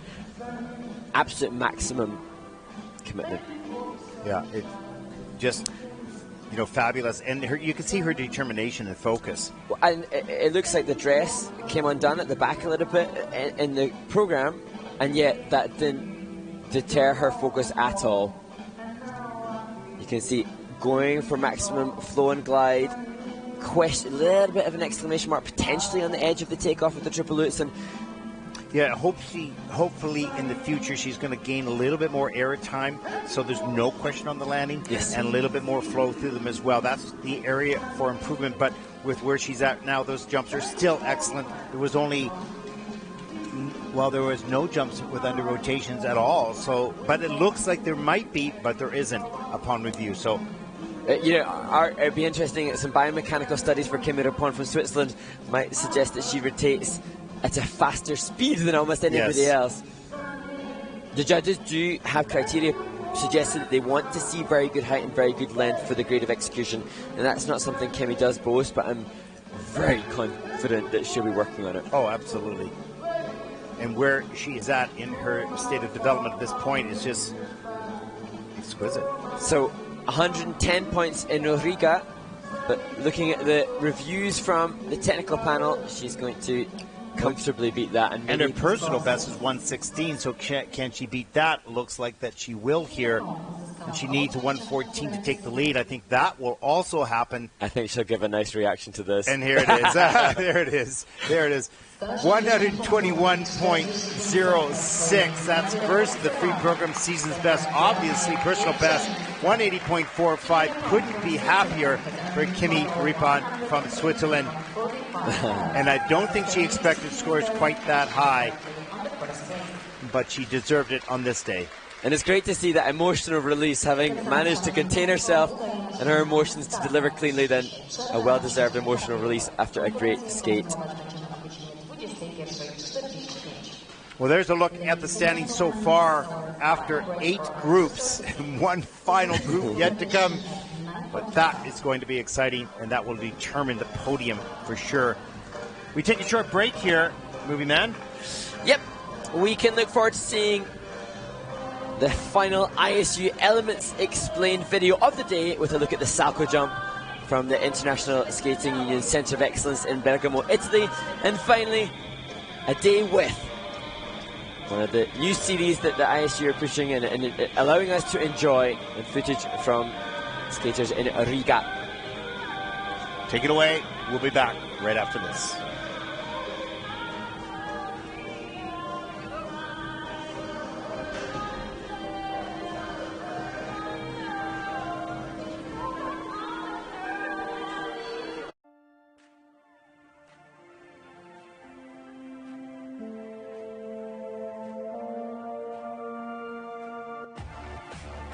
Hello everybody and welcome to Center of Excellence Ice Lab in Bergamo, Italy.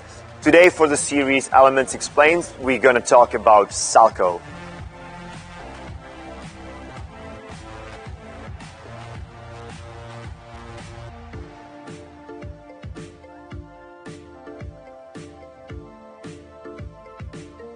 Salchow jump takeoff. We start from the back inside edge. After the takeoff, it's followed by 1, 2, 3 or 4 revolutions, and then we land on the opposite foot on the backward outside edge.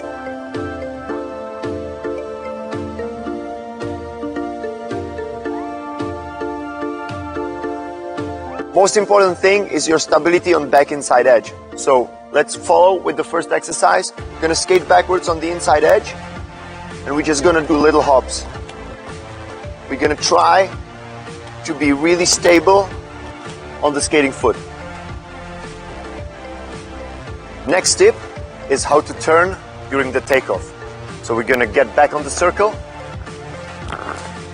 We're gonna do consecutive double 3 turns.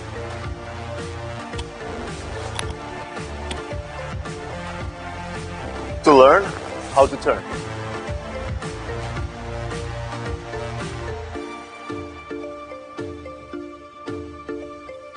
Next step is you take these double 3 turns and you add a little hop and you try to land always on the same foot.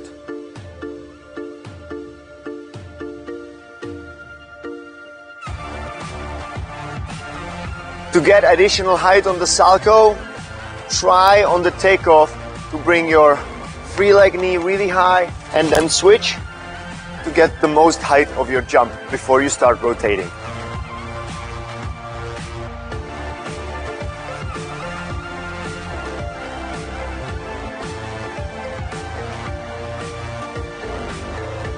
Thank you guys for watching. I hope these tricks will help you with your salcho. Remember to check all our videos and follow ISU on social media. And that's it. Thanks for watching and see you next time. Ciao.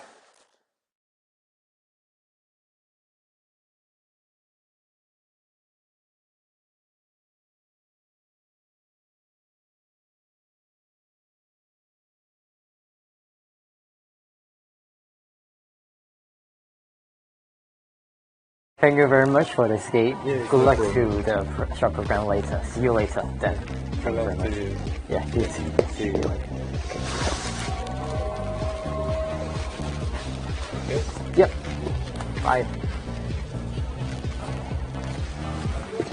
Here I got the skate.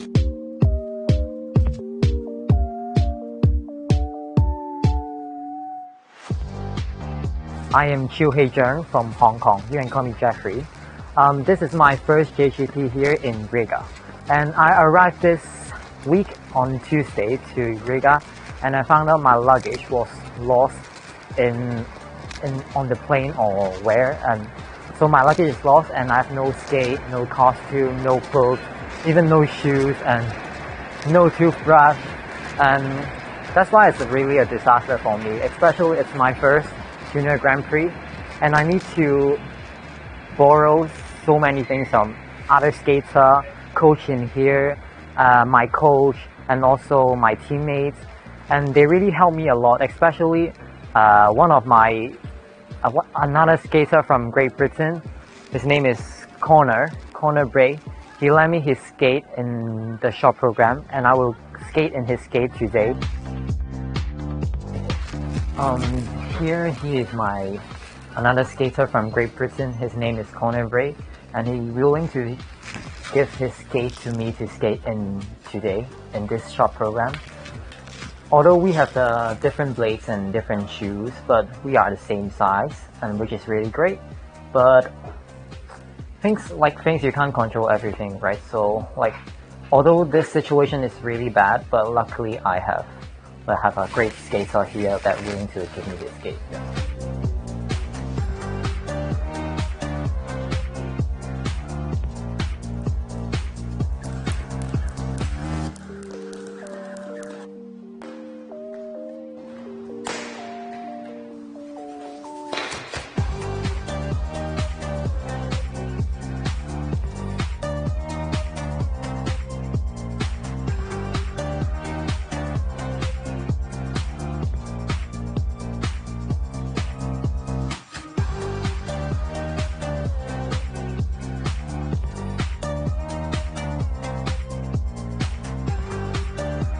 Still a bit nervous, but it's a normal stress before the competition.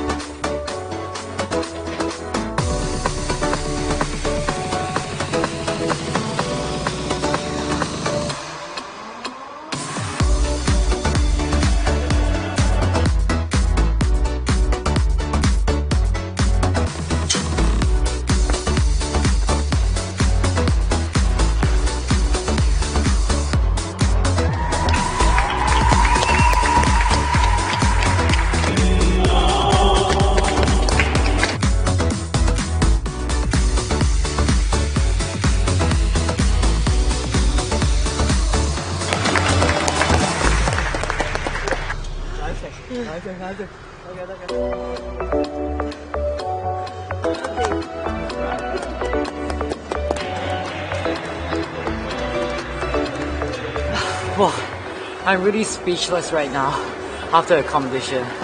I'm really happy, first of all, but I did not do my best because I followed my step, but I will definitely do my best at the free program. But it was really a great experience, but I would never want to be in this situation again. But really thank you to my friend Connor for giving me his skate so that I can at least compete in this competition. But I'm really happy for what I achieved just now, and I definitely feel that I do my best, but it's not my best performance. I definitely can do better. It's crazy.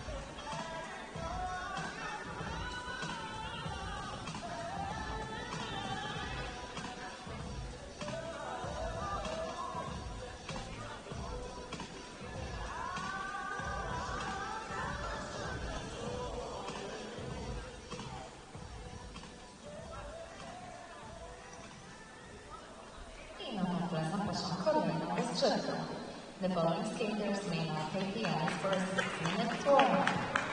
From the Republic of Korea, Minchae Kim. From France, Lorine Schild. From China, Xiangyi An. From the Republic of Korea, Chaeyeon Kim. From Japan, Mao Shimada. Also from Japan, Monet Chiba. Here we go, Mark. The final group is always so exciting, unpredictable. It's tense. It's dramatic. Here we go.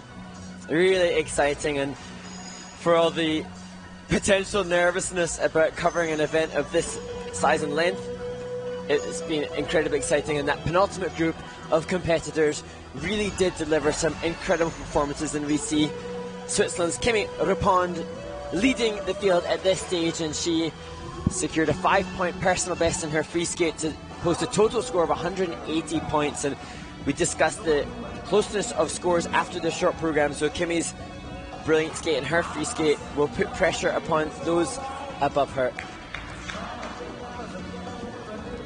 It's turned into really a very interesting competition. Of course, it's always like this when it's long. You know, it is long, but you get jazzed up near the end of it because it's so exciting. The final groups, no matter what happens, and sometimes they have, you know, maybe it's not the best skates all the time, but it's exciting because the pressure's on. They know it. You see it, and you witness it. And then this is a whole different kind of energy and feel now. We've just been enjoying in the ice resurface the chance to celebrate and share in the excitement of those who have just completed their performances. We've just had. And also you got to eat a piece of naughty cake. I know, I'm really, really hungry. I'm so hungry. And he said it wasn't really that good, but it filled my stomach. Yeah, it wasn't worth it, but needed some sustenance. Yeah. Yeah, it's been, you know, they're long days, but when you do what you love to do, it's not so long. And there are definitely some competitors in this final warm-up group who have no looking back at what has come before them, just eyes on potential world record scores for the junior competition. This is serious stuff for these 6 women, all within range of the podium and potential final junior Grand Prix spots on the line as well.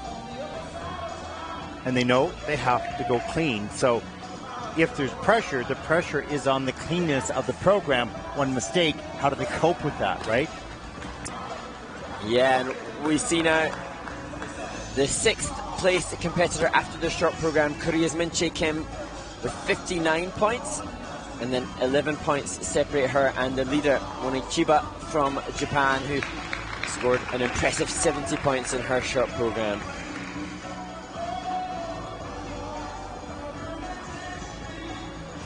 Just seeing a couple of falls in this 6-minute warm-up, demonstrating the pressure of the event, because this is a group who have demonstrated more consistency than any others we've seen so far, but no doubt higher technical content, and we do eagerly await the potential excitement of some quadruple jumps as well. But what I found in the Junior Grand Prix, at least my experience has been over the last few years, is in the final group, the warm-up hasn't been that strong, but the result has. I hope that I'm touching the table at the moment because, you know, hopefully that continues. Because under that, these are highly competitive skaters, and they know what they have to do to get the job done. They don't really fear it; they attack it. And that, as we've discussed, as the event has continued, that too a huge learning experience. We're looking at young women with great program component scores, high levels of technical element score, but also mental strength. And that so integral in the success of the future Olympians that they may become. And I often think about the warm-up when it doesn't, you know, go particularly well, or there's mistakes made. You're skating with 5 other skaters who you want to beat, number one. And number 2, you don't know their patterns. But when you take the ice by yourself and your name is called and your country is called, you own that ice.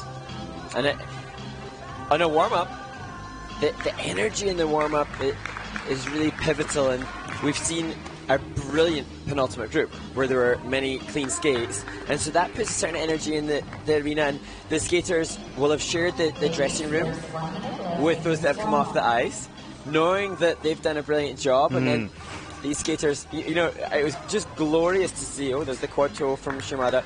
Glorious to see the reaction to the performances of that penultimate group. We saw them post-skate. Yes. And really hard for then this group of skaters to see that, interact with that rink side. And they're wondering, how good was it? Yeah, yeah. Well, you know, should I worry? Yeah, exactly, exactly. Or, oh, they did good. Great. Oh, bring it on. I'm gonna do even better. I always looked at it when I skated was when a skater in front of me would skate really well, it would push me to skate really well. When they skated poorly, it would push me to skate really well because I said, I have an opportunity. Perfect. Yeah. The perfect reaction to it. For me, if somebody skated before me and skated really well, I'd just panic. Oh, no.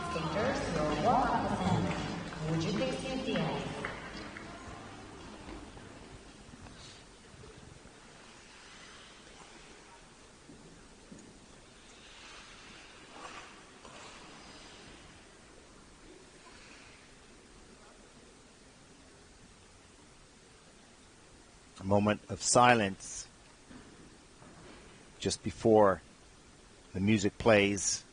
The scores are read. The medals are presented. Final group of 49 skaters in the women's free program here in week 4. As the coach gives a hug of encouragement to Minchae Kim from Korea. The 16-year-old, the first of 2 Koreans in this final group. The 121.65 personal best score in the free program, skating to Kissing You from Romeo and Juliet.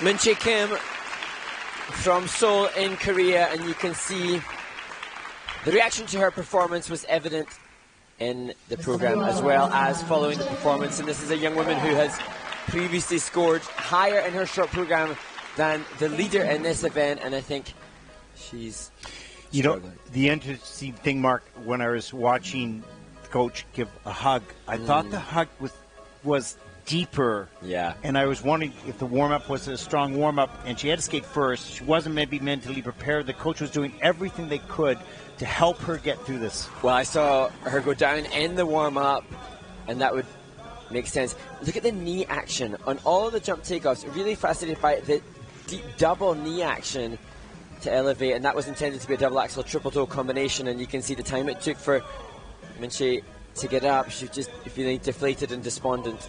Came back though after that with the triple loop, double toe, double loop combination, but yet this reaction, you can just see so despondent. She's from a skating nation where clean skates are absolutely mandatory. Yeah, when you take a fall like that and you take that long to get up, that says something emotionally is really happening. Real disappointment and disconnect to the program. And her stats suggest that Minchae has been competing in the junior circuit internationally since 2019, so she has lots of experience, but an experience of knowing what's necessary to be a medalist at this event, and she knew early on in this program that what she delivered wasn't capable of that, unfortunately. Exactly.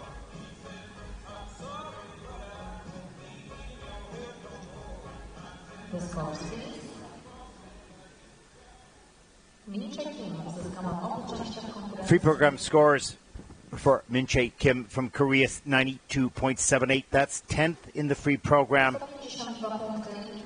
with a total competition score of 152.25, and that will put Minchae currently into 8th place overall. Big variation between the three component scores there for Minchae Kim. This is a really good skater who had a really bad night. Better days to come.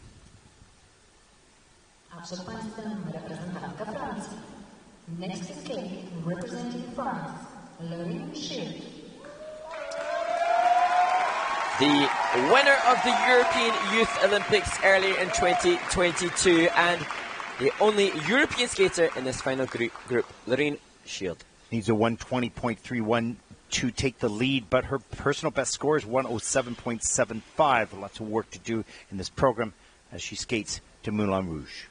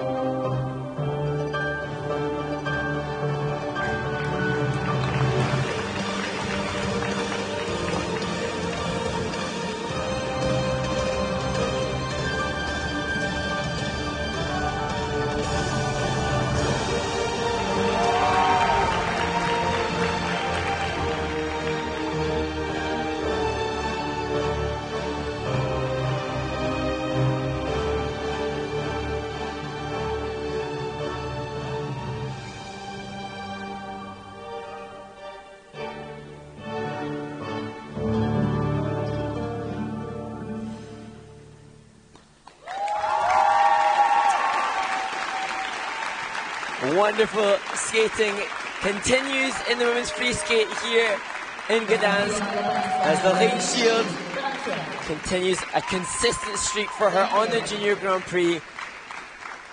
She has a certain technique in the air with her upper body that I don't know how she saves all those jumps, because they don't look like they're going to work, but they do. Every one of them is solid.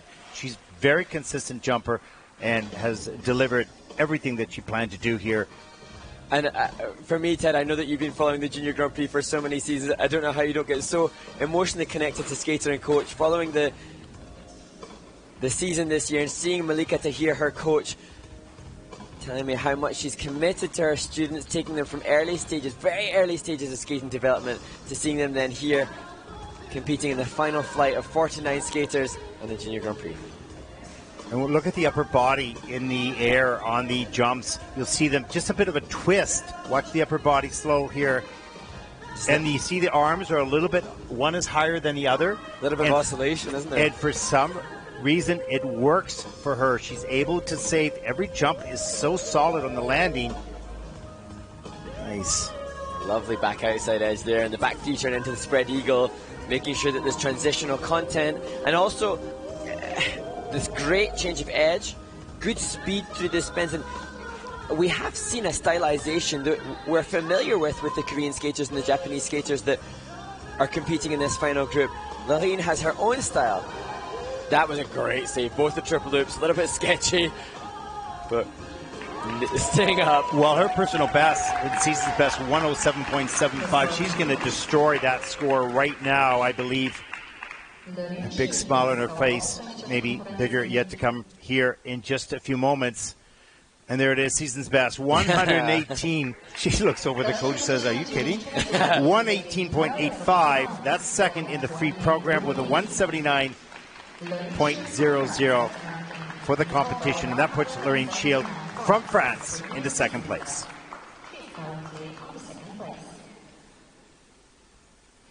And just barely behind Kimi Ripon, 1.45 difference. Next to skate, representing China, Xiangyi. And a skater who made a real statement in this short program. Beautiful skating from the 15-year-old Xiangyi An from China.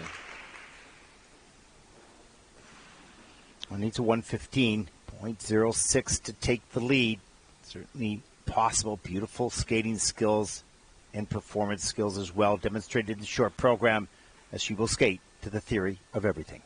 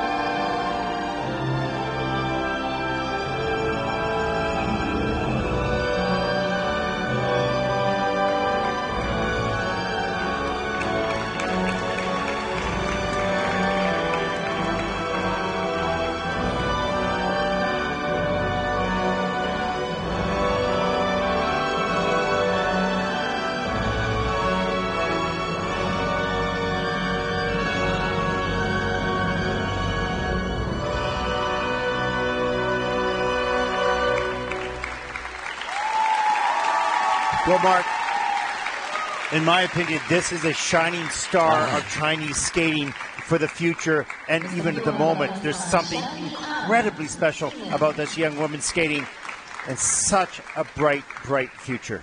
Absolutely, could not agree more. This could be the first Chinese world champion since Liu Chen back in 1995, and just so many special moments. She's worked with choreographer Benoit Richaud on Zoom through the pandemic, and so many brilliant touches, novel movement. You can see here the contemporary style that Benoit is known for, but motifs within the choreography and memorable moments. But choreographing, and I give a lot of credit to Benoit and the coaches, choreographing is one thing, getting them to do the choreography like you designed is another. Little challenge on the triple S double toe. Brilliant work. Look at that hesitation there on that toe pick. Just simply brilliant detail that enriches the program. And I think that the only unfortunate thing here is that Xiangyi An, as we see her step up into triple loop, finds herself in an event where clean skates have been delivered repeatedly. Yes. And wasn't this brilliant? It was beautiful. But, I was talking, we can talk about the moment. This probably certainly isn't enough because there's mistakes in there. But when you take a look at the depth of the performance and the connection to the music and the ability to do the jumps and spins as well, when she does skate clean, simply watch out. Absolutely. And an emotional commitment. Big double axel, triple toe, double toe. Question the rotation a little bit there, which will impact upon the score. But as we see this choreography sequence in the cantilever spread eagle, you start to see some facial expression, and that indication of the engagement and involvement. Her soul is involved in this sport and in the music. There's something deeper than many of the skaters who do have some beautiful choreography, but she connects with it. She drives it from her heart. Absolutely. And I think, for me, the best dress of the event. What happened to the red one? I thought you liked I like the red one, but I think this tops that. Okay.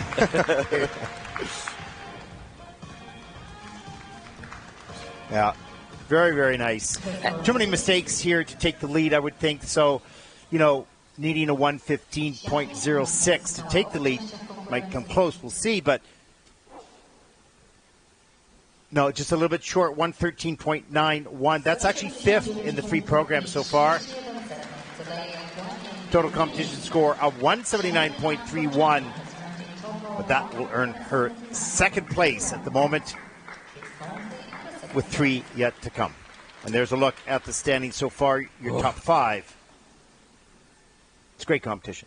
Fantastic. Kimi Rapon from Switzerland continues to climb closer towards the podium. The second skater representing Korea in this final group, Chaeyeon Kim, 15-year-old, also from Seoul.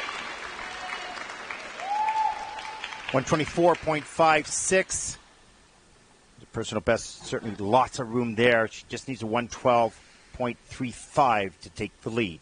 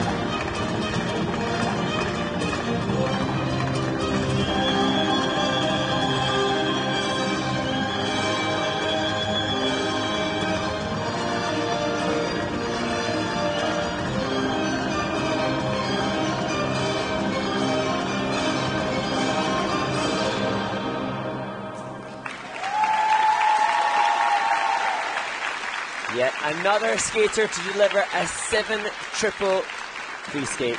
Chaeyeon Kim from Korea. Such confidence, such focus, such determination, such an outstanding performance. And those double Arabians at the end of the program almost lost her balance, but that was so exciting to the crescendo of the music. Absolutely, and just delivering when pressure is intense. Even if the skaters haven't seen what has happened before them, they'll have sensed and heard the crowd and heard the reaction to what is going on already. And Chaeyeon Kim failed to disappoint. And it's interesting, Ted, as we look now to see the effortlessness of the triple lutz triple toe finish with that extension afterwards. I quite often during the performance watch the face to see if there's any fear in the eyes, if there's any, apprehension. Nothing. There was just straightforward, full speed attack all the way. And it's interesting you mentioned that, because I think in the last jumping pass, I saw a little smile creep into her face. Yeah, and then a little trouble, but... And as we see the second lutz this time in combination with double toe and double loop, I didn't enjoy the choreo sequence as much as I maybe have with some of the others. And there is an element of me, I'll be honest to acknowledge, that somebody like Kimi Riepon from Switzerland, it would have been exciting to see a Swiss skater on the podium, having seen so much brilliance from the Asian skaters, but Chaeyeon Kim has just delivered yet again, and that performance will justifiably secure her a medal. Yeah, she needs a 124.56. Oh, that is her personal best, 124.56. She needs just a 112.85 to take the lead, and I think you'll see that happen right here. And there it is, 127.85. She looks thrilled with the first place in the free program with a 195.46 as she takes the lead very calmly. You just question, is she comparing this with Jia Shen, who won the last Grand Prix from Korea as well? Yeah, it could be. There's other things obviously at play there. Oh, wow. That's amazing, the reaction to that. Mm-hmm. Next to skate, representing Japan, Mao Shimada. The favorite coming into this competition, she was stunningly glorious in the Czech skate for Mao Shimada. 141.16 personal best, and here she goes.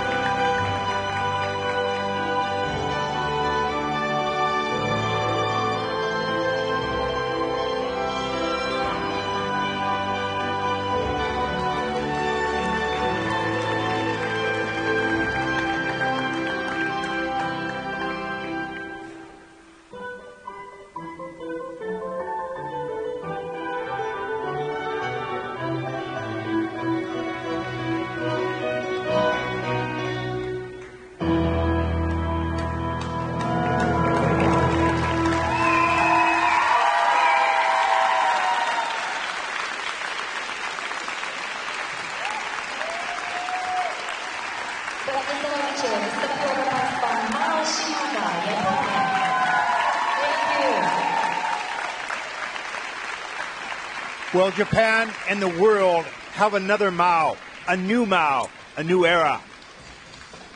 Absolutely, named after the great Mao Asada, and now Mao Shimada, the 13-year-old, cements her position as a real star of the future. We could be looking at a score that challenges for a world junior record following that quadruple toe loop, the second element in her free skate. And as many of the juniors have done before her, sets now a standard perhaps for the seniors. There's the triple axel. Looking at that, it's clean in the judging system, no problem. Now comes the quad toe. It is in the system as a quarter, but beautiful flow in and out. And so impressive given that she fell on it in warm-up. And the rest, as we know, because we just watched it, is all clean. So there are no surprises coming up. And as we touched on, following the win that she had in Ostrava, she has received a huge amount of media attention. This was glorious.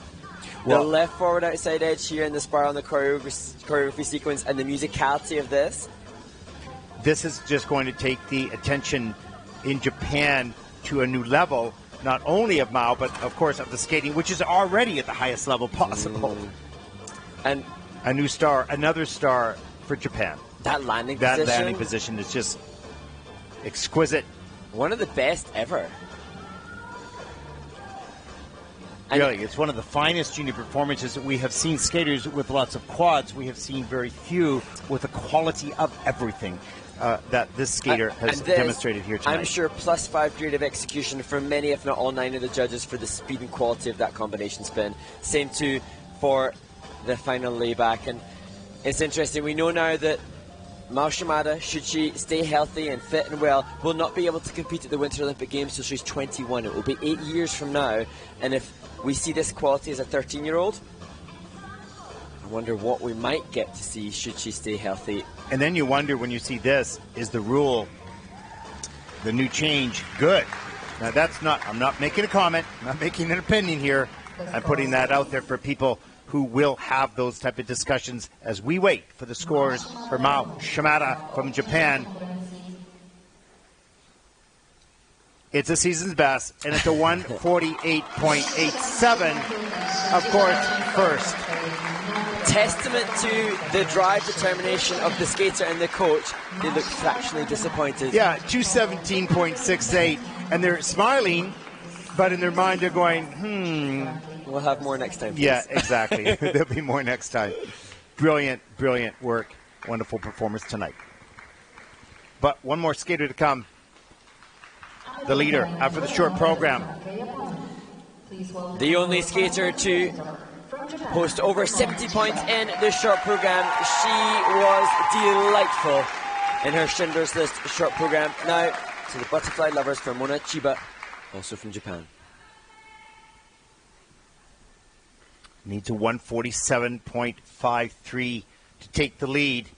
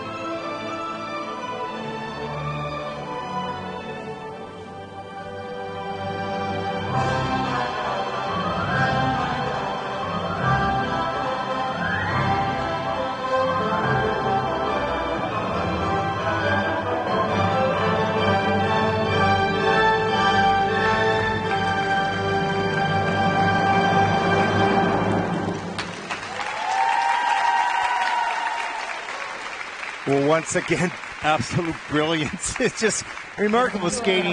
You have to love the sport. You absolutely do, and we feel as energized as ever after 49 skaters, thanks to the brilliance of all of the final competitors. Mona Chiba from Japan, born in Sendai, the training location of Japanese Olympic legends Shizuka Arakawa and Yuzuru Hanyu. And Mona Chiba, as a 17-year-old, unlike Shimada, could compete at the next Winter Olympic Games. Maybe she will be on the Japanese team in 2026. There is a royalty around Yes. these skaters. They look like members of a royal skating family. They really do. It's just remarkable. It's exquisite sport and art wrapped up in one, and we're at juniors. Yes, absolutely, and just so pleased for Chiba. She will have loved this back layback. That was fabulous in the combination spin.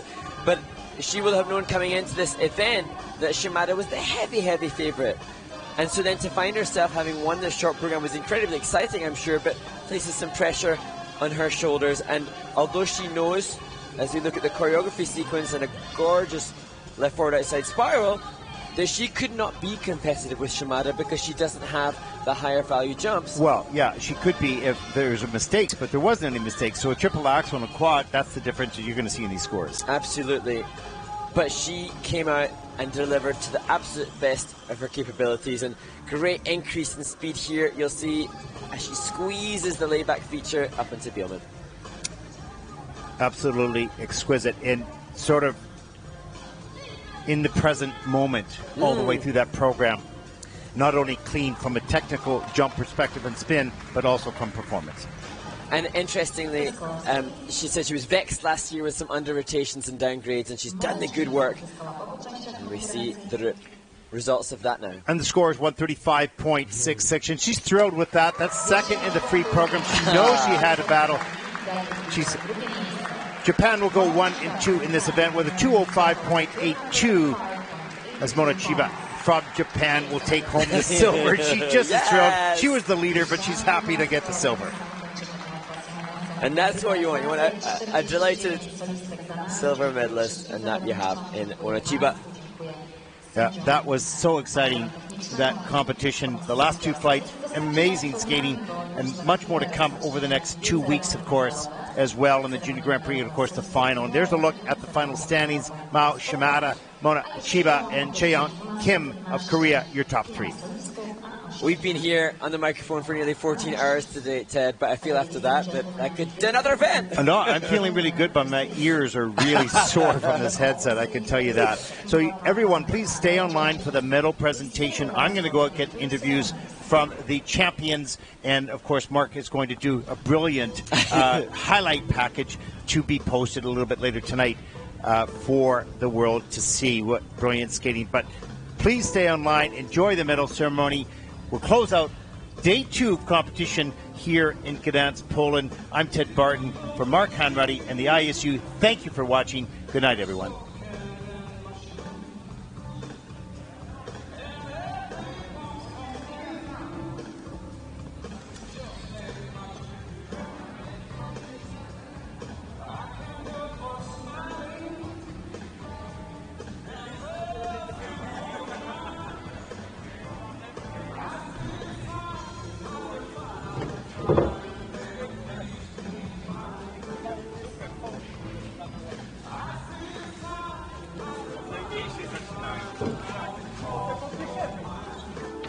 Uważajcie, bo to od dołu pytanie. Jedną ręką od dołu.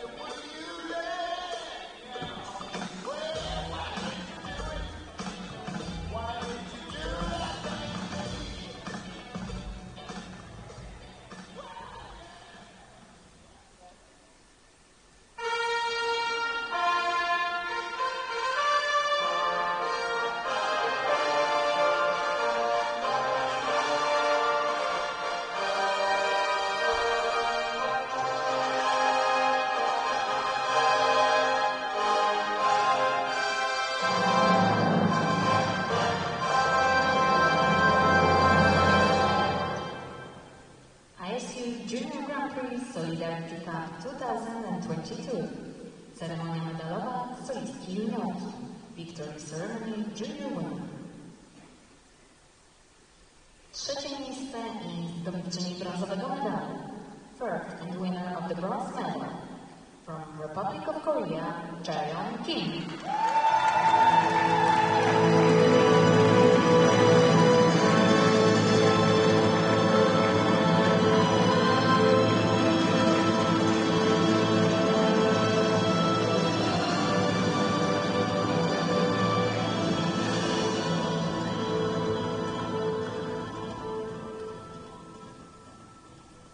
Drugie miejsce i srebrny medal. Second and winner of the silver medal. From Japan, Momo Chiba.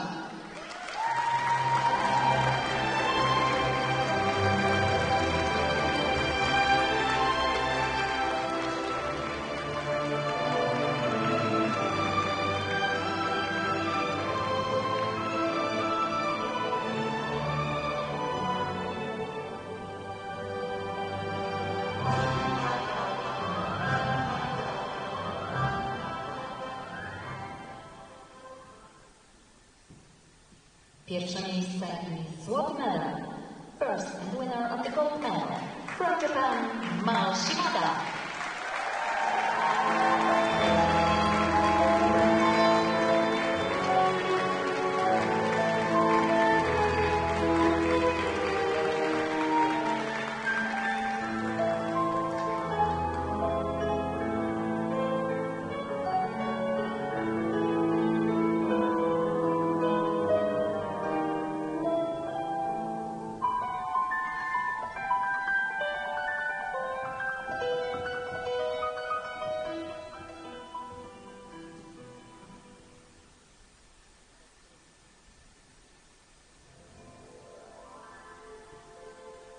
Powitajmy prezesa Polskiego Związku Łyżwiarstwa Figurowego pana Jacka Kaszera.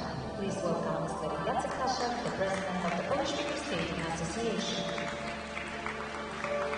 Będzie miał zaszczyt wręczyć medale. He will award the medals.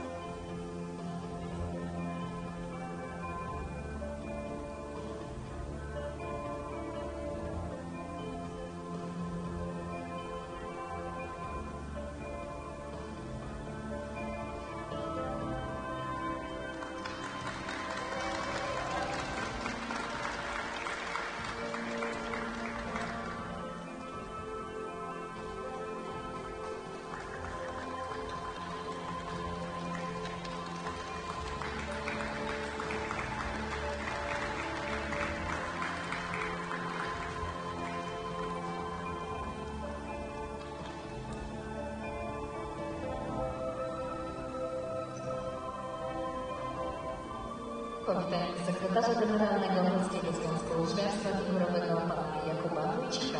Please welcome Mr. Jakub Wójcik, the General Secretary of the Polish Figure Skating Association.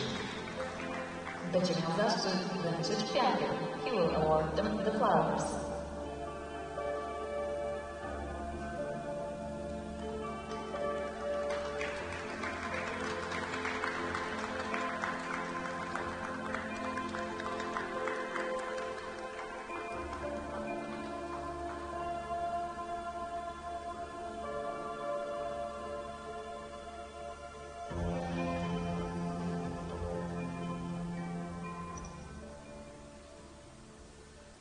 Szanowni Państwo, bardzo proszę o powstanie do hymnu narodowego zwyciężczyni.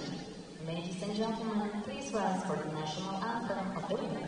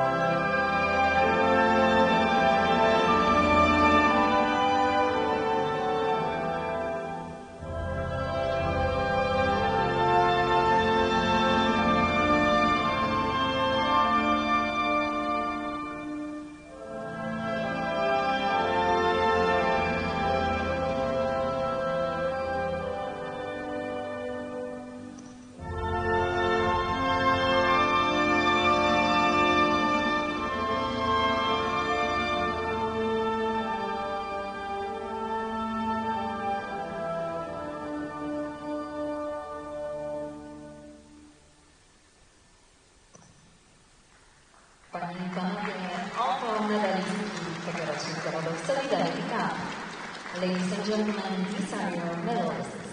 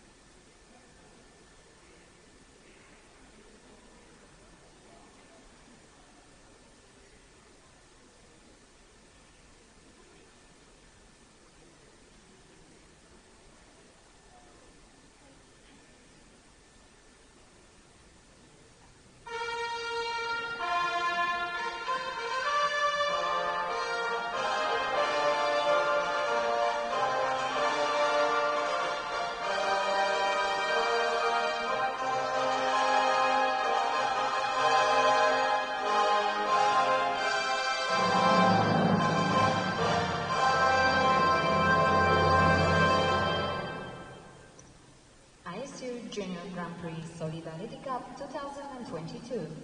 Ceremonia medalowa, juniorskie pary sportowe. Victory Ceremony, Junior Pairs.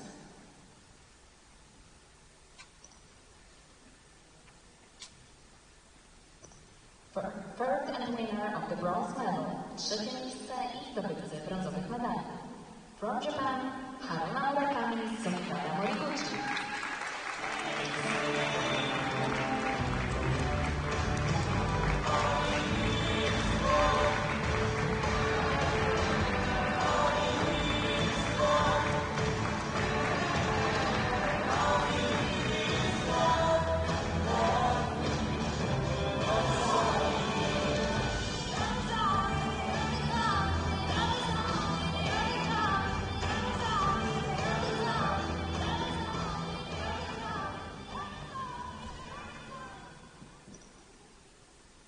Drugie miejsce i srebrne medale, second and winners of silver medals.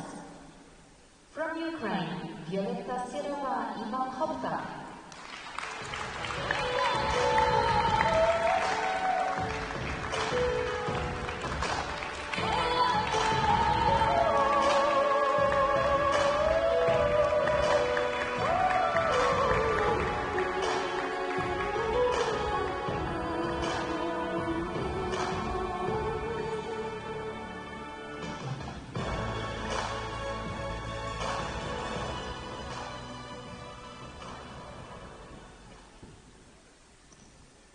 Pierwsze miejsce i złote medale. First and winners of gold medals. From Australia, Anastasia Golubeva, Hector Giotopoulos-Moore.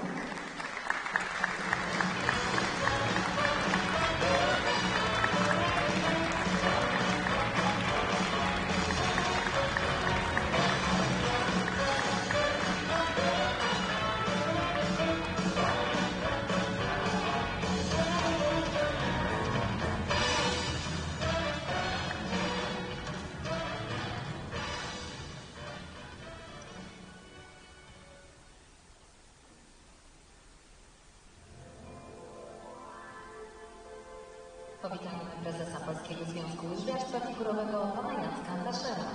Please welcome Mr. Jacek Naszer, the president of the Polish Figure Skating Association. Będzie miał zaszczyt wręczyć medale. He will award the medals.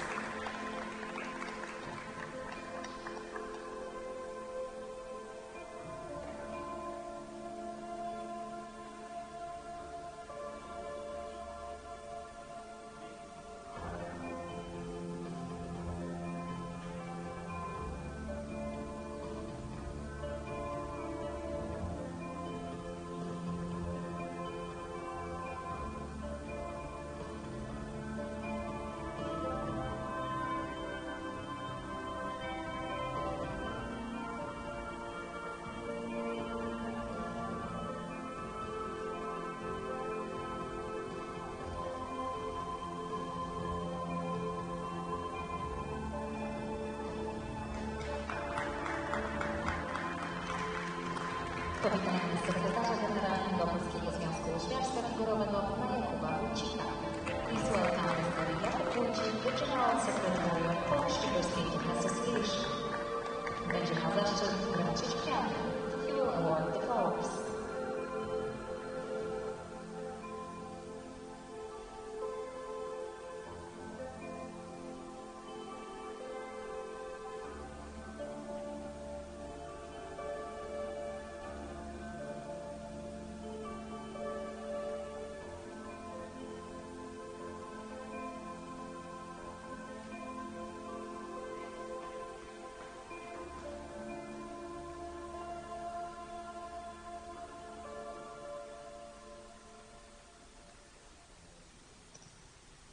Szanowni Państwo, bardzo proszę o powstanie do hymnu narodowego.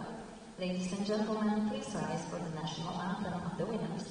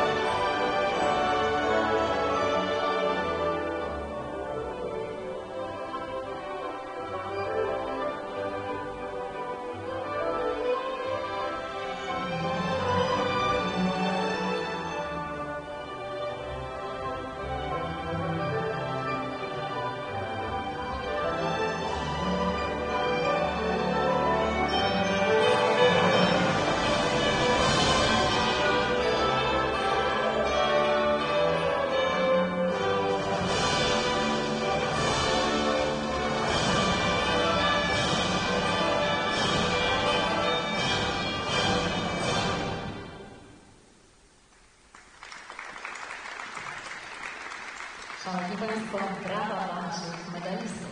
Ladies and gentlemen, these are your medalists.